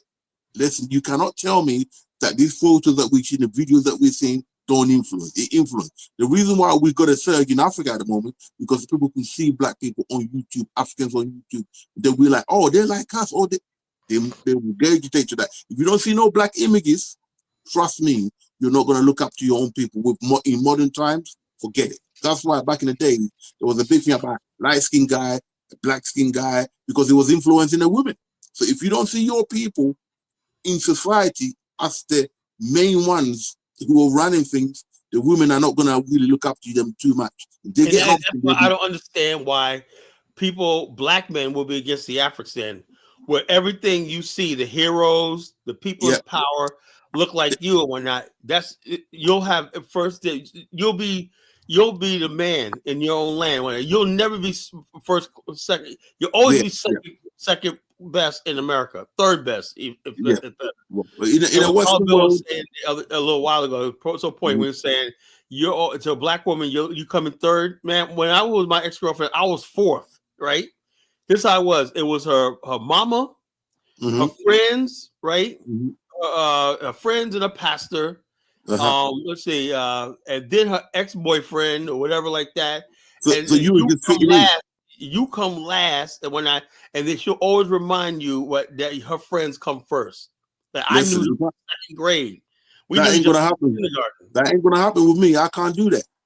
That's why I went through my girl. So she was so fine when I put up with it, man. So I was like, yeah. All right. What was she? Sorry, was she a black girl? Yeah, she was black. Yeah. I see what you mean. Listen, there's a verse, but this is for us men, okay? There's a verse in the Bible that says you should never look at the beauty, although it counts. You shouldn't look at the beauty of a woman when you're making a decision on her. You cannot afford. We as men, we like, it's natural. That's how God made them for us. The man was made first, then God made the man, woman for us specifically. Okay, so but when we make decisions as men, especially in this day and age, we're not living in our grandfather's time. We take that experience, bring it to this day and age. Finance is so important that if you allow the beauty of a woman to grab you, and I see a lot of that among some of our brothers in the American community, especially the Hollywood stars. If you allow the beauty of a woman to get to you, you're gonna be screwed, because all they're gonna do is say, and all your fortunes are going down the drain. So you guys got to think about it. I'm still single. I'm 55. I don't. That's why I said that we are the prize. But in America, they teach us that the woman is the prize. That's why the woman feels if she don't have to have education, she don't have to have nothing. She could be 40 years old. Think she got. She still got. Long as she got a nice body, and all of them think they got the best coochie in the world. Yeah. As long as she has that, then you supposed to, no matter how much education, how much money you make, you supposed to bow down to her. No way. Listen, we as men, this is what makes us men. We've got to stick to the principles that God gave us. You guys don't believe in the Bible? I do. Stick to that principle, because all the societies, black societies that stood, you cannot use that principle and be a man. Like, for instance, if I go back to my dad's village in Ghana, and whether it be my mom's side or my dad's side, and I start telling them, oh, it's why are you taking so long to come back to Ghana, do the stuff you want to do? And I start telling them, oh, because of that woman, and because they will just laugh at you, they will just fling you off. Well, that's a weak man. You don't want to hear no excuses. Frenchie says the women are the prize. You're only the prize if we make you the prize. You the prize. Let me tell you something. You can always the women are not the prize under any circumstance. Under any circumstance. Hold on. Any circumstance. Both a quality woman is a prize. A quality man is a prize. You're both a prize. A shitty woman. Principal, you can get the most highest educated woman. She will make less than a nigga with no damn degree. Thank you. It's not about. I'm talking about the character. It's not just about. I'm saying you can get the most character woman. She will have less character than the average male. We got to be honest, Principal. We can't keep lying to ourselves. Stop simping. Keep it simple. That's just a fact, man. A quality woman is a quality woman. A quality man is a quality man. A shitty man is a shitty man. A shitty woman is a shitty woman. Listen, hey, Professor P, you got to deal with this reality, right? Hey, hold on for a second, White men are complaining about white women, and black men are not above white men. What the fuck do you think we're going to be dealing with? Let me say this, President P. Let's just base off logic, bro. Just base off logic. The reason why the women cannot be the prize because it's more women than it is men. It's just the way it is. If every man was to say, just say if every man want to be faithful like Dollar Bill is, right? And say that I'm only gonna mess with one woman, it still would be 3 million, 4 million women left out there, President P. So how can these women be the prize when they outnumber us? Do you get what I'm saying? Like, which one is this is the question to you, President P. Which one is more rare, a diamond or a pearl? There you go. Let me tell you. Listen, Hold on for a second. Hold on. Let me get a brother the logic. It's more. You can pull a pearl out of goddamn. You can pull a pearl out of. You could get a crate full of oyster and pull out 100 pearls. You could dig for years. You could dig. You got motherfuckers dying to get a diamond because it's more. It's the lesser of. Women cannot be the prize because their numbers saturate the market. So the only thing they can do is to. The only thing they can do is tear down or compliment a man. That's the only thing they do. You see it in today's market, Prince P. Only thing women do is either tear down what a man built. You get what I'm saying? Or either they compliment it. Women don't build shit. And believe me, Prince P, I blame men for that. I blame men for letting a woman that ain't helped you build nothing come in there and you let her tear your shit down. And then take half of it. Police. She wasn't with me shooting in the gym. Nope. But she want half of your shit because those are the laws that think about it like this, Prince P. The women that put those laws in effect, men put those laws in effect. But men, sometimes men have simple mind frame too that they only see as a problem when it's at their doorstep. Men should change those laws. I think also I thought about this, right? I think what the problem is, you have elite, white, powerful men who are afraid of the come up of other men, white or black, like that. So they rig the system against men. I think that's done by men up on top, so they don't ever be challenged or whatnot. You got a lot of dudes that would be out there protesting this, protesting that, but they're behind on the child support. There's this whole kind of ways you could trap men into a situation where you keep them quiet, silent, and compliant. But hold on, y'all proving my point. A quality woman is more rare than a quality man. Most of these women are funny and shady and manipulative, whatever. So a quality woman is more rare. You know what I'm saying? But Prince P, she's only quality until she decides not to be. What I'm saying is that it's like you got a gun in your house. And you're not a violent person until you go pick up that gun and be violent. See, that's what a woman do. A woman is a good woman and she's a good character until she decides not to. So all she got to do is walk in a courtroom, walk in a lawyer's office and say, you know what? I'm tired of being this type of woman to him. I want to be freedom so I can go be a good character woman by myself. That lawyer gonna be like, oh, for real? What's his name? Where he work at? Let me do this. So it doesn't matter about her character. The system is gonna make her. She knows the system can make a predator or be a predator for her. She can have all the character in the world. You gotta add on to that. The fact of the matter is that when African and Caribbean women get to the Western countries, they completely flip the script. Even in the UK police had a whole press announcement. Hey, Nigerian women, stop calling us over every little thing. That's what happened. Jonathan, it is a phenomenon. My father was a chief, a family chief when he was alive, and he used to counsel the young couples coming over. And I've heard it from the minute they get here, they're under the law of England. After 3 or 4 years, if they got a kid, straight away they're under the law of England. In the law of England, which is the same as America more or less, they've built a system where the man is secondary. The minute a woman says, the easiest thing a woman can do, okay, the easiest crime you can report in England, bring up, go to a police or any other authority and say, he touched me. Or that's the easiest crime to report. And many of even the white men have fallen foul of this. They just bring them down every time. The woman, all she got to do is get upset with you. And you've had a man that has counseled so many of these that it goes beyond him because he goes to the law and he can't do nothing about it. The minute the system is like that, if you're a black man living in the Western world, trust me, you got any ambition to do anything like we want to do here, you got to be like a soldier. That woman has to show her loyalty to you. And you got to be, all you got to do is be able to provide for her. To me, if you can put a roof over her head, clothes on her back, food on the plate, that's enough. If she don't want to be with you, let her go. Because everything you work for, she can get rid of it in a second. I know big men earning over a certain amount per year here in England. And all you needed was one woman to say, and it don't take 2 minutes for the black woman to do it. She'll get that revenge on you She quick. can take, you know why? You know, she's playing the long game. Let me say this right. Sure, now, I noticed something right on this chat room tonight, right?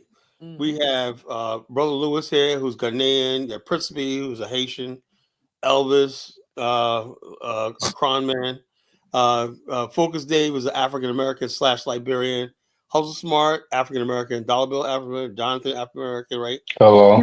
Right. But notice how we can have conversations and discuss issues, right? So why you notice how we're not on the level of friggin' people talking about friggin' somebody's background?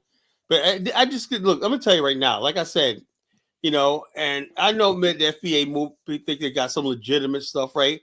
But why can't they ever have conversation? Everybody should be able to participate in the conversation right here because black men are going through the same thing globally. You know, we see now that it's there's a problem in our race as far as gender equality, and that's not confined to Black America. It's in the UK, it's in Nigeria, it's in Ghana, and so these questions that everyone's had. Women are talking about their role. Black women are talking about their role, whether they're from the Caribbean, Africa thing. So why does everybody keep reducing us down to this? Oh, immigrants are this, right? Black Americans like this. So freaking stupid, you know. Those are petty nonsense, and that's what they want you to be thinking about because that's the thing that they're pushing to us. But if you're a real man, you defend the basics of as you are as a man, and you find that everything will fall into line. The minute you get away from the basics, you allow the women come in with this, and that.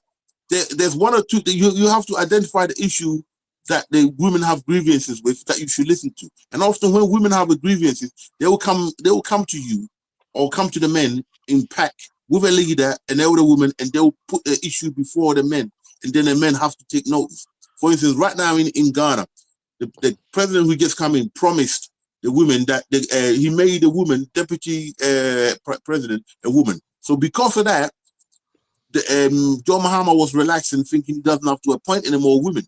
But one lady stood up and she said, listen, we need you to change the constitution so that certain percentage of any party that comes to power is guaranteed women were going to be, and I had to agree with her. She spoke up like a Yawa Santua, and she's there now pulling the strings on John Mahama. Listen, we won't guarantee. She said she herself going to protest against John Mahama and probably bring the government down. They want a certain percentage. Now, when it comes to that, we've got to look at our culture and look at how important the women are. Give them a certain percentage, guarantee them that, so that the bright women can come up. But I tell you, if you bring the wrong woman, because in Nana Addo's government, he promoted a lot of the women, but he bought one particular woman. She's quite a wealthy woman. This woman, for about 2 years, never turned up in parliament. She was in America doing what they call it, TikTok videos. In the most shaking ass. Listen, shaking ass. It was so disgraceful. I couldn't believe it. You know when a woman like loses it when they get to a certain age, and they start acting up, and you got to hide them from the rest of them. We live in America, man. We know all about it. They lose their mind. Thank you. She was going through that, and this woman was in parliament. It was a disgrace. It was. Louis, can I say something? Go on. This Go is ahead. why I identified, and she revealed herself. I saw her a mile away. This honey flower chick.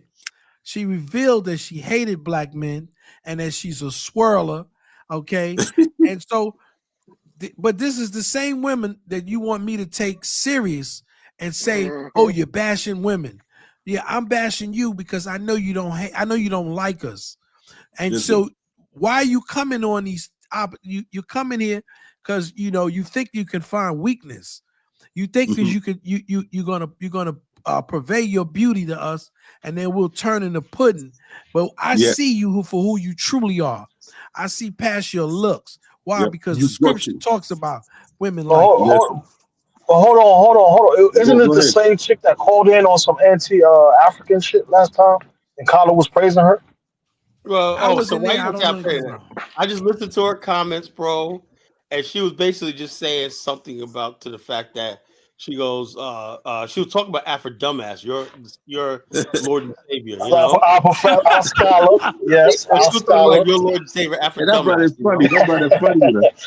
That brother is funny. She was basically talking about how Afro dumbass always bashes Black America. If she was giving Black America some flowers, saying Black men in America, at least you got to stand for something. Because African men got a whole continent, they don't know how to build it.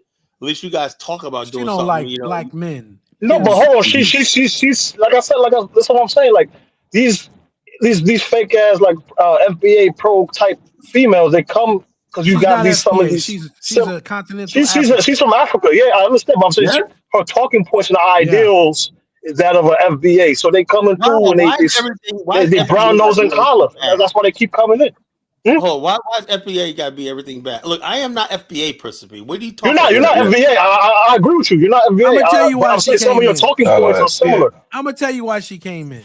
She knows Collar likes beautiful women, and so she figured, and Collar protects women. See, I'm not gonna protect. I'm not protecting these chicks. Okay, is she pretty? Yeah, she's an attractive woman. I'm not being dissuaded by their looks, and I'm not protecting them. Why you listen? You know what you clearly discover and you learn. If you're in a den of lions, why do you go as a sheep? Why would a sheep don't sit down with lions? So why would you run into a den of lions? If there's a bunch of men, right, getting ready to throw blows, okay, and do what they got to do. Now you have a choice. If you want to see what's going on, you might have to end up throwing some blows too. So if you're not prepared to get hit, then I suggest you sit down. If you're scared, get you a dog and go to church. Endo. God, listen, man. Well, this is the thing, though. Let me say this real quick, y'all. Jonathan, you wasn't here earlier, but when we were sitting up here, the other dude, what his name, Baruda, the guy the black nationalist. Yeah, but now when we was on his ass, pause. You didn't hear now one of the women say, man, leave the black man alone. Y'all too hard on the black men. See, it's just the thing of it is that one thing that black women do, they wait for you to say one wrong word against. You can't say one word against them, but you can. They'll sit up there and let you bash another man or talk shit about a man. But then if you say something about her, then now you got to entertain it. See, I don't even entertain it at all. So that's what I'm saying about Dollar Bill. The way I hear Dollar Bill tonight, he's not entertaining it. Because when you entertaining it and then you become apologists, they also know how they can come at you. So they'll sit back and listen to the show.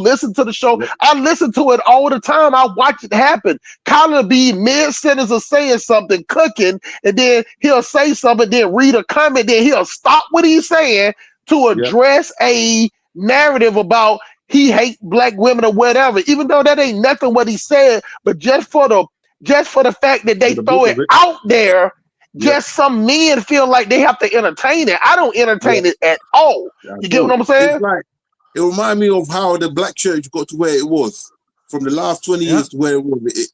Listen, they allow the women to disrespect them in the church, to go out of line, away from the rule book of the Bible. Right? I always, whenever they get yippee in the church, I used to give them a quotation from Paul. Paul said he did not allow women to speak in the church. Once you give them that quotation, they get mad.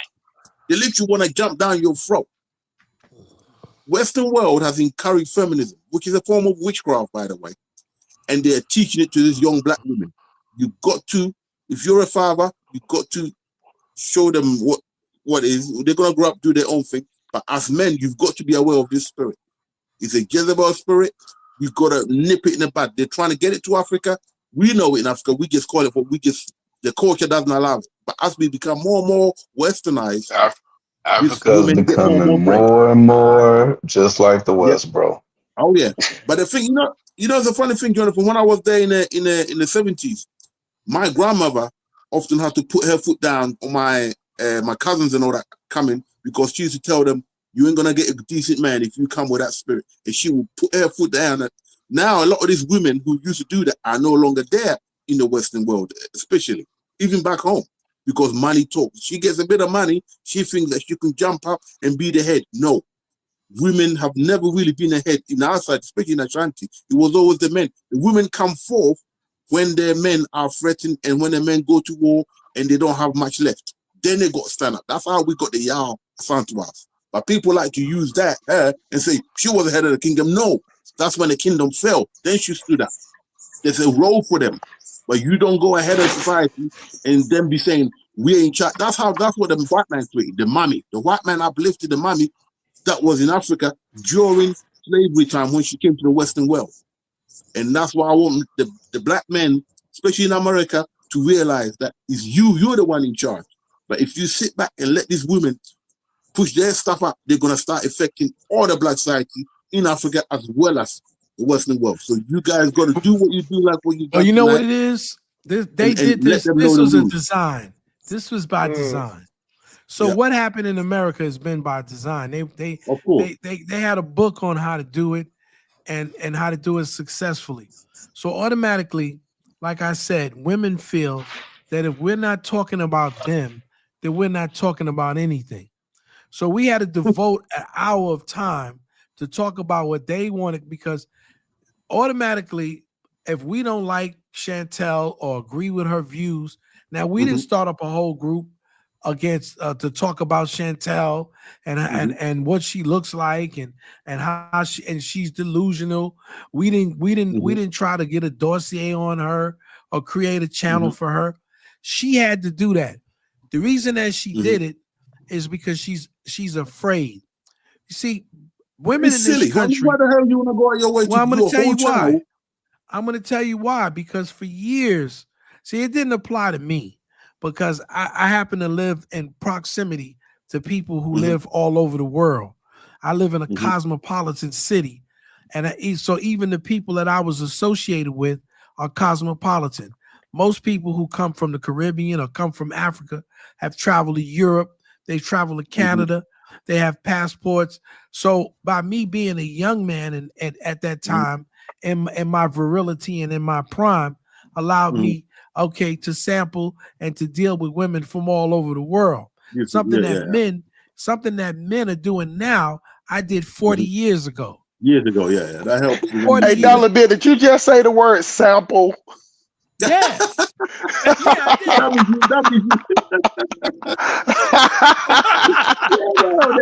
be honest. Let's call it what it is, man. So good experience. Wait, is this show about Chantel?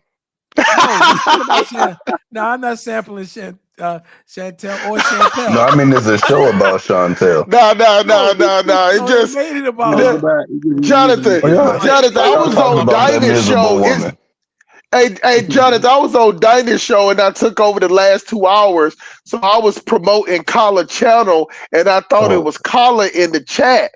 And I was like, okay, make sure y'all go to the make sure y'all click on it, subscribe, go to my brother Chad, he doing the tour. And then people was in the chat were telling me it's Chantel. And I was like, Collar too. I was like, hold on. I said, Collar must got another channel that he just used because he going live, so he just come on and talk. And then come to find out it was Chantel. And then she was like, I said, oh shit, they got beef for real. She hates him. And then I go listen to the first 30 to 45 minutes of her channel. And I was like, oh fucking shit. No, she wants him to suffer.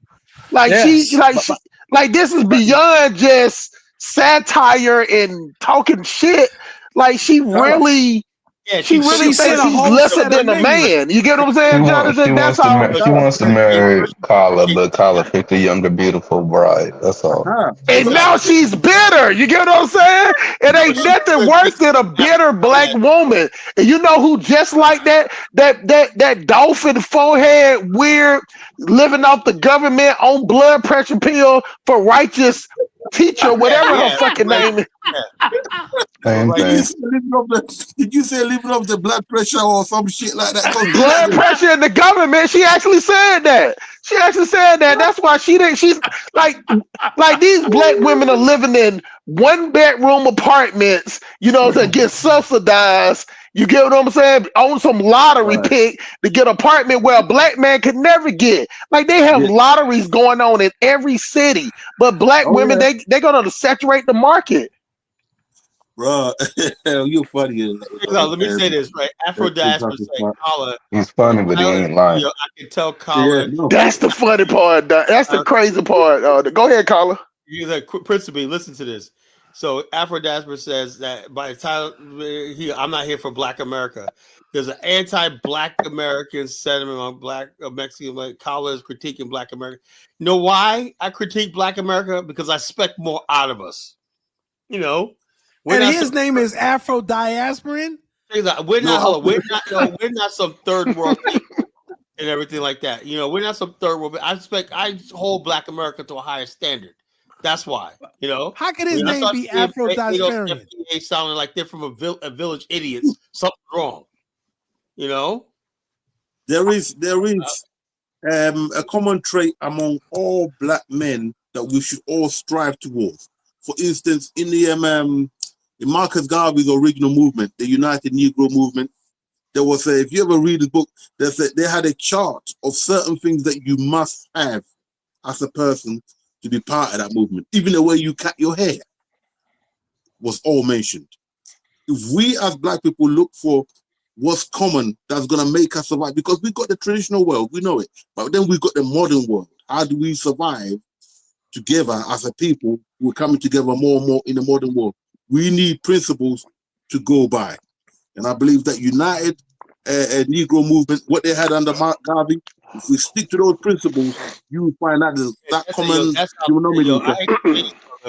But Black people have made, I never thought this would happen. Black people have taken Garvey's movement and threw it right out the door. You know? They don't care about that shit no more. When I never thought I'd see the day. I thought somewhere there was going to be a Pan-African Black nationalist revolution, but Black people said, you know something, White Zaddy, you know, we're going to rock with y'all. You know, I'm an ADOS FBA. I think that's going to change again, Carl. I think that's going to be changing. Oh, the reason why I know it's going to change. That started when niggas started saying the Black woman is God. Exactly. Exactly. That Queen Mother Earth shit. The only thing that's going to work is we have to raise the stakes. I basically said, Malcolm X always said this: any movement based for liberation of Black people based solely in America is doomed to fail, because the white man's are always going to be the ones holding the cards. So I say, okay, I'm raising. Malcolm X said that. Malcolm X. Is that Malcolm X said? Yeah. Malcolm X said that. But basically, he was talking about Black people who their liberation is only confined to America. They're not talking about a nation of their own. You know, eventually the white man's going to absorb you, right? Because he got the media, he got the narrative. As long as it happens inside the border of America, under their media, you've only got your strength as a man for so long. You understand? But hold on for a second, though, brother, because early, you just a few minutes ago, you were saying how the Black church had how the Black women has took over the Black church and ran the Black men out. What I'm saying is that it would be no type of code of conduct as long as the women has the money, as long as the women be the type of consumers that they are. Right. And that the world is, and that America is a capitalist society. The Black church is conforming, because who you think keeping the mega churches rich? It ain't Black men, it's Black women. It's the Black women. Hear me out. So therefore, is nobody gonna? Let me tell you something. I'm gonna be real honest with y'all. If Black women don't hold Black women accountable, it's nothing that's gonna happen. I've been realized that. Like Jonathan said, I realized that when these clowns sit up there was saying Black women are gods and Black women is my God, I knew it was a money grab right now. And then soon as I heard these Hoteps and Proteps and Pro Tools started talking that shit, I started looking at everything, and I saw that this article that was saying it's a reason why 98% of all shopping centers, malls is geared towards women. Like, do y'all understand that when you walk in any mall in America, 98% of the stores is geared toward, it might be 3 or 4. The only way you go into a shop that's just for men is Lids. When you go in there and get a baseball hat or some shit. 80% of marketing is geared towards women. Exactly. And another thing, Carla, you was a goddamn prophet, Carla, because I've been watching the goddamn commercials, because all my streaming sites has no commercial, but my ratchet ass daughter, she refused to get them the extra $3. So I was watching Netflix or some on hers, and every single commercial was a black woman and a white dude. Every last commercial that had those two. Yep. See, I didn't see Carla. I did not see one commercial with a black dude and a white woman, or a black dude and a black woman. It was always a white. It was always some goddamn white guy and a black woman. Yep. Every last commercial. But Simp, those commercials made black women actually think that white men want them. Thank you. And I tell them all the time. This is the last thing I'm gonna say. I promise It's a y'all. commercial, ladies. This is the last thing I say it all the time. The only thing that getting black women way is that ratchet ass attitude. They can't hide that shit forever. You know what I'm saying? Yeah. Even when Chantel, she was on the show, kind of trying to be in whatever, but that ratchet, bitter behavior is there, and they can't let it out. For the black women that know how to suppress it and rock their natural hair, they get them a white dude. But at the end of the day, white dudes will only hold them because they see that the way that they are against black men. White men don't like that shit because they're saying, like, if you do that to your own black men, you'll do that to me too. So they'll use them for target practice. But at the end of the day, they don't want that type too. They want that submissive, docile black woman. The same way how Eve was when she was with Rough Riders. She was the pit bull in a skirt. Soon as she got with the white dude, she got them wearing. She ain't wearing no dress come past her knees now. You know why? You know why? Because a lot of these black women. See tonight, Frenchie got mad and she left. Because see, the thing is, people want us, they don't want us to have these type of discussions. And the reality is that a lot of these women who like Chantel with the big mouths and talk all that shit, when they're with the white man, they are submissive.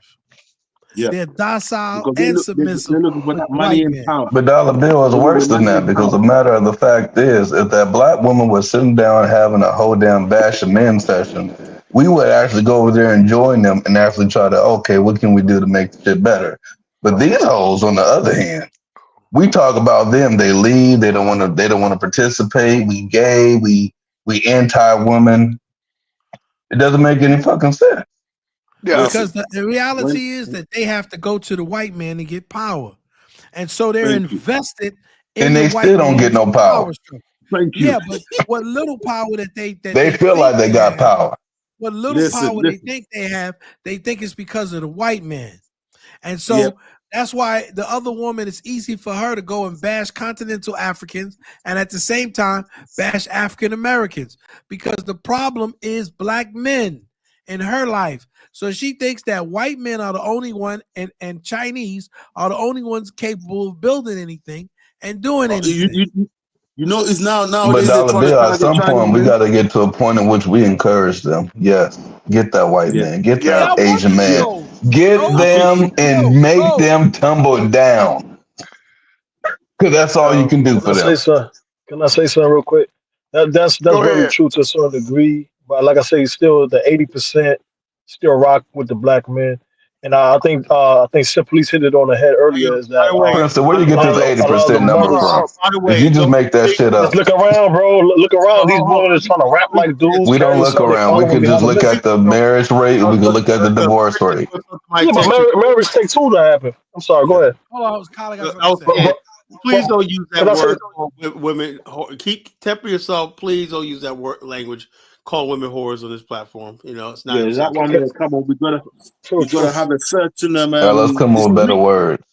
Can I add something? I don't want to hear that ever again. We gotta refrain from that. You respect that. Can I add something? What Sid was saying earlier about the woman being led by other women, because in ancient time that was actually a thing. They had their own secret societies and stuff like that in certain tribes. And they would help. Wait, what was that a thing at, Prince? In certain tribes, like certain tribes in the Congo, certain tribes in Dahomey, those tribes had those things. And look at them places today, Prince. No. But hold on. But in a certain so hold on. Can I say There's something too? Can I say something, echoing. Carla? Hold on. Hold Let on me one finish. second. Let me finish. No. You hold on 1 second.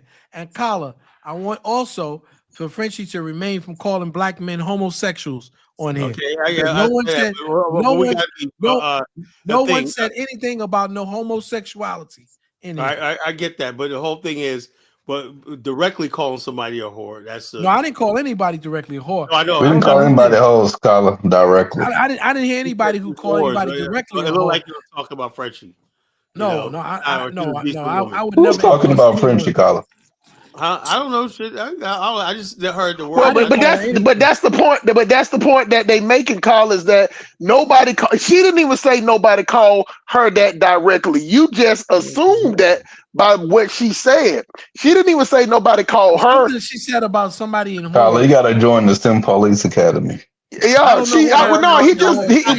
what it is that I get what Colin is saying, but nobody actually called her that. What was said is that they said hordes for leaving, so it was actually a general statement. Nobody called her that. You get what I'm saying? But she definitely called black men homosexuals, though. I remember that. She said, which was kind of inappropriate. She said, men who see men as a prize. I don't. Yeah, she said men who see men as a prize are homosexual, and I said that men are the prize. That makes me homosexual to women. To women. No, that ain't what she said, Carla. No. She got that's not what she said. That ain't what she said. She said her word for word was that the only people that see black men as the prize is homosexuals. She didn't put no type of nothing else on it. That was her exact words. And I'm just gonna be real about that. She didn't say that to women, to whatever. She said that black men, that only people that see black men as prize is homosexual. That is exactly what she said. And I left it alone. And Carla, the problem is that I'm a Christian. We believe. I don't know. Yeah. That's about. I'm a Christian. We believe that he who findeth a wife is a good thing. What Jonathan said Unfortunately, these females don't fit that description. That's all they was talking and do about. anything because these whores are leaving or left. He didn't call nobody that directly. He spoke in a general term the same way. If she's trying to say, she spoke in a general term. So if the whores is off limit, the homosexual in general should be off limits too. That's all I'm saying. That's being fair. No, you don't have to be gay. I'm telling the men that we are the prize. We are the ones that are feeding the family. We are the ones that are going out and doing the dangerous jobs. We fight the wars. Okay? We are the ones that fighting the wars. So therefore, we are the prize. We create the system that these females benefit from and then complain about. I didn't say anything about loving men. In the Western world, yourself, man. In the Western world, the black man is more or less, if we look at the whole equation, we are more or less in the Western world powerless. But in our societies, we hold the power. And it's easy to test this. You bring a black woman from, say, Africa or the Caribbean, bring her here, and then after 10 years, tell her you want to go back home. And you're going to see, you listen to the response. They can't compete with the women back home, the younger ones. And they get scared. I didn't understand your statement, but I didn't vilify you for it. I'm not going to, I just ignored it. Because when you said that, I know you just don't understand what I'm saying. When I say that men are the prize. That's not what you're saying, bro. No, not you. I'm talking to the sister. So I didn't say that. I didn't know. I know that she doesn't really understand what I mean when I say that. That men are the prize. Men are the prize because let me. You know what? I'm gonna tell you. I'm gonna tell you a little tidbit. Men are the prize. No. Let me tell you. Dollar Bill, just give the quick Kevin Samuels example. He just let it go. Men are the prize. We provide everything. All you got to do is just lay down on your stomach or lay down on your back. Cook some food and that's it. And we'll go out there and handle the rest of everything else. I'm gonna be nice. You and her are having an argument. You can be ugly as hell and we still do it. And I'm not gonna get into that.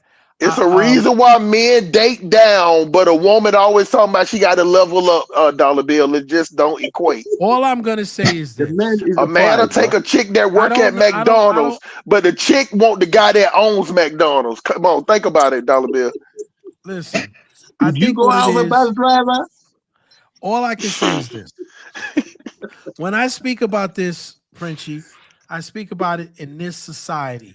I understand that you disagree, and you have every right to disagree. I'm talking about in this society, men are trained to be a certain way, and a lot of them are trained by women because their fathers are not home.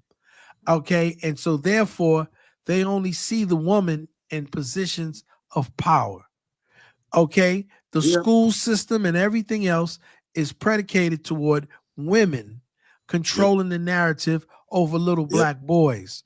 And because of that, the little black boys never get a chance to see self-actualization because they're not around people who look like them until they're grown men. Power. Yep, and in in power. power. And so these are the situations that occur, okay, of what I'm talking about. I'm not bashing you. I'm just explaining to you, okay, that when people make certain statements, I understand that they don't understand what goes on here in America. Okay, you can have a difference of opinion. I don't have a problem. But women to think in this society that men are not the prize when it's men who make more money, it's men who take more risks, it's men who are going to jail for women. Women are not doing that for men. Yeah. Right. I'm saying this to understand, you know, if you don't like it, you don't want me to address you, that's fine.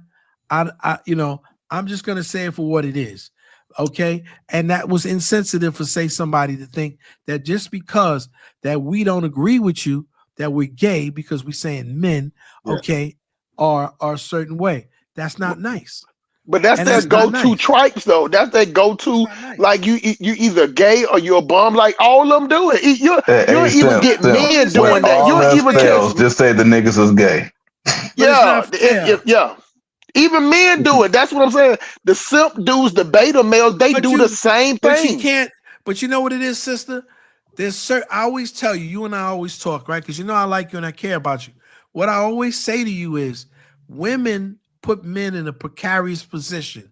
They can say certain things that they want to say, but if the shoe was on the other foot and I called you a lesbian and said the way you're thinking is a feminist and a lesbian thing, then automatically I'm an anti-misogynistic black man, and I hate my mother and I hate women. Hold on, Dollar Bill, let's take it even further. Hey, caller, you remember earlier when we first started talking about the Chantel thing, right? If we was, maybe because I don't talk, I never got in a deep conversation with Chantel because I don't really deal with women's issues and stuff like that. So maybe because Chantel's angry because I just sort of like, okay, Chantel, what do you got to say? And no, she's angry because you symbolize a man who you utilize the options, okay, that you did not have to accept, okay, what she's giving you, okay, that's all. Caller, be honest. She's mad because you won't kiss her ass. Come on, man. Let's just be honest, bro. Yeah, well, the way listen, bro. The way she wants you to kiss her ass. You get what I'm saying? Because I hear you. Sometimes you'll take up for them, and then the ones you don't want to take care, you take up. Like that day when she felt the feeling, she wanted you to come to her rescue, and you did. And you became public enemy number one. She made a page, put a picture up on you and everything. She went to she took her case to the For Righteous and whatnot, and said, me whatnot. And then basically, after Dumbass came on here, and you know me, I just let people talk, right? And they're both like, you see how colleges let effort dumbass walk over women, blah, blah, blah, blah, blah. Look, I'm just like here doing a show like this. And she don't like the fact that I got Frenchie as a moderator. And she hates that. She goes, I want to be a moderator, blah, blah. Why you got this? Look, I tell you all the time, look. She wants you to hate African women. The other one wants you to hate African men. This is what I'm saying. When I say that, look, I am not. When somebody asked me a little while ago, said, "Caller, you're a Pan-African now." This is the type of Pan-African I am, right? If you're black and you're sane and civilized, right, and we can have a conversation, okay, I'm a Pan-African. But if you eat bush meat, you're a freaking savage, whatever like that. You're talking crazy shit. No, It depends what Bush make. It depends what Bush make, bro. I don't eat Bush meat at all. I can't do that. No, but you know what I mean. You know what I mean. I'm still a hunter gatherer. But Carla, at the end of the day, you didn't protect her from Elvis saying that he was going to eat her. Look. She really believed that he meant that shit, and that made me look at her like she got to be the dumbest female that ever existed. I did represent Elvis, man. I said, look, that was out of line. But she took it too far. She started attacking me for it. I said I couldn't control what came out of Elvis's mouth. Once he I protected her against Collar, hold on, Dollar Bill. Hold on, Collar Bill. Hey, Collar, you know I love you like a brother, right? I'm gonna be honest with you. She wanted you to protect her as fast as you protect Frenchie. That's what she wanted to see. Yeah, but the thing is, but Frenchies don't sit here and bash me all the time. I understand that. Carla, you preaching to the choir. I'm just telling you that's the way she saw it. You get what I'm saying? She wanted you to wanted you to dive. Carla, she wanted you to dive from Virginia. She wanted you to dive from Virginia to New Orleans with a blanket on her. You get what I'm saying? That's what she wanted. Well, you don't protect her like you protect Frenchie. And yeah, she feels you're supposed to let her beat up on you and then save her ass afterwards. I couldn't understand that, man. I'm like, okay, I said to myself, Frenchie don't attack you. She attacks you. She don't attack Just you. Before that, she was praising Elvis. Remember that? She was praising. Elvis. Frenchie don't attack you. She attacks me, and then she don't attack me because I'm saying something directly to her. She gets upset with me if I say something about somebody else, and I'm like, Frenchie, I haven't said one word to you, mean or anything to you. She gets angry with me, and I'm like, why you always getting angry with me? Check us out, Dollar Bill. Which we go just that same conversation, right? Elvis, Elvis was caping for her, and basically in the beginning, Elvis was all Elvis. All Elvis is great right now. And then they got into an argument about Africa. Well, I don't look African. Elvis goes, yes, you do. And she went off. Man, I don't like no goddamn African. I didn't misrepresent what you said, Frenchie. She the one that said it. You should have clarified what you said when you made that homosexual thing. It was, let me just be honest with you. You know what? I'm going to take the gloves off. Yeah, but this is your fault. No, if you were an African-American woman, I probably would have told you off for saying something like that. But I know that you and Collar's tight, so I didn't say it. Elvis, this your fault. Yeah, bro. Tell her you was gonna eat her. You got that woman over there scared and shit in the witness protection program. Misrepresent what you said. You should have clarified what you said when you came out and made a statement like that. Your statement should have said, well, and had a preference to it. But when I came out and said that men are the prize, you said, oh, men that think men are the prize are homosexual. That's what you said. I didn't misrepresent you. You misrepresented yourself. If you didn't mean that, you shouldn't have said it. All right, Dollar Bill, let me give you my take on this whole conversation, right? Or either clarified it, you know what I'm saying? Right. So, yeah, for some of us. What I said or your take on what you said? What take are you taking on? What do you mean? I'm talking about this whole thing with the women and when you gonna go apologize for threatening to eat a girl? She's from the thing that bothers me. You're from New Orleans. You've seen worse shit in New Orleans. Hold on, let me say what I wanted to say, bro. Damn, I thought you were from the hood. For real, man. What hood you from? You ain't from New Orleans. He ain't from New Orleans. You ain't from New Orleans. No, he's talking about Chantel. Chantel from New Orleans. You know, I miss New Orleans. You know what I meant to say to Chantel? It's sound bad anyway because of what happened in Liberia.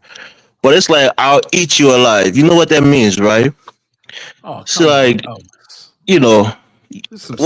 maybe I don't understand it, but it's like, you stand no chance against me. Like, I'll eat you up. That's that kind of, saying, right? Because she said, you won't be saying that if I was in front of you or something. She said, I was like, I'll eat you raw, but I really meant to say, like, I'll eat you alive. Like, can't do nothing to me. That's what I meant. But she took it the other way because she think what happened in Liberia with the cannibals. That's what I bet. I came to this country when I was 10 years old. I have no violent record on my record. I'm not a violent person. Since you came here. People when you went on vacation. Yeah, I'm sure I've been eating people when I came to this country. But my point is, Elvis, at the end of the day, you scared Chantel. You scared Frenchie at one point. She was threatening to sue you. You scaring this woman now. You can't be eating everybody, bro. But these women, they love Elvis, though. They love Elvis, man. Because he be simping like listen, a motherfucker. like I told y'all before, they love a simp while the simp is simping. As soon as the simp stops simping, then they're gonna go against him. Then you become the enemy. I've been telling y'all this shit for years. So it's pointless because they turn on the simp. They turn on the simp even worse because they feel like the simp should never go against them. So when the simp goes against the status quo, he becomes the even worse enemy. You become the evil simp. Listen, yeah, he become the evil simp. See, listen, it's crazy. The fact of the matter is, I never. I wanted to respond to you, brother. Let me see what I wanted to. I'm gonna let you respond.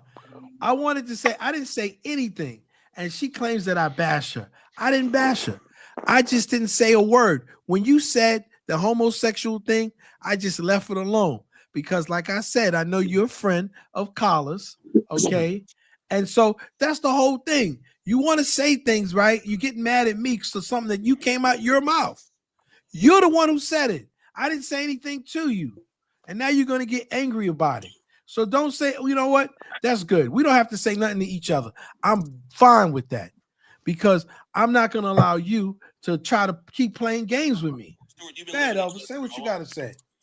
Don't call people homosexual. As men, we shouldn't spend. Listen, as men, we shouldn't spend too much time talking about women too long. Yeah. No, I disagree with you when you said women. This is what I said. Dollar Bill, let me speak, bro. This is what I said. You want to argue with Frenchie in the chat? No, I'm not arguing with Frenchie. This is Frenchie, come up so y'all can argue this is at what the I'm same saying. time. Say it again. Speak that sexy British accent. If anybody, I don't care if you're a man, one child, one eye, or dolphin. Be like Kamala. Say it to my face. If somebody says something again, I'm not that. I feel that is disrespectful toward me. I don't care if it's my last day up here. I'm gonna say what I gotta say, and then Collar could throw me off. We'll still be friends, but I'm not gonna allow people to continuously, play games with me and keep whatever. Dollar Bill, you angry with me for what? You called me a homosexual, and I didn't say nothing, but now I'm still bashing you. Oh man! Don't worry, French, I got you. But Dollar Bill, I did not call you directly a homosexual. I said gay men that say we are the prize, men are the prize, are homosexuals. That doesn't include you, Dollar Bill. All right, go ahead, Elvis. Let's move on. I had to get that out of my spirit. I was gonna say again, I was gonna say I disagree when you say that women are in the price, right? Because it depends on the woman that you are talking about. Most men, the women that they marry, for them, it might not be because they make more money or because they're so beautiful. There's something special about that woman that they feel like is better than other women that they've been with before. So I'm sure you think that about your wife, and other people feel that way about their wives. So some women are prizes, right? And vice versa. Sometimes they think you're the prize as well. None of them are damn prize. That's just the shit we believe in our head. I mean, you gotta define what you mean by prize. What do you mean by that? The men are the prize, and none of them are prizes. Why? Because we provide. Or women have they raise our kids. They make our meals, they clean up, they do a lot of other things that we don't want to do. That sounds like a fucking thing. That ain't no prize, you dumbass nigga. There's a thing called DoorDash. Yeah. No, I'm saying we both have roles, right? We have roles in our relationship, bro. That man can be replaced, but you damn sure can't replace no provider. We have roles in our relationship, Jonathan. There's certain things that you see your wife doing. We can replace a cook with DoorDash. When she's handling the kids, right? With Homoglow. You can replace everything. There's certain ways that your wife will handle your kids that you know innately as a man, it will be hard for you to handle your kids that way. Certain things she would do that you know as a man is just not in your nature to do. So we have roles and we play certain roles in our relationships. Elvis, you ever heard of a nanny? I mean, you rather have a nanny raise your kid than your wife? Is that what you're saying, Jonathan? Elvis, you trying have you heard of that? That means the possibility of a nanny can actually raise your children. Elvis, I've been married probably by longer than by you've been logic, alive. Jonathan. Just based on logic. Based on logic. Probably longer than you've been alive. Crazy, So man. when I tell you that you are the prize, because all of those things that you're talking about she can do, somebody else could have done them too. That's not a job that she couldn't do. But how many people gonna do what you do and do what you did? How many of those? You're not hearing what I'm saying. I'm not saying that I'm not a prize. I'm just saying that we both have roles and we can be appreciative of each other, right? I know. Servitude is Elvis, we both have roles and we both should be appreciative of each other. Unfortunately, one side is not carrying their fucking part. Listen, let me That's what I'm saying. What are you saying? Are you saying that the woman is not carrying the financial weight, or she's not carrying the woman is not carrying their part, and that's just what it is. Elvis. We have to deal with financially, reality. or in other ways?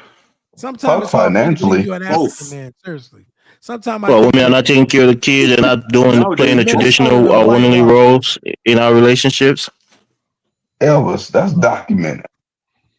Okay, I mean, so people have different Statistics say that, experiences, bro. Elvis. That's not something we can contradict. No, I'm saying people have different experiences, right? If you have a relationship and you have a good woman who's taking care of your kids, understand why you guys are in a relationship, then it's different. Other people may find a wrong mate, Can I say and something? things goes wrong. Can I say something? It's not the same for every man. That's what I'm saying. Can I say something? Yeah, it's not the same for every man, but most men listen, tend to be married. Most black women tend not to be married. Can I say something to you? Then I'm gonna drop the mic for the rest of the night and get to sleep so I can go to work. Go ahead, Dollar Bill. Let me just say this, and people gonna get angry with me, but I don't give a damn. They've been angry with me all night, so they might as well go to bed and sleep tonight and be angry with me. Sleep on it. Sleep on it. Let me just tell you the truth of the matter. Is your woman gonna get down there with you and put concrete in? Was she concrete in a floor or a driveway with you? She'll bring you some lemonade.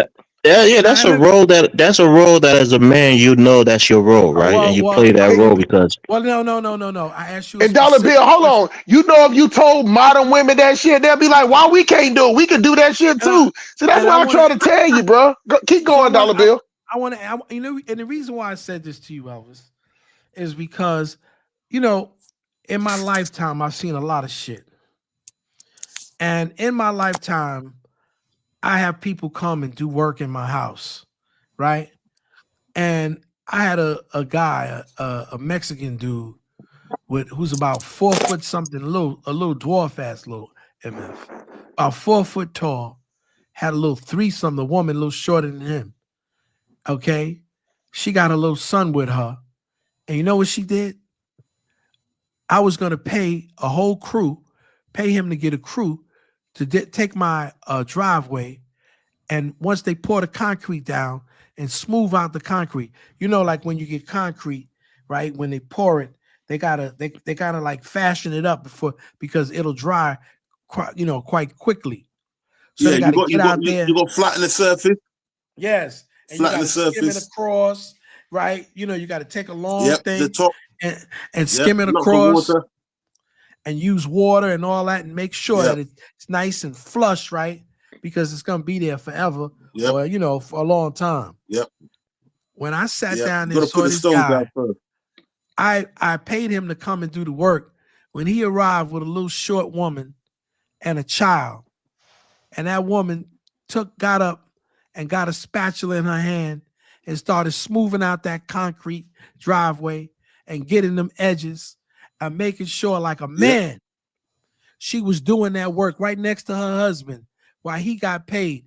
And she didn't say one single word. And then after they did that, I had them come for another job. And she turned around and got on that floor and broke up the tile and swept it up. And then she turned around and she laid down the concrete like material, and then she put them down nice and smooth, and then she cleaned it off, and then she took it and she put the stuff on top and wiped it away. You see, you give me a black sister. Oh, I knew where you're going, and I have an example right now for you, Dollar Bill. Now I'm talking about the average black sister. I don't care where she's from. is not going to get down there and do no concrete work. I can't. It wouldn't even come to your head. Okay. Yeah, I have a friend. His dad. Do a driveway. His dad has a trash business, right? Where to go around picking up like old furniture and stuff like that. He has this big old black truck that has a flatbed in it, very big truck. And he has his girlfriend with him, who does his work with him. Liberian people, people. I think they're Mandingos. So it's not abnormal to see people doing this, right? Some people it's time for reality, Elvis. How many construction workers have you seen that are women? No, listen to what I'm saying, Jonathan. Listen to what I'm saying, right? Your husband and wives who are in business together, right? I have a friend, and again, it's not like manual work, but they're in business together. They're real estate agents. They do business together and slap concrete on the damn out there in the No, that's what I'm saying. You're saying that like men, husband and wife don't work together. They work together sometimes. You was talking about paving the yard, laying concrete, building a house, and this clown sitting up here talking about real estate. Why does you always try to attack me, man? Well, I'm just telling the truth. These are, I was saying, if Jonathan said that sissy ass shit, I would have said the same thing to him too. But the thing about it, we said this early, speaking about the anomaly, speaking about the anecdotal. We're talking, Dollar Bill clearly said that the average. They ain't talking about no one-off. Somebody that you know, it's not that strange, I know. Dollar Bill. If you know a lot of people, right? They know, and every black man on here know it's the average. The only people that don't if you're know just talking about physical work, Dollar Bill. Yeah, a lot of women help their husbands with their work. I told my wife most of the time it depends on what the man does for a living. And she had to go in the driveway and smooth out some damn concrete, and do all that shit. And you know what? I'd be looking for a new place to stay. Yeah, because for example, it depends on how long they've been together. He didn't just meet that woman the first day she started laying concrete. She probably watched him do it for a while, and she learned it. He taught her. I'm gonna tell you what the first thing that'll come out of her mouth. She gonna say, "Nigga, do you think I went to college to sit down to help you run some concrete on the goddamn floor?" Thank you. But is that your job, Dollar Bill? It don't matter if it was my avocation. She ain't doing it. No, it's you got to understand the disposition of certain women, right? That woman, she's coming there with her man every time he comes to work for you. She probably doesn't have a job, so they probably work together. That's a situation. That's situational. But I'm giving you examples. There's some women that work with their man in their field. This is a woman. This is a woman who's still taking care of a kid, who's still cooking for her husband, and she's willing to get down on the floor with him. But she's probably not working outside of the home, right? Most black women that work outside of the home, they're doing nursing or they're doing something else. They go out there and stand for 40 hours and make money. Elvis, I'm not gonna cuss you. I think you're a nice guy, but why would you want to cuss me, Dollar Bill? Because tonight I think you're being very disingenuous. Oh no, I'm saying that woman obviously she probably doesn't work out of the house. If she's coming to her husband's and spending hours at your house doing work, she's working with her husband. If you have a wife who has a college degree and has a degree, how do you come up with something that you're talking about, and then somebody else start telling you what probably they do and probably they don't do? Probably she from Africa, probably she from Liberia, probably she from Colombia. Who puts the word in probably like 1,000 times to try to make something that you talked about, something that you saw, something that you seen, and then try to make the word then throw in Dollar Bill, I'm saying that because that one example is not necessarily reflective of all the situations out there. It's not necessarily reflective of they're not gonna hold on, there's individuals who do like his point is true. Like there's certain people that work with their husband literally. I know if you're married to a lesbian stud, she might do it. I mean you just talk about this concrete thing. I'm giving you another physical word that a friend of my father does with his girlfriend. It happens, bro. Companies with both male, female, catering, cleaning. Hey, brothers, check this out. Hold up. I want to play a video of Phil Scott. You know, this is what I'm talking about. This anti-immigrant. I heard you, Dollar Bill. Go ahead, Colin. Play that video, man. Play that beautiful bean footage. I'm not gonna play all of it. I'm just gonna play a little bit. But the overall tone, what I'm saying, I thought Phil Scott had a chance of being alternative media, everything. He like did. That. But he just took a left turn. He wasn't like He's this. doing too much FBA stuff. He's doing too much FBA stuff. You know, a lot of people are afraid right now because Trump and ICE and Tom Homan is going door to door. They're hitting all the major cities. They're not playing. Well, a lot of, the immigrants are starting to get some act right. And now some of the immigrants who didn't want nothing to do with us, fair use, folks. Immigrants that did not want to join any kind of union with us, right? Now all of a sudden they want to reach out to FBAs, and I'm getting offended at this point. But let's go ahead and play this clip. Amazed of how many people from the Black community are telling me to go back to Mexico, telling Mexicans to go back to Mexico because we're illegal and it's a crime. It was also a crime when your ancestors went to Mexico, when they were escaping the white people and Mexico helped them. A lot of Mexicans got killed for that. They helped them. They help your people. We didn't oppress you guys. And this is how you guys pay us in the past. That is true, but Mexico fought for Black people when America was expanding. A lot of Black people took refuge in Mexico. That's right. I hear Black people talking about how many Black people are in Mexico today. I think Dollar Bill mentioned it. There's a lot of Black people in Mexico. How they got there? I'm saying historically, Mexico has never tried. They outlawed slavery, and they basically gave a refuge to Black people. So but they were also some of the biggest perpetrators of slavery. They had they weren't. No, I disagree. Mexico got rid of slavery. It was a Mexican king. They got rid of it in Mexico. Yeah, they did, but that was the Spaniards. That was a Spain. But the Mexicans, the people who are mestizo, mixed Indian, they would say no, hell no. It was a white Mexicans. Well, so you say that. But what about the ones? What about the ones in California firebombing Black people in California and killing Black people on site? That's in America. That's Mexican. Those are Mexican Americans. No, those are not just Mexican Americans. Those are Mexicans who are coming here in gangs. So you can't do it both ways. I would say like this.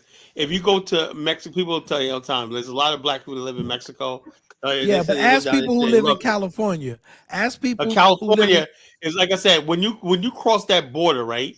Just like if you go to China, Hong Kong, whatnot, Philippines, like this. But as soon as people come to America, it's the same thing. Like Africans, right? You go to Liberia, like you would think, like if you listen to Liberians online, you would think people in Liberia like that. No, it's when they get to America. Yeah, but Mexican people Liberians are not killing you after the coup. The Mexicans are killing Black people in California. No, I ain't even gonna get more information on that.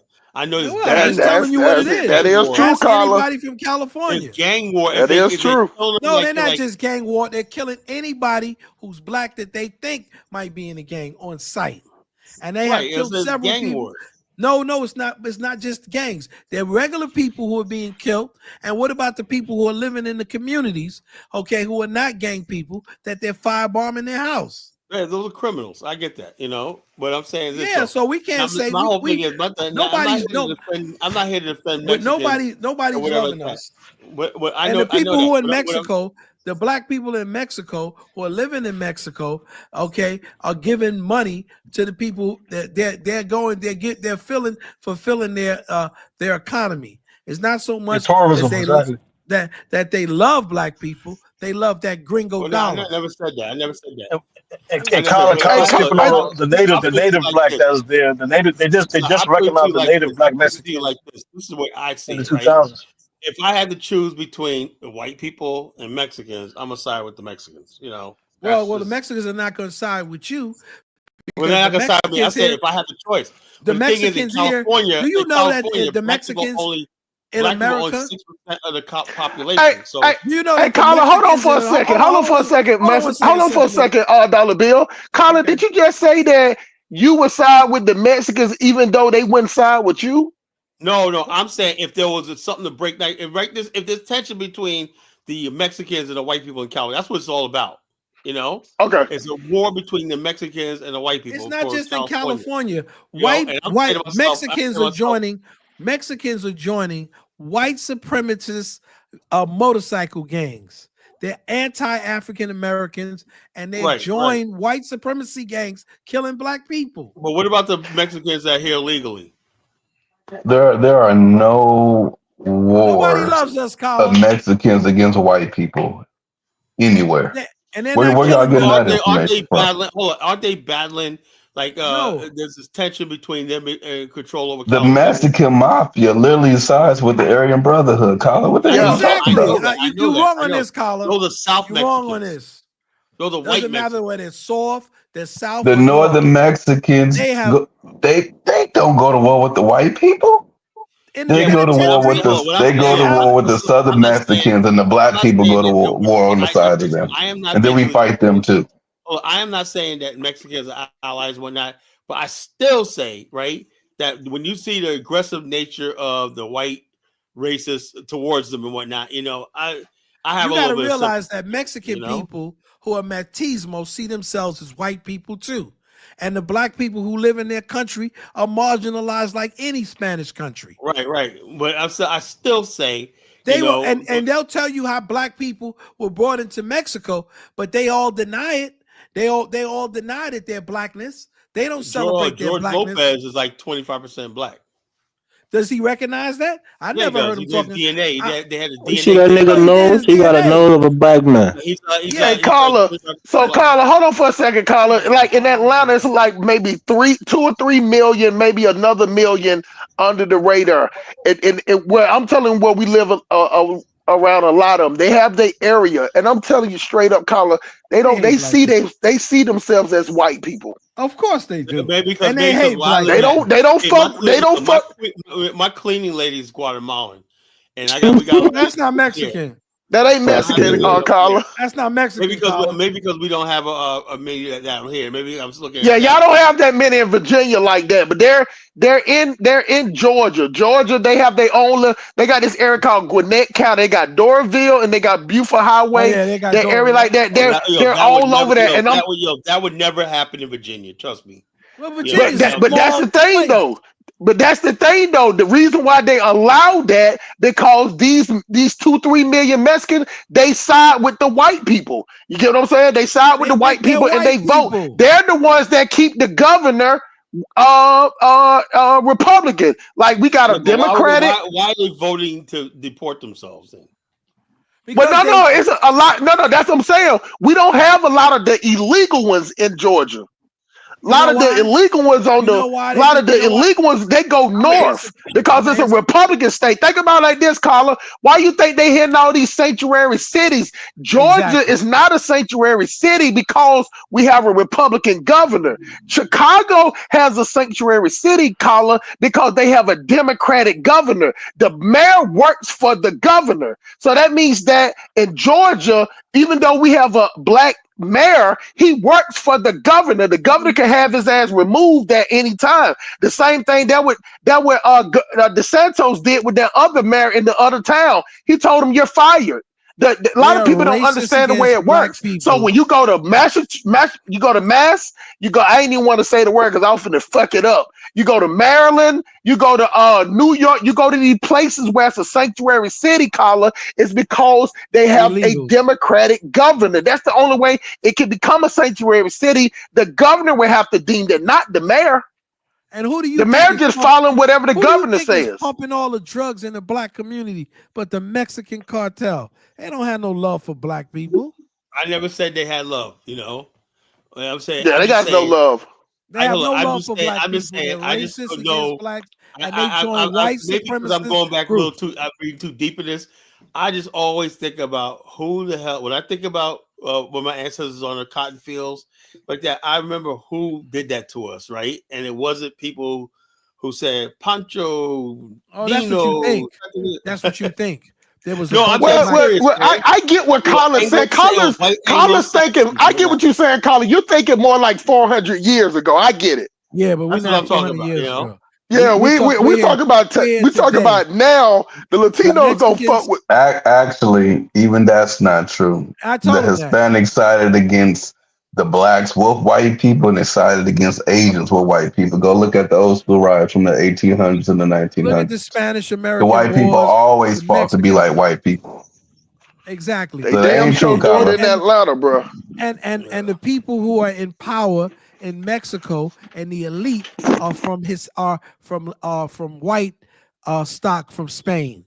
Well, I know. Like I know both Mexicans. And another thing, Carla, they help maybe 200, 300 black people. That's what the fuck is that?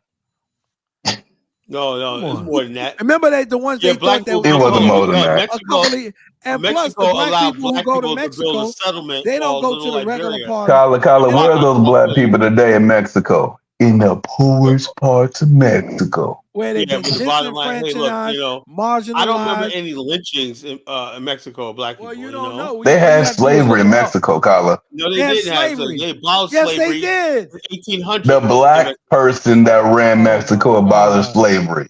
The white ones wanted to keep it. What are you talking about, Carla? Yeah, I know that, but it still got abolished. Oh my God. If you know that, then why are you bringing that up? Had to take a civil war to abolish slavery in America, right? So I'm like this. Hey, Carla, that's just like when they I have no love for the white Anglo-Saxon, because to me, Carla, you can have no love for the white Anglo-Saxon, but you can't have no love for the person that wants to be white Anglo-Saxon against you. This is not our war. This is not our war. That's like you get into the boxing ring and you're trying to fight somebody while simultaneously punching your fucking self. No, what I'm saying basically is I'm like, look, it's all right if we don't like Mexicans. I get that, right? But what I'm saying is, why are we sending signals to white people that we're going along with their purity? That's not sending a signal to white people. That's not sending no signal to white people. White people gonna do what they do regardless. Let's finish watching Phil. Let's finish watching Phil. Right? Tell me what you think. Watch a little, not all of it, but just watch it a little bit. Black people needed Mexicans. Right now, Mexicans need you guys. And in the future, you never know, because things change. Sometimes maybe the white people are going to need us. Maybe the black people are going to need us. You don't know, because God give us things. Give us blessings, but he can take them away so fast. So you need to be humble. You need to be humble. No, I'm Carla, you like being disrespectful about Mexicans. What she says. No. What I'm saying is Phil Scott's wife is Mexican. You know that, right? My partner got a woman that's Mexican. It was all good about a week ago, wasn't it? It was all good about a week ago. You wasn't talking like this at all, ma'am. We can easily go back to your TikTok and see you wasn't mentioning anything about needing FBAs. But now, this week, Donald Trump gets in office and all of a sudden, hey, what are FBAs at? Well, let's address something she said historically. Yes. Now, my whole thing is, like I said, I don't feel we should be taken up for Mexicans and illegals. I get that, but I'm still I think this is what we should set out, Yeah, I agree with that part, Carla. Yeah, I agree with that part. We should set out of it. I don't think we owe. I don't think we owe any. Carla, the reason why I agree with you that we need to stay out of it because we don't have no power in the situation anyway. We don't. So why root or don't root if we have no power in it anyway? So I agree with you on that. But let me tell you something fucked up that she said though, Carla. In 1 minute she talking about asking for help and all that. Then the next minute she talking about God and telling us to be humble. How the hell you gonna tell somebody to be humble that you need our help? Yeah, what the fuck we got to be humble about? They didn't want to help before. Why do they need our help now? But what black people can do is they understand. As black people need our help now. Understand this. We have a lot of we should be building a lot of power from this, right? If Black America is going to be the deciding vote in the future, whatnot, let's not tip our hand too soon. We ain't going to be the deciding vote. They still going to be it. Platform can name me one Mexican that got their ass whooped in Selma or anywhere else in the South. Please give me that information because I don't know one. They wrote us. We don't have a dog when in they this. got power, they said, F you niggas. Exactly. So to hell with them. Che Guevara, and all this Send them all back. That I can agree with. They rode us. They rode us like do you a think pony. we should be on television, basically calling ICE and all stuff like that? You know. Yes. Well, I mean, if you can make, send them all back. if you can make a few dollars, why Carla, I like this country better when white people and black people hated each other, and that's it. We need to go back to that. Listen, if I can get a car, we can acknowledge our enemies a lot more better. Even the Caribbeans were on our side back then. Now they confused. Black. I give up a couple of Mexicans definitely for a steak dinner. I ain't fucking. How much are they paying? I wonder how much. I ain't fucking with them because I know how they feel about us in Atlanta. I mean, Colin, when you come to them in Atlanta, bro, they act like they don't even speak English. But when the white people come up, in the minority, they're cool. for that.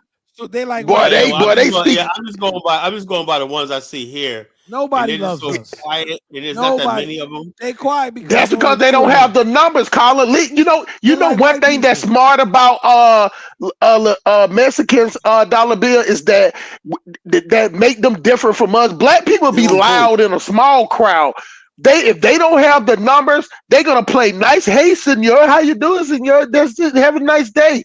Until they get the numbers. Let it get 2 or 3 million of them. They throwing up gang signs, calling you nigga. They calling you nigga and everything. Want to know why you in their neighborhood? Listen, why guys, you in their neighborhood? Listen, the Mexicans following you around. Yeah. Listen, the Mexicans. That's how they act when they get their numbers. Y'all got it rough out there. Goddamn, man. You know. That's how they get. Collar, they got no go zones in where they live at out there. They got a pecking order, bro. Like it's straight up like that. Redneck and a blackneck state. You know, that's just the way it is. You know. Yeah. Rednecks and blacknecks here. So what I'm saying is that the way it's set up in Georgia, some of these Mexicans sound like them. The way that it's set up in Georgia is that they want the illegals want to come in, and if they're legal, they can open up business, and the governor is giving them grants for their business. You know, they buying up all the trucks that nobody don't want no more. So you know, Georgia's a big truck state, just like Texas. They buying all the trucks. And what it is that that's the way it's set up in Georgia. But you know what I'm saying? I deal with them every day. You get what I'm saying? And the only way they'll deal with you if you're black, if you're in some type of authority. That's it. Nothing other than that.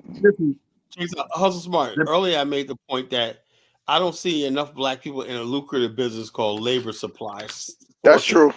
You know, and black people complain about stuff.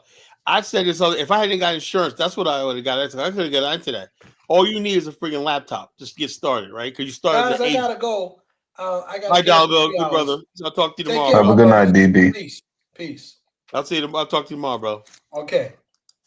Check us out. Anyway, staffing services mean that what you do is you create a database of people who are looking for jobs, right? Put their skills down and everything, and companies call you because you can supply them with labor. You know, that's why these Mexican staffing services are doing so well, because they got a whole bunch of people that speak Spanish and whatnot, you know, and the companies hire them rather than hiring regular workers because they don't have to pay workman's comp, health care, and all stuff like that, you know. So black people didn't get into that business, you know, staffing, you know, labor staffing and human resources. You know, we didn't get into Carla, how are we going to compete with people that's willing to be dramatically underpaid? Well, actually, to tell you the truth, man, they're not actually getting underpaid. You know, the problem is if you'd be surprised how many of them working making like $15, $20 an hour. The thing Carla, they are underpaid. They're definitely underpaid. I'm violently telling you right now, they are underpaid. Yeah, even the Mexicans that be out here to the rail yard, Carla, they making about $10, $11 an hour. But it's a group of 60 of them. You get what I'm saying? They all work together. They all stay in the same neighborhood. Together. They live together. That's the thing that they got us to live like we used to live in the 1950s, Carla. We not doing why not? it. We need to go back to that, man. Sure, you know. Carla, back in the 1950s, they were showing documentaries of how black people who were trying to migrate to New York or migrate to California, how they were trying to dramatically, negotiate their daily pay of $1. And then the Mexicans would come in, we ordered for 29 cents. Come on, Carla. It wasn't that good back then either. Carla, the issue is that if you need a big job done, you can get a group of Mexicans to do it quicker than you can get a group of black people to do it. The Mexicans But the Mexicans would do a bad job. They'll show up, but they'll do a horrible job. Call it what it is. You know what I'm saying? But they'll be there. They'll be there though. They'll do a horrible job, and then the Mexicans got this thing to where they do good. Carla, is that they learn on the job. So a lot of companies would be like, okay, we can train them. We get one of them that know how to speak English good, and then we'll make him over them. You get what I'm saying? And then they'll train as they go. So they don't. Black people, they can get them to do the job off the rip. Show them a video, do training. Mexicans take a little bit more time, but still they have the numbers. So it's hard to beat the numbers, Carla. That's what the problem with black people. You can't. Black people are gonna. Let's say these Mexicans, these Hispanics get deported. Will black people fill the vacuum in these things? They have to. Well, think about it like this, Colin. This is the thing that I was talking about earlier. That we're thinking about it micro. We need to think about it at a big level. It's even if 11 million, it's still 11 million. If 11 million go, it's still 60-some million still here. It's 78 million of them here. Where'd you get that number from? 78 million. I didn't know it was that many people.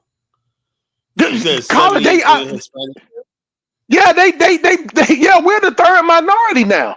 They got hold on. Well, I know that we're more than us, but 70-something million. 70. Hold on, let me tell you. This is the number. I'm gonna pull it up for you. Let me pull out the MacBook Pro. Let me get it on Pornhub.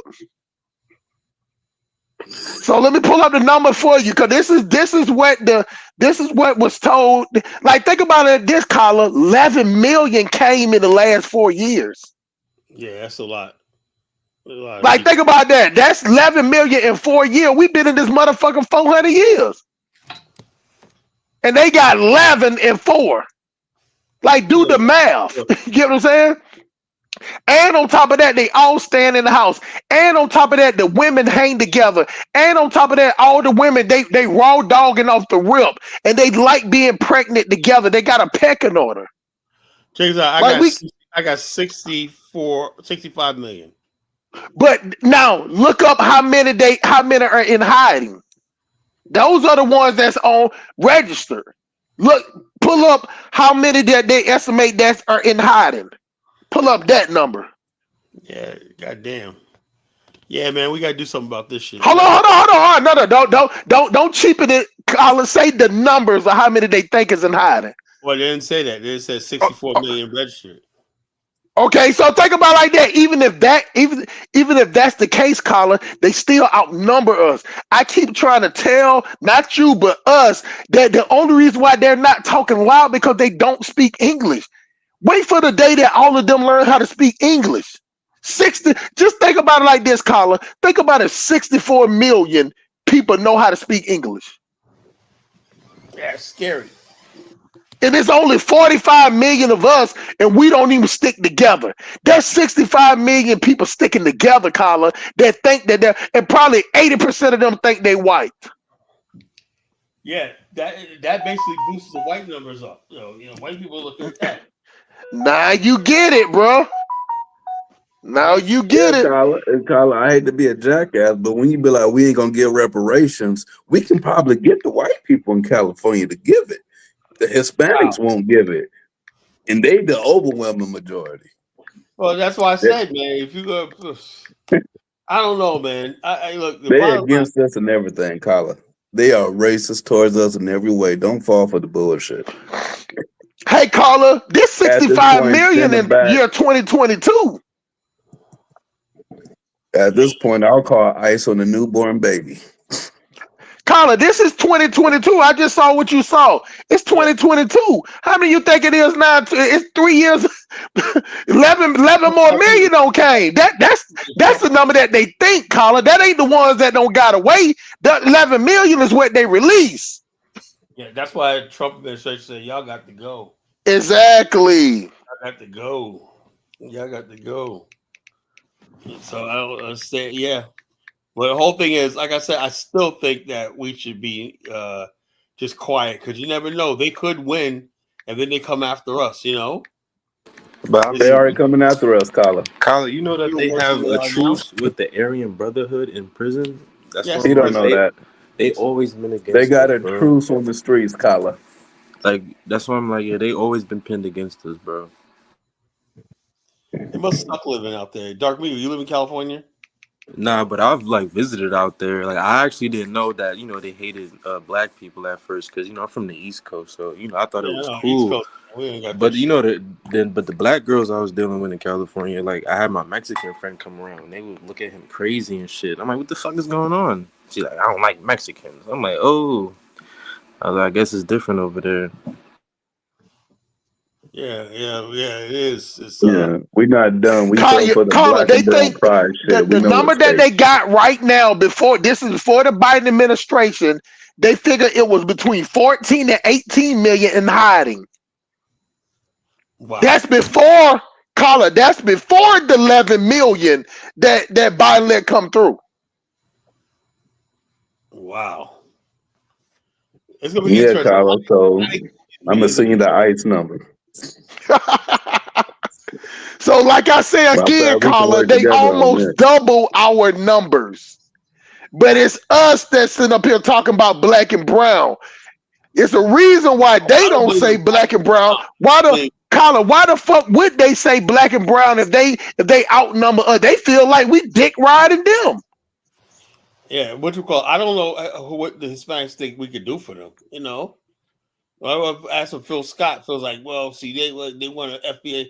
See, my point I'm trying to make is up there. Tell me you guys what think about this. My whole thing is that with the Fat Joe incident and now this and whatnot, it's like these FBA people they have a false sense of power. You know, that they got something like, dude, man, don't think of yourself as Kyler, it's not a false sense of power. It's your last slippage of power. You give that shit up, then you don't have no power. no. What I'm saying is the You FBA. you embarking on that trip talking about we shouldn't go against the Mexicans. Yeah, go against them. No, I'm saying don't play it hands. In this case, stay out of it. No, I get get you. I all get what you're involved. saying. Kyler's right. Let me Get ask you a involved. question, Kyler. What do you Did you think? see Just Black Panther don't 2? look it up. I want you to guess. I want you to use your Kyler Thanos, mind frame on this, bro. What do you think the projection of Latinos going to be in the United States in the year 2050? We're talking about 25 years. If they already at 64 million now with 14 million in hiding, 11 million just crossed the border. That's 300 million. how many you think is projected to be in 2050, Carla? Is that sustainable? Because you don't, even though they're here in America, but here's a problem what I'm seeing right now with all the immigrants coming here. At some point in time, right, they're gonna be like, I'm here, but I'm not happy, right? Because everything you see, the news, everything is either black or white. Mm-hmm. You know, and then when just like black immigrants come here, it's like if I was a black immigrant, I'd be pissed off if every time I look around, all I see is the typical black American in the media, stuff like that. Our story is every place, right? But they don't care though, Carla, because look how they living in Africa. They don't give a fuck if we get to shine. Like they got clean water, they got 24-hour electricity. But don't you think sooner or later they're gonna say, man, you got Carla. Think about it like this. Think about it, let me use your own logic. The slaves had been on the slave plantation, getting their ass whooped, getting raped, getting whatever happened, hung to a tree. As soon as they got a little bit of freedom, they could have left and went to Africa. They chose the little bit of just that. Even though they was living under Jim Crow, that was still 3 times. Even Jim Crow, as bad as it was, Carla, was still better Jim Crow was 1,000 times better than slavery to them, to the slaves. That's why they didn't go to Liberia.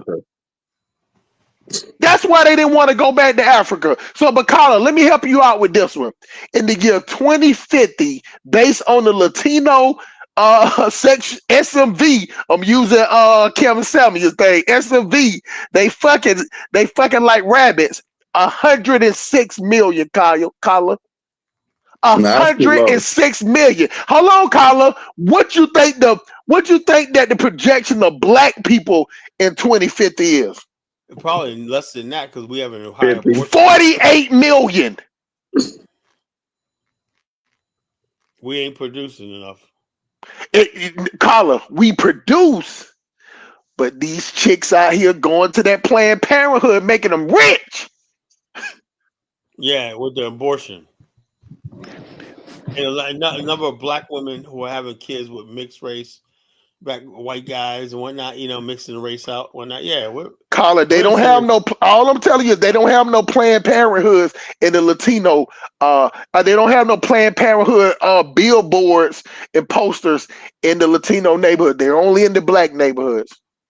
Yeah, because they're spitting out babies.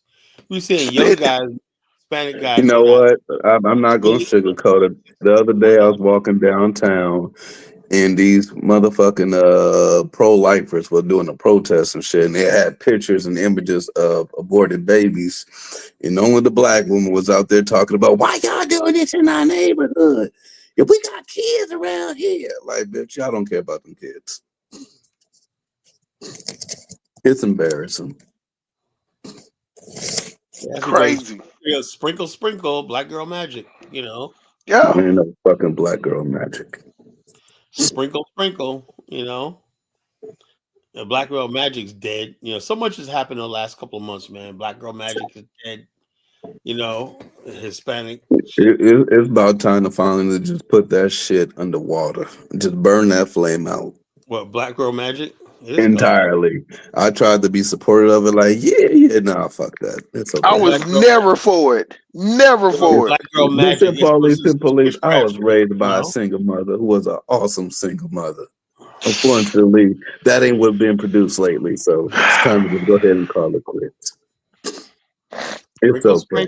Unfortunately, Jonathan, your mama wasn't my mama. And I don't have that story at all.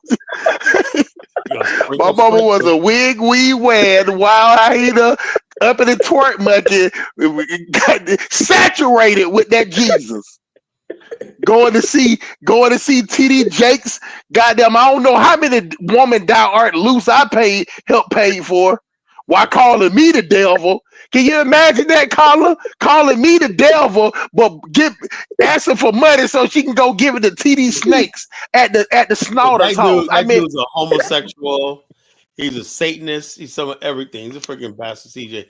He needs to be tied to a tree, whipped, He needs to be flogged. I never said that I would just, because flogging is close to being whipped, but TD Jakes is definitely one that I think need flogging. Public flogging. Black men, just like 10 of us need to just bomb Mercer's church, drag him out, and flog him right there in the front. Yeah. That's the only thing I agree with Dr. Umar.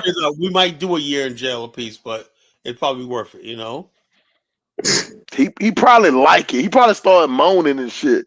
Imagine that. Him and Diddy getting it on. Ugh, that's disgusting. But you know what? The funny part was the first time I seen him, I'm fresh out of jail. I'm fresh out that thing, you know what I'm saying? And then my mom was in there talking about TD Jake. When I saw him, I was like, oh shit, he looked like one of the Angry Birds, like, with the, like, he looked like a pig with a blonde. I like, why is his beard blonde? Like, who told, like, you bald head, you got a butt naked face and a blonde mustache. I'm like, who told him to do that? Like, somebody, like, nobody told him, like, that's not the move, but I guess to take the attention off his Angry Bird, fat, saw pig looking face. I'm not a holy roller, but when he said I evolved on homosexuality and sin and whatnot, how you going to evolve what the Bible clearly says is wrong? You're going to evolve on sin and whatnot, I'm like, what the fuck, Because sin women support it, Carla.